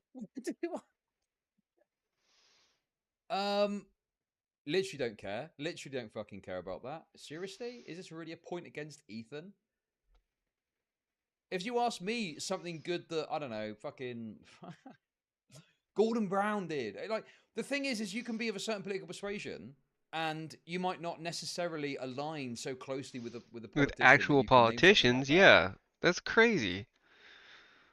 I don't like But most also fucking on top of that, lefty I don't know what's going on. politicians. That But doesn't also mean on I top of don't that as well, fucking you could sometimes you agree get put on the with spot and you can't think of something off the top of your head. them That's very standard. ideologically. That's very standard. That happens. Plus, it's a good thing that Adolf did. yeah. Plus, Obama is listen, hardly a right. leftist. People are getting banned. And timed out, maybe. even if he Just, was, please, if you don't he like would what I'm watching and don't like what I'm very doing, just go somewhere else. likely But I don't not have understand what gotten you're doing. anything Are you done literally trying to anyway. bait to get banned? What the fuck is going on? Any more comments about the content you're getting banned? This is what I'm doing today.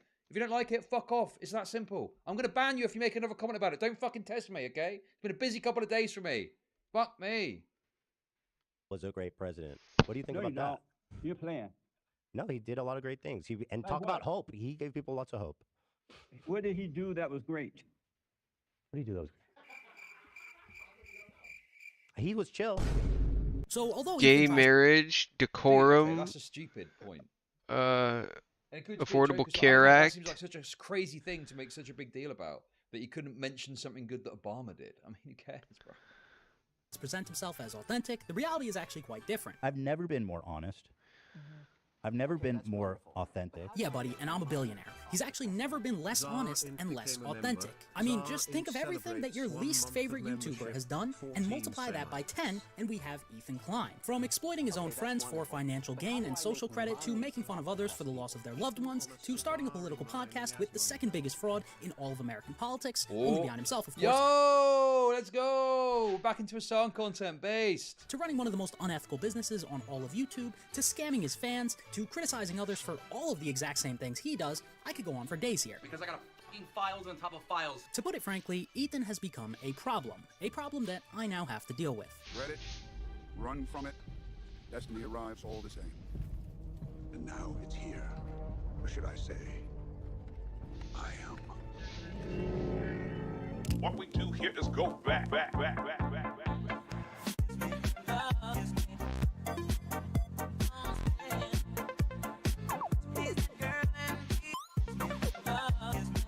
In order for us to fully understand Ethan's fall from grace, we have to first understand who Ethan is, or more importantly, who he was. Yes, we live in Israel.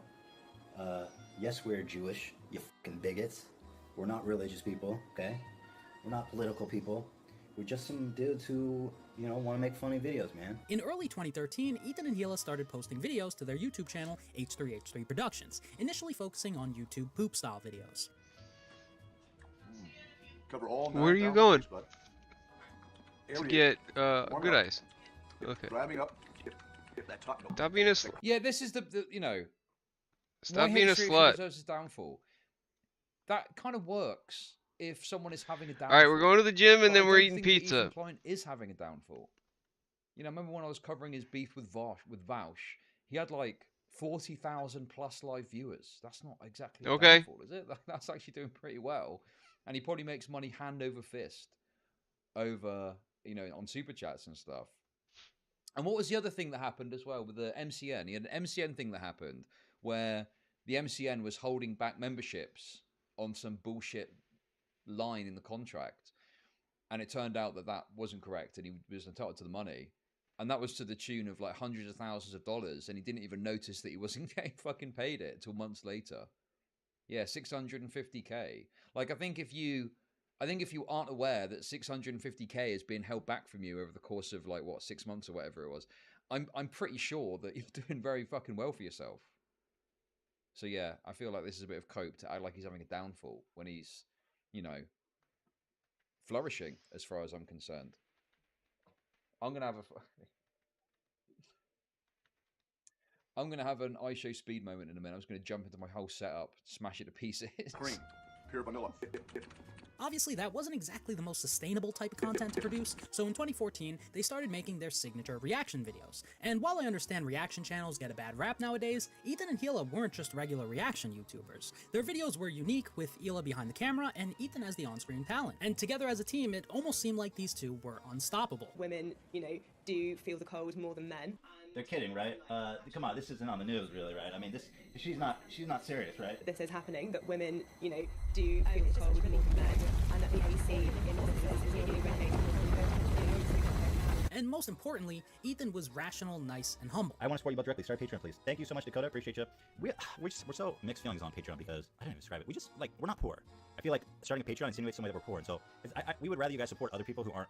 Like, we're making way less money than we used to, but still, we're not poor. So I would find other YouTube channels that are struggling to make ends meet and support them. It feels selfish to open a Patreon, is what I mean. And by 2016, they had surpassed 1 million subscribers, and Ethan established himself as a voice of reason within the YouTube community. From exposing CSGO Lotto for the absolute scam that it was, to raising money for Humongous's cancer diagnosis, to giving Ken Bone a platform to share his story, to the Matt Hoss lawsuit where they certified fair use as a matter of law in the US. Ethan did a lot for the commentary community back in the day, and people in general loved him for it. Let's be fair, no one likes Soulful and Tony on the internet, and H3H3 seems to be this demigod that's descended from the heavens, sharing his fupa with everyone, so everyone praise the fupa, please. Even when it came to politics, Ethan had this incredible ability to stay calm, cool, and collected about extremely divisive issues. Stop thinking about everyone as the devil, okay? The person on the left side from you and on the right side, they're just as human as you are. I promise. They have a reason for thinking and feeling the way they do. Maybe put down your fucking pitchfork, okay? Lower your emotional shield. Don't get triggered and listen to them. But obviously no one's perfect, and over time, the public's perception of Ethan started to deteriorate for reasons that almost no one could have predicted. In March of 2016, Ethan released the infamous Leafy rant, which Ethan made in response to growing concerns within the YouTube community about content that was seen as bullying or exploitative of vulnerable individuals. And Ethan had positioned himself as I mean, yeah, obviously, I can see this being hypocritical, right? Because he's going at Leafy for bullying and stuff, but then there's content he's done which absolutely falls into the same sort of bullying categorization where he's just going at people and stuff. Leafy was probably more edgy. Sure. You know?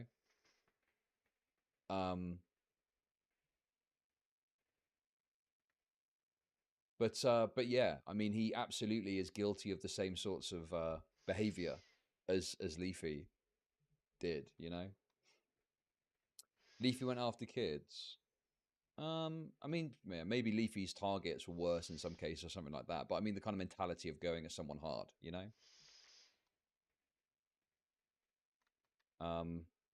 Well, the reason people like iDubbbz Content Cop was probably because, you know, he was very edgy in going about the criticism. He wasn't just sawing out about it. I mean, I don't know exactly what Ethan said, but we'll see. Let's see if this gets into it. Voice of reason on YouTube. So who better to make a video on Leafy than Ethan, right? So what happened? Leafy made a video about a guy like he usually does, calling him a fucking asshole, cringy, weirdo, you know, whatever, all the stuff he usually does. And it turns out that this guy is actually autistic and has a YouTube channel. He's a YouTuber. So essentially, he has made fun of someone who actually has a mental disability. And I mean, if you look at Leafy's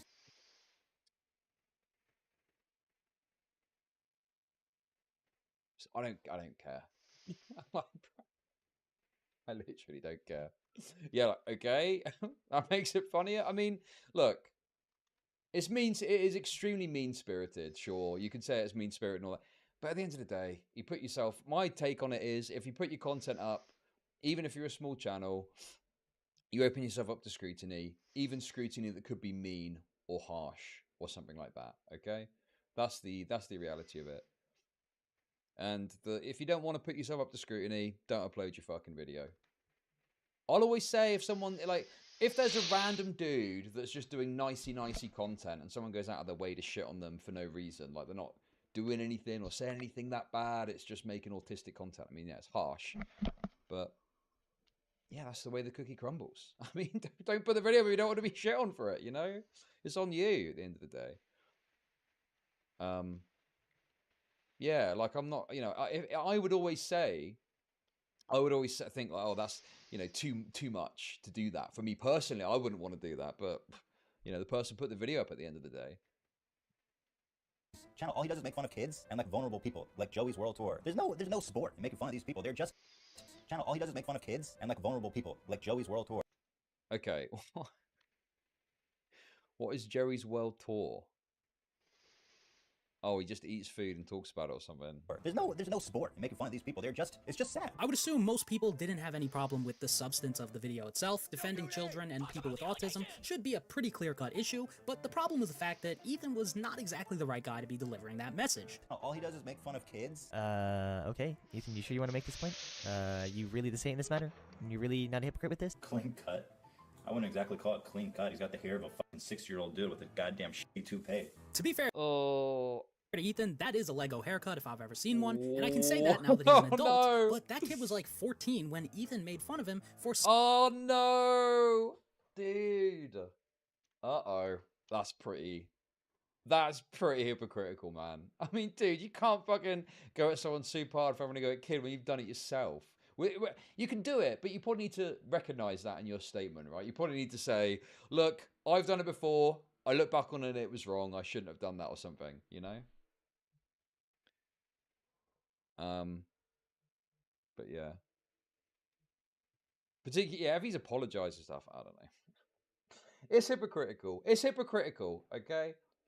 Now, the question is, do I really care about Ethan Klein being a hypocrite to that level that long ago? I mean, as a totality of a video talking about him being a hypocrite, it's fine to put it in there, I guess. But yeah, I just don't really care enough to think, oh yeah, Ethan's such a bad guy for this, you know? Yeah, that's the other thing too. Like, how long are we talking? If it's like 6 months, that's like pretty soon. If it's like years and a change of perspective, maybe. Yeah. It's not like an enormous fucking dunk on Ethan Klein, I don't think. But as a just broad point of view, he does things and then criticizes people for it later. Yeah, that's seems to be something that he's got a habit of doing, right?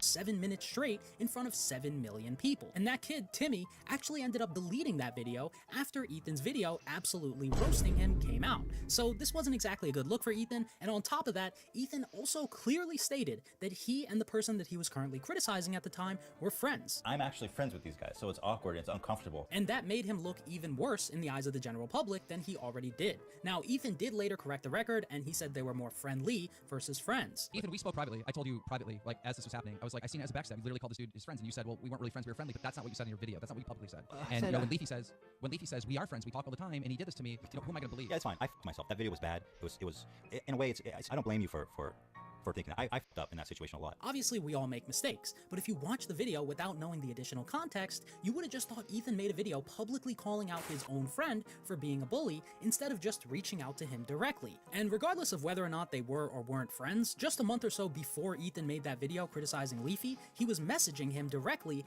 and glazing him about how incredible he is. A month ago, he literally said this to me: happy for you blowing up, you got a unique style and personality, man. You Oh. No big, was just curious. Oh, dude, just keep shaving your dick. Happy for you blowing up. You got a unique style and personality. Man, you worked hard to get where you are and you deserve it. It pissed me the fuck off to see the pyro riding yours and others' coattails to undeserved success. I mean, yeah, that's pretty shady. This has been covered hundreds of times. I mean, but okay, sure. But then the point of this video is not to... I don't think this is to unearth new information. This is just a complete... You know, it's like a, hey, this is all the bad shit this guy's done, right? Which is pretty standard video format of this nature. You worked hard to get where you are, and you deserve it. And yeah, I was making the same exact videos when he sent me that as I do now today. Nothing about Leafy changed at all in that 1 month time period between when Ethan was telling him in writing how much he loved his videos and how he was the cancer of YouTube. If you thought he was the cancer of YouTube when Ethan made that video, you also thought the same thing when Ethan was telling him how great he was. And Ethan's streak of turning on his friends continued in February of 2017 when the incident happened. What a fucking... Does he show Ethan's direct response to these allegations? It doesn't look like it. It looks like we're on to the next thing. But if you've got any additional insight, Nicholas, I'd be interested to hear it. Because, yeah. I mean, it should be included. Well, you should really include it if there's further responses to it, if you want to do a complete, you know, timeline of the situation. Jeez, oh my god, what the fuck? And unlike the Leafy situation, PewDiePie and Ethan were actually friends at the time, so Ethan's response to his friend saying the N-word one time was quite shocking, to say the least. I don't think Felix is a racist person, but god damn, he really kind of just was really comfortable using that word. That really just... Oh my god.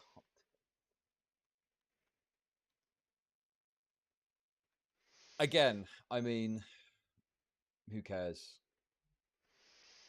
Who fucking cares about someone saying the N-word in terms of whether or not they're racist? Just kind of... Like, you're reaching for all these words, right? You're like, oh, let me just like a little N-bomb for you. I mean, I know this is a point a lot of people say, but it certainly seems like it's not the first time he's used that word in that context. I think it's gross. Yeah, on a personal level, I think it's gross. Oh yeah, of course, and yeah, as we all know, he himself has got a history of using these words. Oh man, I don't know. I was right earlier saying that Ethan is a massive hypocrite. I think that's true.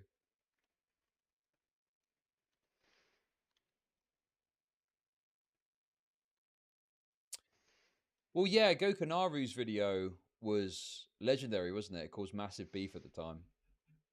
But yeah. It's irresponsible, and it's not Here we cool. go. He's going to do it. He's 27 years old. At this point, he should know better than... Here we go. Oh, look, when you were this age, you were saying N-word F-slur. We know what's happening. We know what's coming. He represents all of us. He needs to be more responsible, especially after we all stuck our necks out to defend him. Disappointed is how I would describe my feelings on that one. Now, I totally understand what Ethan was trying to say there. At the end of the day, if you're one of the biggest YouTubers of all time, there's just no positives that can come out of saying the N-word. It can only ever hurt you. I mean, who in their right mind would ever want to make a video like this? I'm making this video to talk about the most regretful... I think the thing is, what it comes down to is, of course, you change your perspective, you change your views on things, and things change or whatever, right?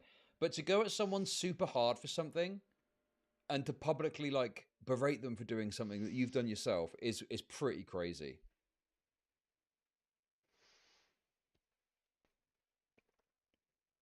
You know?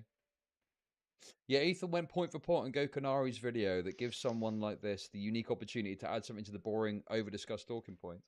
Yeah, I mean, you know, I don't think we're going to watch every single moment of this. It's just retreading old ground that we probably are all very familiar with.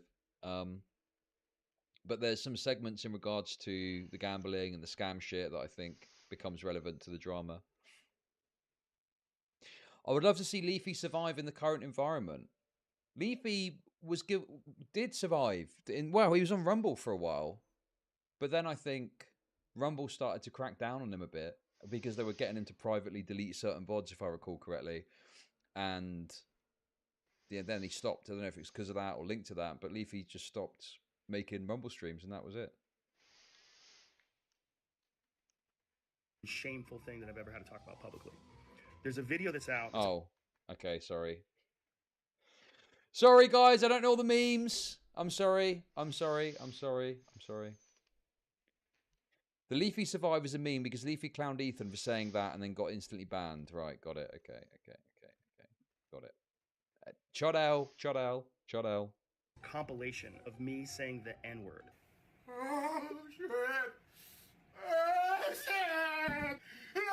But just like the Leafy video, it wasn't necessarily that Ethan was objectively wrong. It was the fact that, one, PewDiePie was literally his friend at the time, and I think... Dude, I'm not like a H3 detractor, or, you know, my take on H3 is that he got soy, he's been based against recently, and it's funny. That's it. Saying, oh, Leafy, come back. I would love to see Leafy come back and try to exist in the landscape today. Wait a minute. Hold on. Play that back. Oh, okay, right. I see. Okay.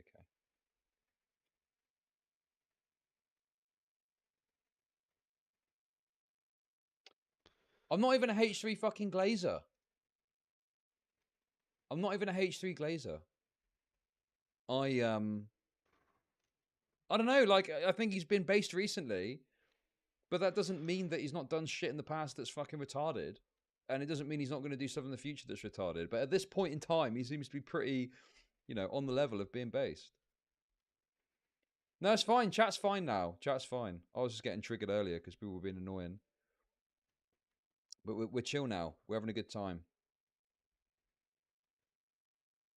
Very trite sentiment. Yeah. I mean, like I say, we'll probably start to skip some of these segments. But one thing I'm interested in is H3 Keemstar, because I don't actually know much about that. And then, yeah, we'll probably have a little look at some of this scam stuff. I think it's more than fair to be a tad bit biased towards your own friend and defend them as long as you're still being reasonable. And two, of all people to be delivering this message, Ethan is literally the second last person on the entire planet who can speak out against excessive usage of the N-word. Is it racist to refer to black people as blacks? Because to the best of my knowledge, the only other massive YouTuber who said the N-word on video more than Ethan is his friend, iDubbbz, and at one point, even he had to calm Ethan down from using the N-word too much. I love that I can just say nigger though. Yeah, like, I feel like you're using it a little liberally. I love saying nigger. It's so wonderful. Is that good? You think I'll leave her without them Doritos, dog? Nah, fool. You ain't holding down shit. Nigga broke. You ashy as fuck. So to anyone who wasn't swayed by the Leafy video, I think the PewDiePie situation clearly exemplified to everyone exactly how dishonest Ethan truly is because of how quickly he was willing to switch up on those that he knows for views and social credit. So he's a snake, too. Now, these two situations actually ended up doing severe damage to Ethan's reputation in the grand scheme of things, because these events highlight a massive issue with Ethan's character. You see, Ethan has this incredible habit of pulling the ladder up behind him. He glazed Leafy in private, told him how great he was in writing, and then he turned around and made a hit piece on the guy strictly because he felt it would be profitable and socially acceptable to do so. Okay. Wait a second.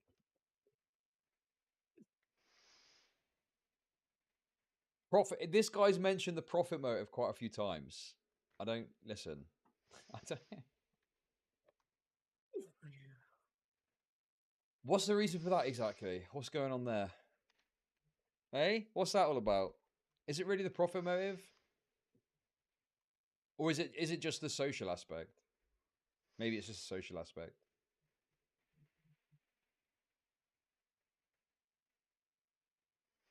Well, I mean, at the end of the day, if you're uploading a YouTube video, the strong likelihood is you're doing it because you think you're going to make money doing so, right?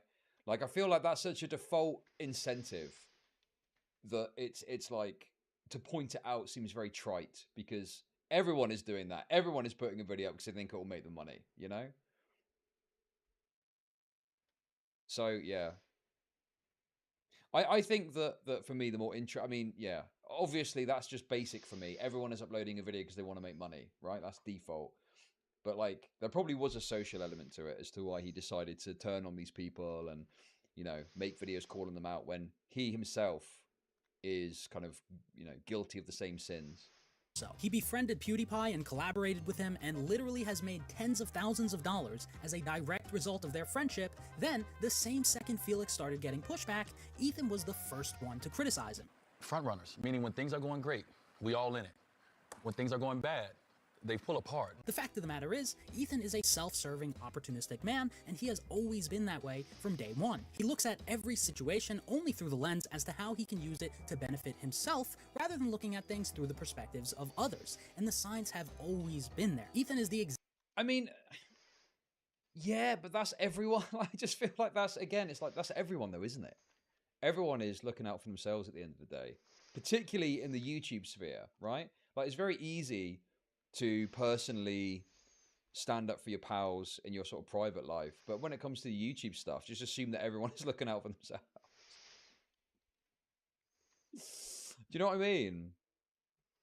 I've learned that the hard way, unfortunately.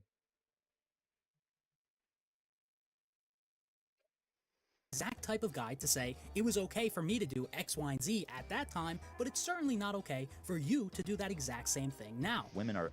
Yeah, the ladder pulling is the best criticism here. The idea that someone does something, then when they've got big off of it, they all of a sudden go, nope, that's really bad for you to do that, actually, even though they've achieved fame, success, money, doing that themselves. And I think if you want to do that, right? If you want to pull that fucking trick, I think you need to make a big statements to kind of clarify that that process has happened, you know? To say, well, I used to do this. You need to make it clear in your criticism so you can demonstrate that straight away. Otherwise, it just comes across that you're pulling the ladder up and just, you know, trying to make it so people don't think about the fact that you've done all this stuff in the past, you know? And then I feel like now recently there's been this kind of like, well, I changed. I know that's bad now. And it's like, yeah, but you've built a lot of credibility doing it. And other people with smaller channels are doing the same. So it feels kind of wrong to shit on someone so heavily for doing it. I guess the thing is with PewDiePie is he had a big channel as it is. So it's maybe a bit different in that respect. But it certainly sends a message out that this is bad and you shouldn't do it, which could impact like smaller channels. A nature setting, like to be conquered. Ethan was 32 when that was recorded. I'm 24 now, and if I said those exact same words on a podcast in the exact same tone, this is what Ethan would say. This is just misogynistic, just fucking trash.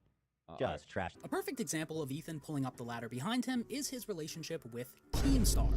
I'm more than gay. I'm I'm bestiality. Now, I want to make this clear. These two were never friends or anything, but they were in fact peers, and in 2017, Ethan brought Keem onto his show as one of his first guests ever. One of my questions for you is how do you I don't know. What? Because you were driving like fucking fancy ass cars all the time. You got this big beautiful house. I'm like, how this motherfucking G Fuel ass drinking afford all this shit? Like, I know G Fuel doesn't pay that well. Goddamn. They take care of me. They're good. Well, I never see what that G Fuel has. And it's a great energy drink. Check it out, Coach. They had a reasonably normal conversation. Dude, it's so okay.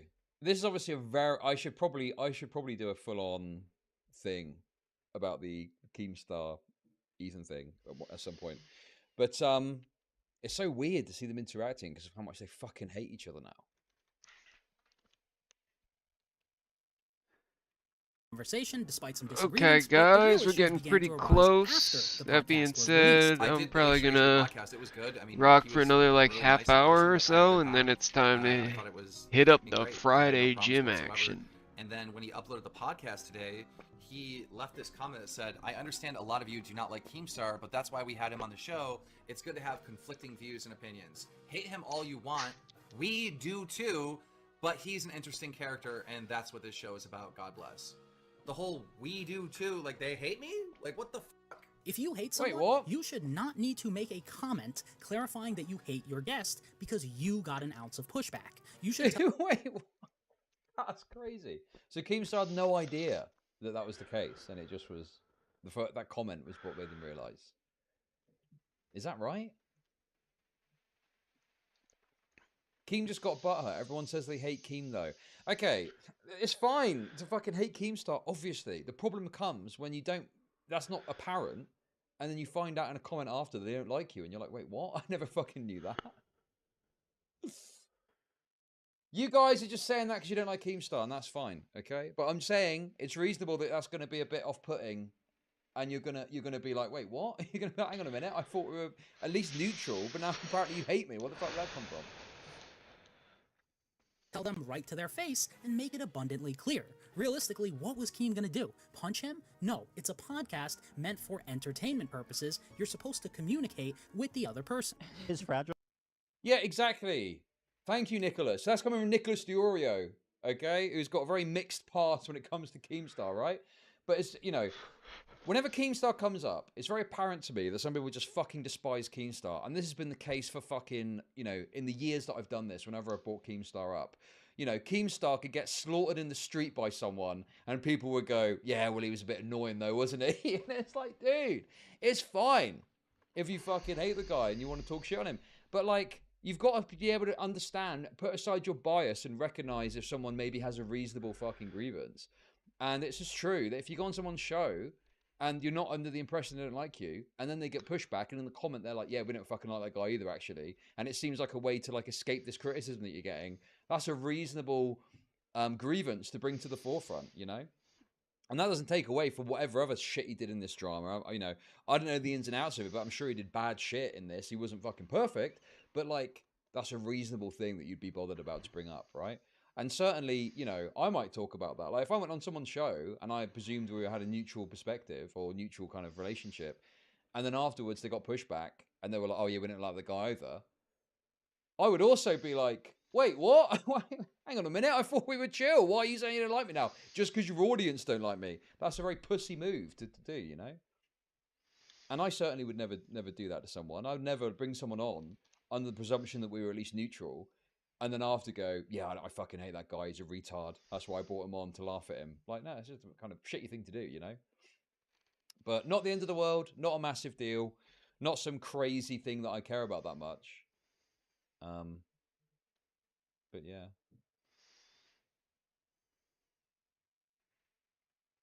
Little clown heart was hurt when we did the podcast, and then I said afterwards in a comment that I hated him. Yes, that's a totally reasonable thing to be upset about. So one thing is for certain, Ethan is a snake for this, and yet again, he is 110% at fault here. And as a result of Ethan being so objectively wrong in this situation, these two clowns then decided to have a half a decade long internet beef, which ended up culminating in Ethan releasing the infamous content nuke on Keemstar. And in that video, he specifically made sure to mention Keemstar's sponsor, G Fuel, on more than 5 separate occasions. How about G Fuel still sponsors this guy, by the way? G Fuel brought to you by false pedophilia accusations. Check it, G Fuel. Get it now at gfuel.com. Also sponsored by G Fuel. Use code GAME for 10% off of your life. Yeah, I think, yeah, this going after sponsor shit is so cringe, man. And the thing is, as well, is sponsors will just fold. They just will. you know, the slightest bit of pushback and pressure, sponsors are just going to be like, yeah, fuck this, and cut people off. You know, it's just not worth it. It's not worth all the public perspective. So yeah, I really just am against this idea of really going after or mentioning sponsors at all. It's super gay. It's super gay. Yeah, exactly. Bro, you were doing so good, Chud. Gotta fucking call shit Ethan is gay, one of the though. biggest YouTubers of all time, and by attacking I got no King's truck sponsor with that, in the bro. very obvious way that he did, he single-handedly set the precedent that it's totally okay to attack the sponsors of any content creator as long as you're beefing with them. And because this is Ethan Klein we're talking about, he did that while simultaneously saying that he was against doing exactly what he was doing. Let me address this head on. I am not. Chud, me and Tom did a solid two-parter on this. If you're ever interested in a live on-the-ground response to the video, yeah, sure. I'm constantly meaning to go and look back at that beef and just see exactly end-to-end what happened. And this is just a very swift history. But you know, I don't know. It seems like both parties were shitty in their own way, doing different things. That's all I kind of know about it, you know. But going after sponsors particularly is a real shady, shitty thing to do. And yeah, it's like the equivalent of using a nuke, right? In that respect, once you let the Pandora's box opens, now it's kind of a standard strategy that people use. And someone said it's not as prevalent. Maybe it's not as prevalent. I still see though. There was some dramas recently I've seen where it's like the sponsor gets atted at sponsor. Are you okay with this guy? And yeah, particularly when it's just talking or speaking or something and not any sort of crime necessarily being committed. Pretty fucked up. Not someone that supports going after somebody's sponsors to try to cancel them for something bad they've said. G Fuel is as much a part of Keemstar's identity as his beard. He has it on his head in every video. He's got it on the desk in every video. It's very much a part of his identity. How am I supposed to criticize Keemstar and not address the fact that G Fuel is on his desk at every time? In the Hurricane of Destruction, there's always G Fuel sitting there on his desk. How am I not supposed to talk about that? How are you supposed to not talk about G Fuel? Well, luckily, I don't think anyone can answer that question better than me. I've literally made a 45-minute video criticizing Keemstar extensively, and there's not a single mention of G Fuel in that video. I can tell you from first-hand experience, it's actually pretty easy to criticize someone and not mention their sponsors in a way that was clearly done with the intention of having your fans attack their sponsors. And Ethan's fans did attack. I even found this post from their subreddit from back then, and it specifically says it worked with G Fuel, so it'll probably work with Spotify. Everyone spam them. Yeah, Keemstar's done a ton of fucked up shit that definitely deserves consequences, but taking it into your hands as like the arbiter of justice to spam his advertisers to get him to drop them, you don't see how that could be used against you? When you're the guy who needs to attack other people's sponsors instead of simply just making good arguments, of course you're going to, at one point or another, get a taste of your own medicine. Today we have no sponsors. No sponsors today. It's a sad day. It's a sad month to be. H3 podcast. We have no sponsors today, so we have no sponsers today because they're heartless. Today we have no sponsors because I am an existential threat to gay rights and all progress. So of course our wonderful fans have taken upon themselves to write all our sponsors and to have them. But wait a second. I don't think not all of these are because of controversy, are they? Some of them are just sometimes you don't have a sponsor, I guess, right? No? Some of them maybe are, but I don't think every single one is. So I feel like we're including clips where it could just be just didn't have a sponsor of a given day. So it's a bit, you know, it's like, it's not the end of the world, but it's like, what? Like, surely you should only include clips where he's saying, we don't have a sponsor because of some political controversy, because that's him tasting his own fucking medicine, you know? But he's just included a bunch of clips which is just him going, we've got no sponsors, which could have just been the way the dice rolled without any controversy. I mean, some of them are quite recent, and I'd presume are nothing to do with any controversy leading to not have a sponsor. But this clip probably is. Can't not sponsor or not to support us, so we'd have no sponsors. So we haven't had a sponsor in like 2 weeks. I don't know. I think the left and the right are all colluding to make sure I have no sponsors now. I love and appreciate the member support. It's so helpful at this time when we're losing pretty much. I mean, we probably lost like 80% of our sponsors. And it actually gets worse. Not only did G Fuel drop Keem then went on to replace his G Fuel sponsorship with a MyBookie sponsorship. So at the end of the day, he's most likely now being paid more money than he was with G Fuel, and instead of selling energy drinks, he's now shilling gambling to his child audience on Snapchat. So yet again, this is a perfect example of Ethan being objectively and unequivocally in the wrong, and it ended with Ethan yet again being objectively and unequivocally wrong, pulling up the ladder behind him, and at the end of the day, it only ends up backfiring on himself. It's just a snake eating its own tail of people being mad on the internet. Right, that's interesting. Yo, I got a little podcast and they wanna come through with a podcast. What is the big difference between trying to get a person's audience to stop watching them? I think that's gay as well. I don't think you should ever be, your intent should ever to be to get someone to stop watching someone. Just make your content, speak on someone, and then people can make their own mind up about who they do and don't want to fucking support. Why would you care about whether someone watches a content creator or not? That's like weird controlling shit. Like, just say your piece, and then if someone of their own accord is like, I don't like this, well, that's up to them, you know? So yeah, I don't think you should do either. I don't think you should make content with the intent of people to stop watching them, nor trying to go after their sponsors.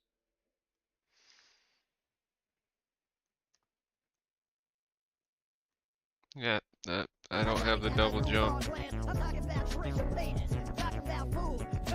My favorite cope by YouTubers like Ethan, who've lost hundreds of thousands of subscribers as a result of nothing but their own actions, is that they've somehow changed and grown and matured and evolved. It's been a long, painful, hard journey for myself. It's been a tremendous growth for myself. I've matured so much. It's actually incredible. Unfortunately, those are nothing but empty words. When it comes to maturity, I will admit, Ethan seems to know exactly what to say and when to say it, but he never seems to actually show anyone exactly how he's matured. He just verbally says it out loud. And in my opinion, if you have to constantly go out of your way to remind people that you've matured, you most definitely haven't. Dan, you like this? You like this, bro? Bro, you like this? Wait, there's kids here? Laugh it up. Laugh it up, everybody. But I think No, this guy isn't the Keemstar stan at all. No. He made a video. He made a critical video of Keemstar just a few months ago, I think. So yeah, I don't think he's a Keemstar stan. He just is criticizing H3 for... I mean, that was obviously quite a short, succinct summary. I'm sure there's more to it than that. I'm sure Keemstar does there's stuff that you could criticize in that thing, right? But I guess he's just focusing more on what Ethan did wrong. I got banned already. What? Yeah, see ya. Imagine if I consistently went out of my way to mention what a good person I am on my channel. You'd probably think I was the exact opposite of that, right?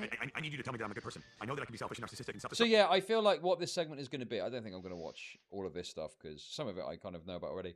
But I think what he's trying to demonstrate here is he had this turn where he went like woke or whatever and became more soy and walked away from his edgy past, but still continued to do edgy things.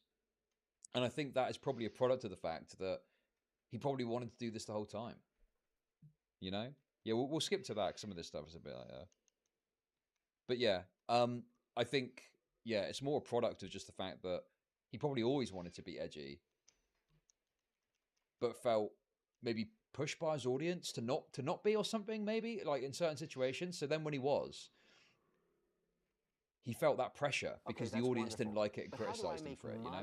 Off depressed people. And in some cases he folded. The Chud Wizard from the Brexit Island cast his furry fatwa. Thank you for the 50 sec. But yeah, there's a section on QT, so let's skip ahead a bit and see what he says about that. Including their old fans, still respect them both for who they are today and also who they were in the past. The difference between them is that unlike Felix and Frank, Ethan has changed for the worse. A perfect example of Ethan clearly changing for the worse was when the Twitch streamer Cutie Cinderella found out a certain website had been selling inappropriate fake videos of herself and other Twitch streamers, and she streamed her reaction to it, and as you would expect, wait, what?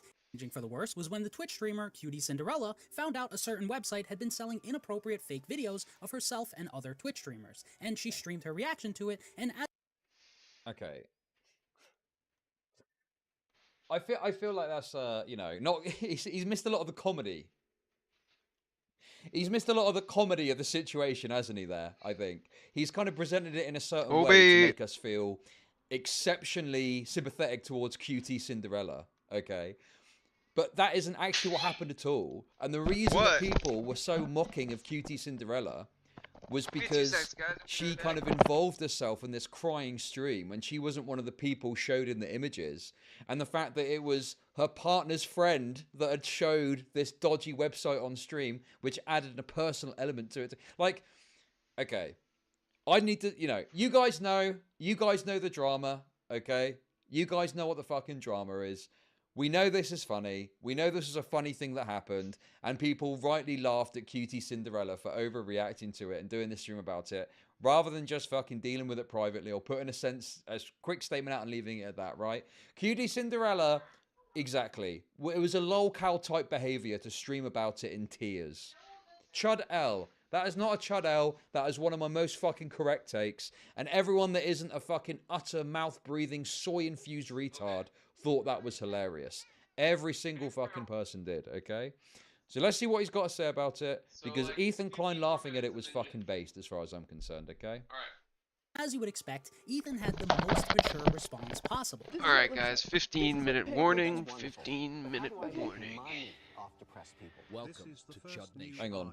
In the video and it sucks so hard. Of course she's True, gonna Nicholas. Thank you stream very her much for the fucking $5. I'm reaction glad to you're here, that. mate. Like, Glad you're here to obviously keep us she on the was straight and so narrow with this stuff, distraught 'cause some and of the stuff I don't torn know about. up But this particular issue, yes, and I'm fucked very much. by this complete I think everyone travesty watched that, what happened. of course and were I'm like, just gonna yeah, Ethan was stream based for my this. completely red-faced This reaction. is one of the examples of Ethan breaking free of the soy-infused shit that he'd been fucking draped in and actually doing something funny and based for the first time in like quite a while.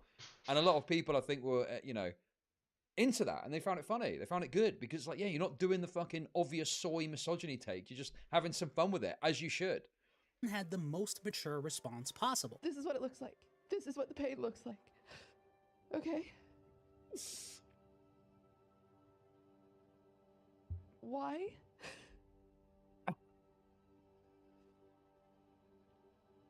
Why? Come on, man. What is going on with you? I'm sorry, don't mind me. If you are able, That's look so at it. good. Who are not selling themselves or benefiting off of being seen sexually. Dude, come on, man. You're a monster, dude. You guys are crazy. Why did you do that? Zach, what the fuck, bro? Come on! Remember, guys, Ethan Klein is a self-proclaimed feminist who's apparently so passionate about feminism that at one point he even wore a shirt that says, Dad, husband, feminist. He said he wanted to debate a feminist. Coward. Tell him I said he's a coward. Show him that shirt. I feel like, I guess maybe the point he's trying to make is he pretended that he'd changed, but he hadn't changed, I guess is what he's trying to say. But to me, I'm like, well, good. Good, because the change he made to be a more soy was for the worst. So it's good that he was willing to come back round and make some jokes at the expense of cutie Cinderella crying, because that is like the classic flavor of the internet that we want. We want it to be that we're laughing at people crying over a friend of their partner's looking up goon fuel involving AI images of them. That's funny. That's a funny thing to laugh about. And also, isn't this a joke as well? This is a joke too, no? Okay, I don't know, man. Oh, yeah, this is pretty bad. And also, I'm guessing he gets into it, but he apologized to Cutie as well. Make sure he sees Take a it. picture of me and send him and say, Ethan says you're a coward. You want to debate a feminist. I'm serious. Take a picture. Right now. So he's more than happy to profit off of feminism, both monetarily. Wait, okay. That was a joke. He was joking with that shirt, no? And in terms of social credit, yet in a moment that clearly called for a little bit of basic human decency to a female. Oh my god, give me a break! So he has set this up in such a way to completely remove any context as to why you would find what cutie Cinderella doing is so absurd, right?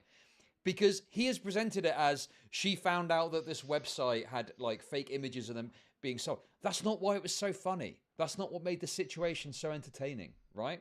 And I'm fairly certain, well, I don't want to say that actually. I was going to say I'm fairly certain if someone got raped, maybe Ethan wouldn't laugh. But I'm sure he wouldn't, to be fair. Like if it was a serious situation, I'm certain he wouldn't be fucking laughing about it, right? Even with the edgy shit. I'm fairly certain at this time he did this, he'd probably have taken it very seriously, right? But it's the absurdity of the situation that made it so funny that Ethan did this with it, you know?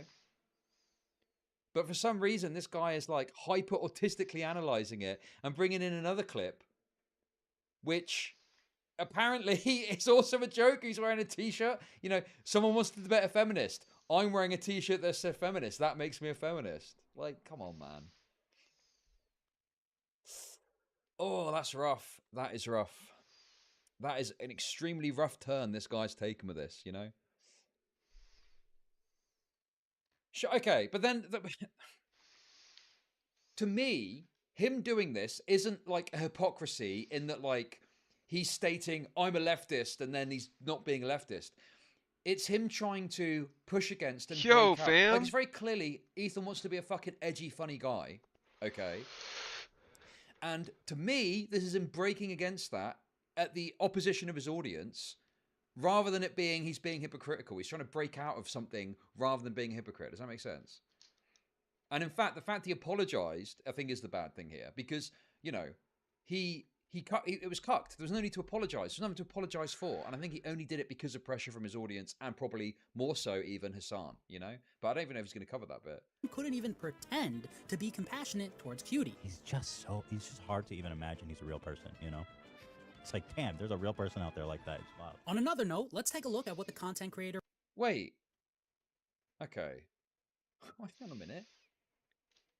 Is the apology not critical information to include? Because it demonstrates that, you know, well, there's a number of things you could say about it. From my perspective, I'm thinking, well, it was kind of cucked to do that. But from this guy's perspective, you would present that surely as, you know, Ethan recognizing that he went too far or something. Like he's saying, oh, he's not showing compassion. But the apology from this guy's argument would demonstrate compassion in that he recognized that he was wrong to have done it. But he's not including that. That's kind of dishonest, I think. That's like a, you know, almost like a lie by omission to not include that when it's fundamental to making a point about that drama that happened because he ended up apologizing for it. I think he means the apology is not real. Well, I don't know what he thinks about the apology because he's not commented on it and he's not included it, which is a big, you know, lapse of like, I appreciate, you know, you want to kind of keep it succinct, but that's quite a critical part that you could at least add to comment on, right? I don't know. It just seems like such an odd omission when it's, you know, that paints it as he's being very one-sided in how he's presenting it, rather than trying to, you know, fairly present things in a way that takes all things into account, you know? Ethan Klein is every woman's worst nightmare, a misogynist scourge that cannot be quelled. Okay, this is...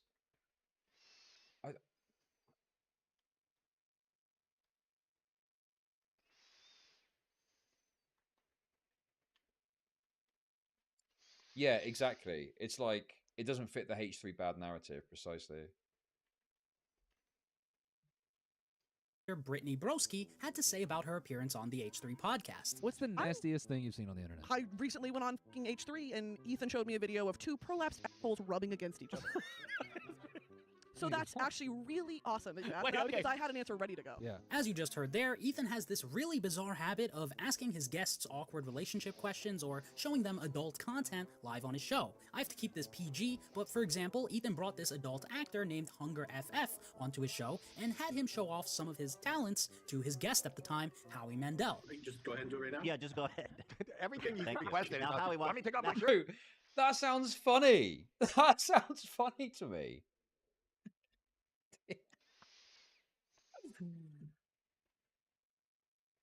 Okay, I need to listen. This is insufferable. I need to try and sort this out. Oh, sorry guys. I'll try and fix it.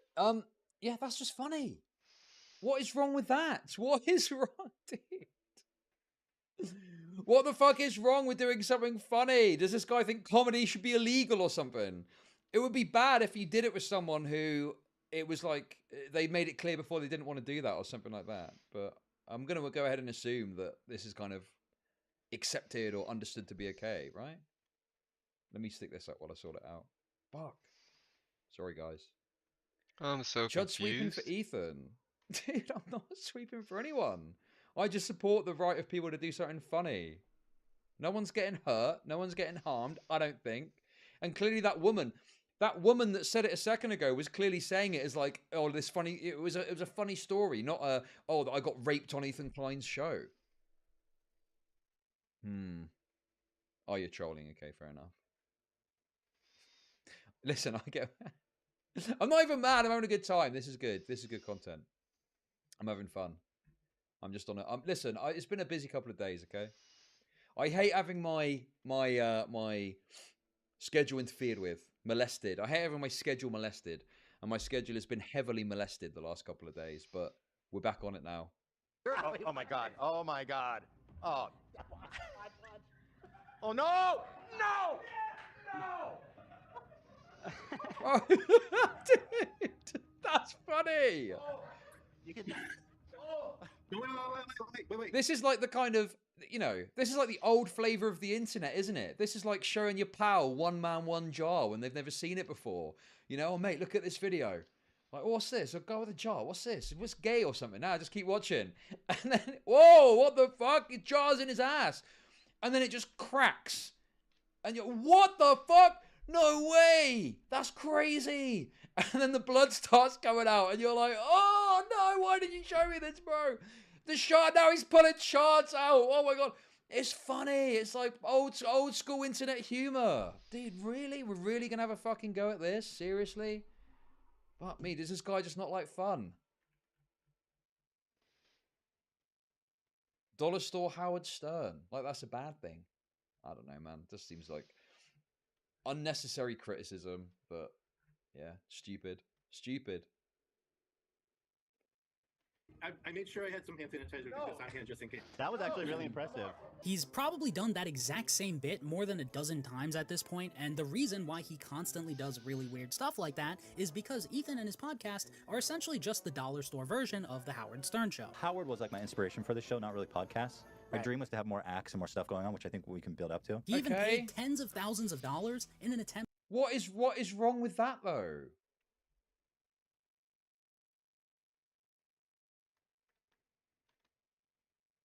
What the hell? Oh. Don't show this on stream. Original clip. Okay.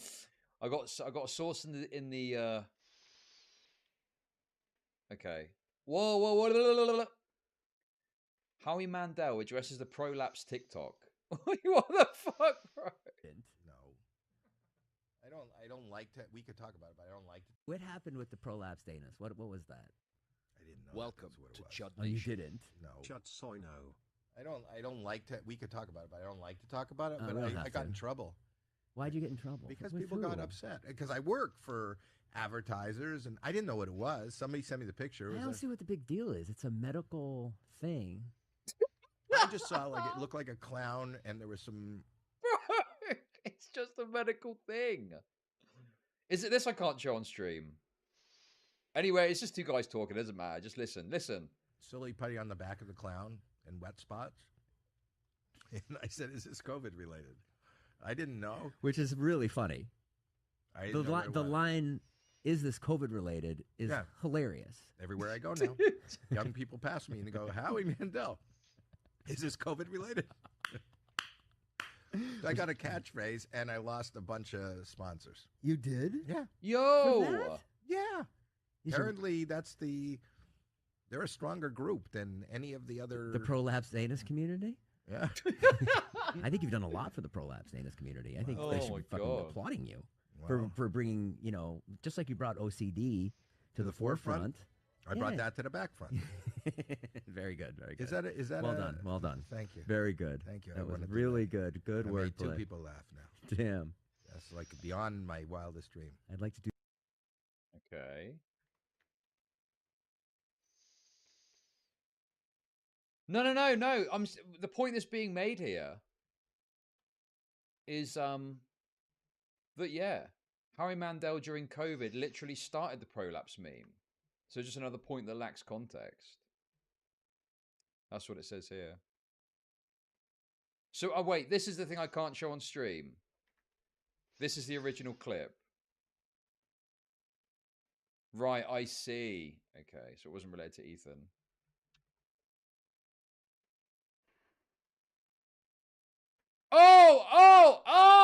Oh my god, why did I open it? No! Oh my god, I just saw prolapsed anus. I can't show you a prolapsed anus on stream. Are you insane? What are you on about? Oh, I can't show it. Obviously not. Both YouTube and Kick. Well, Kick, a model come in and say, please don't look at prolapse anus. This is against our TOS. YouTube would probably demonetize the video, maybe give me a slap on the wrist, and Twitch would ban me forever. So unfortunately, I can't show it. I don't know why I did that. Right, I gotcha.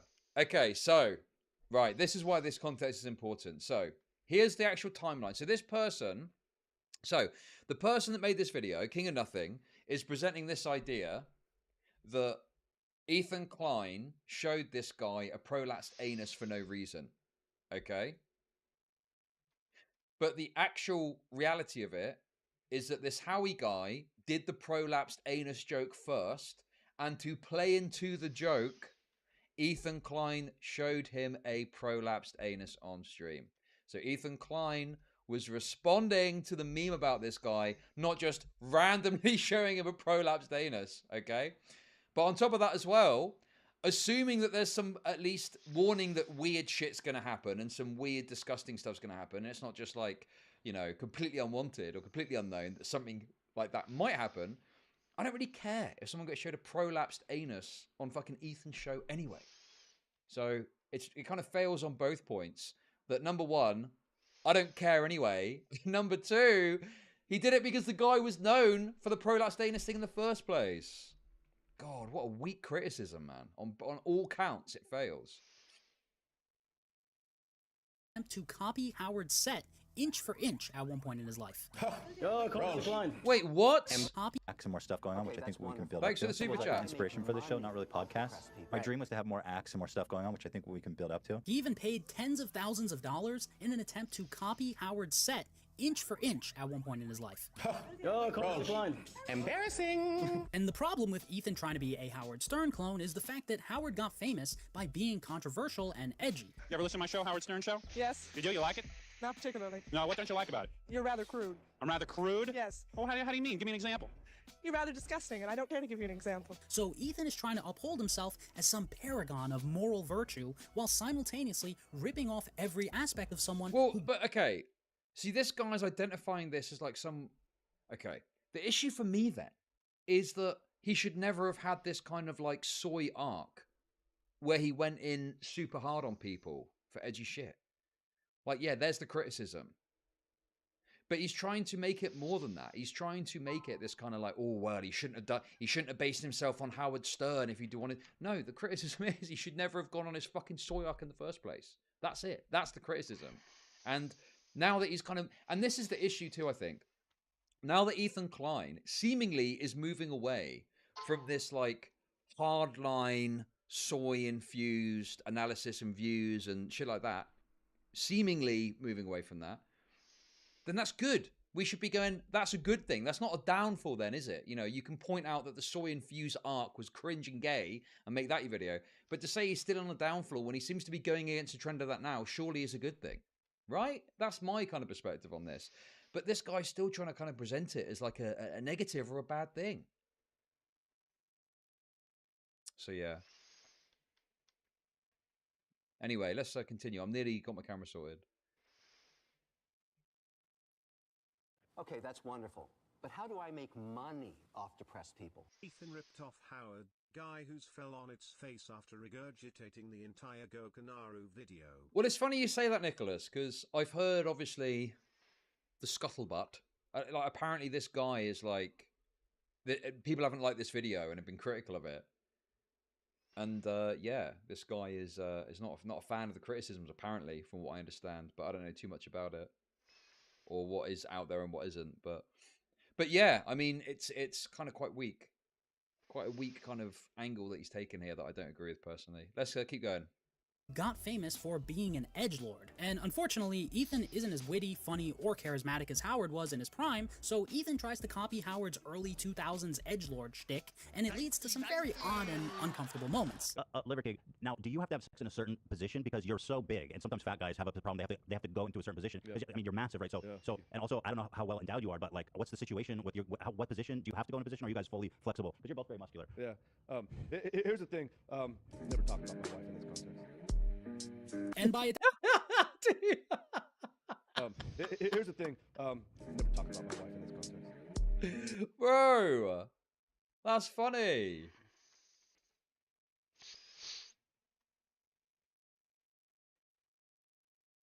Never allow weird podcast hosts who base their entire personalities off cringe and geriatric radio hosts talk about your wife in this context.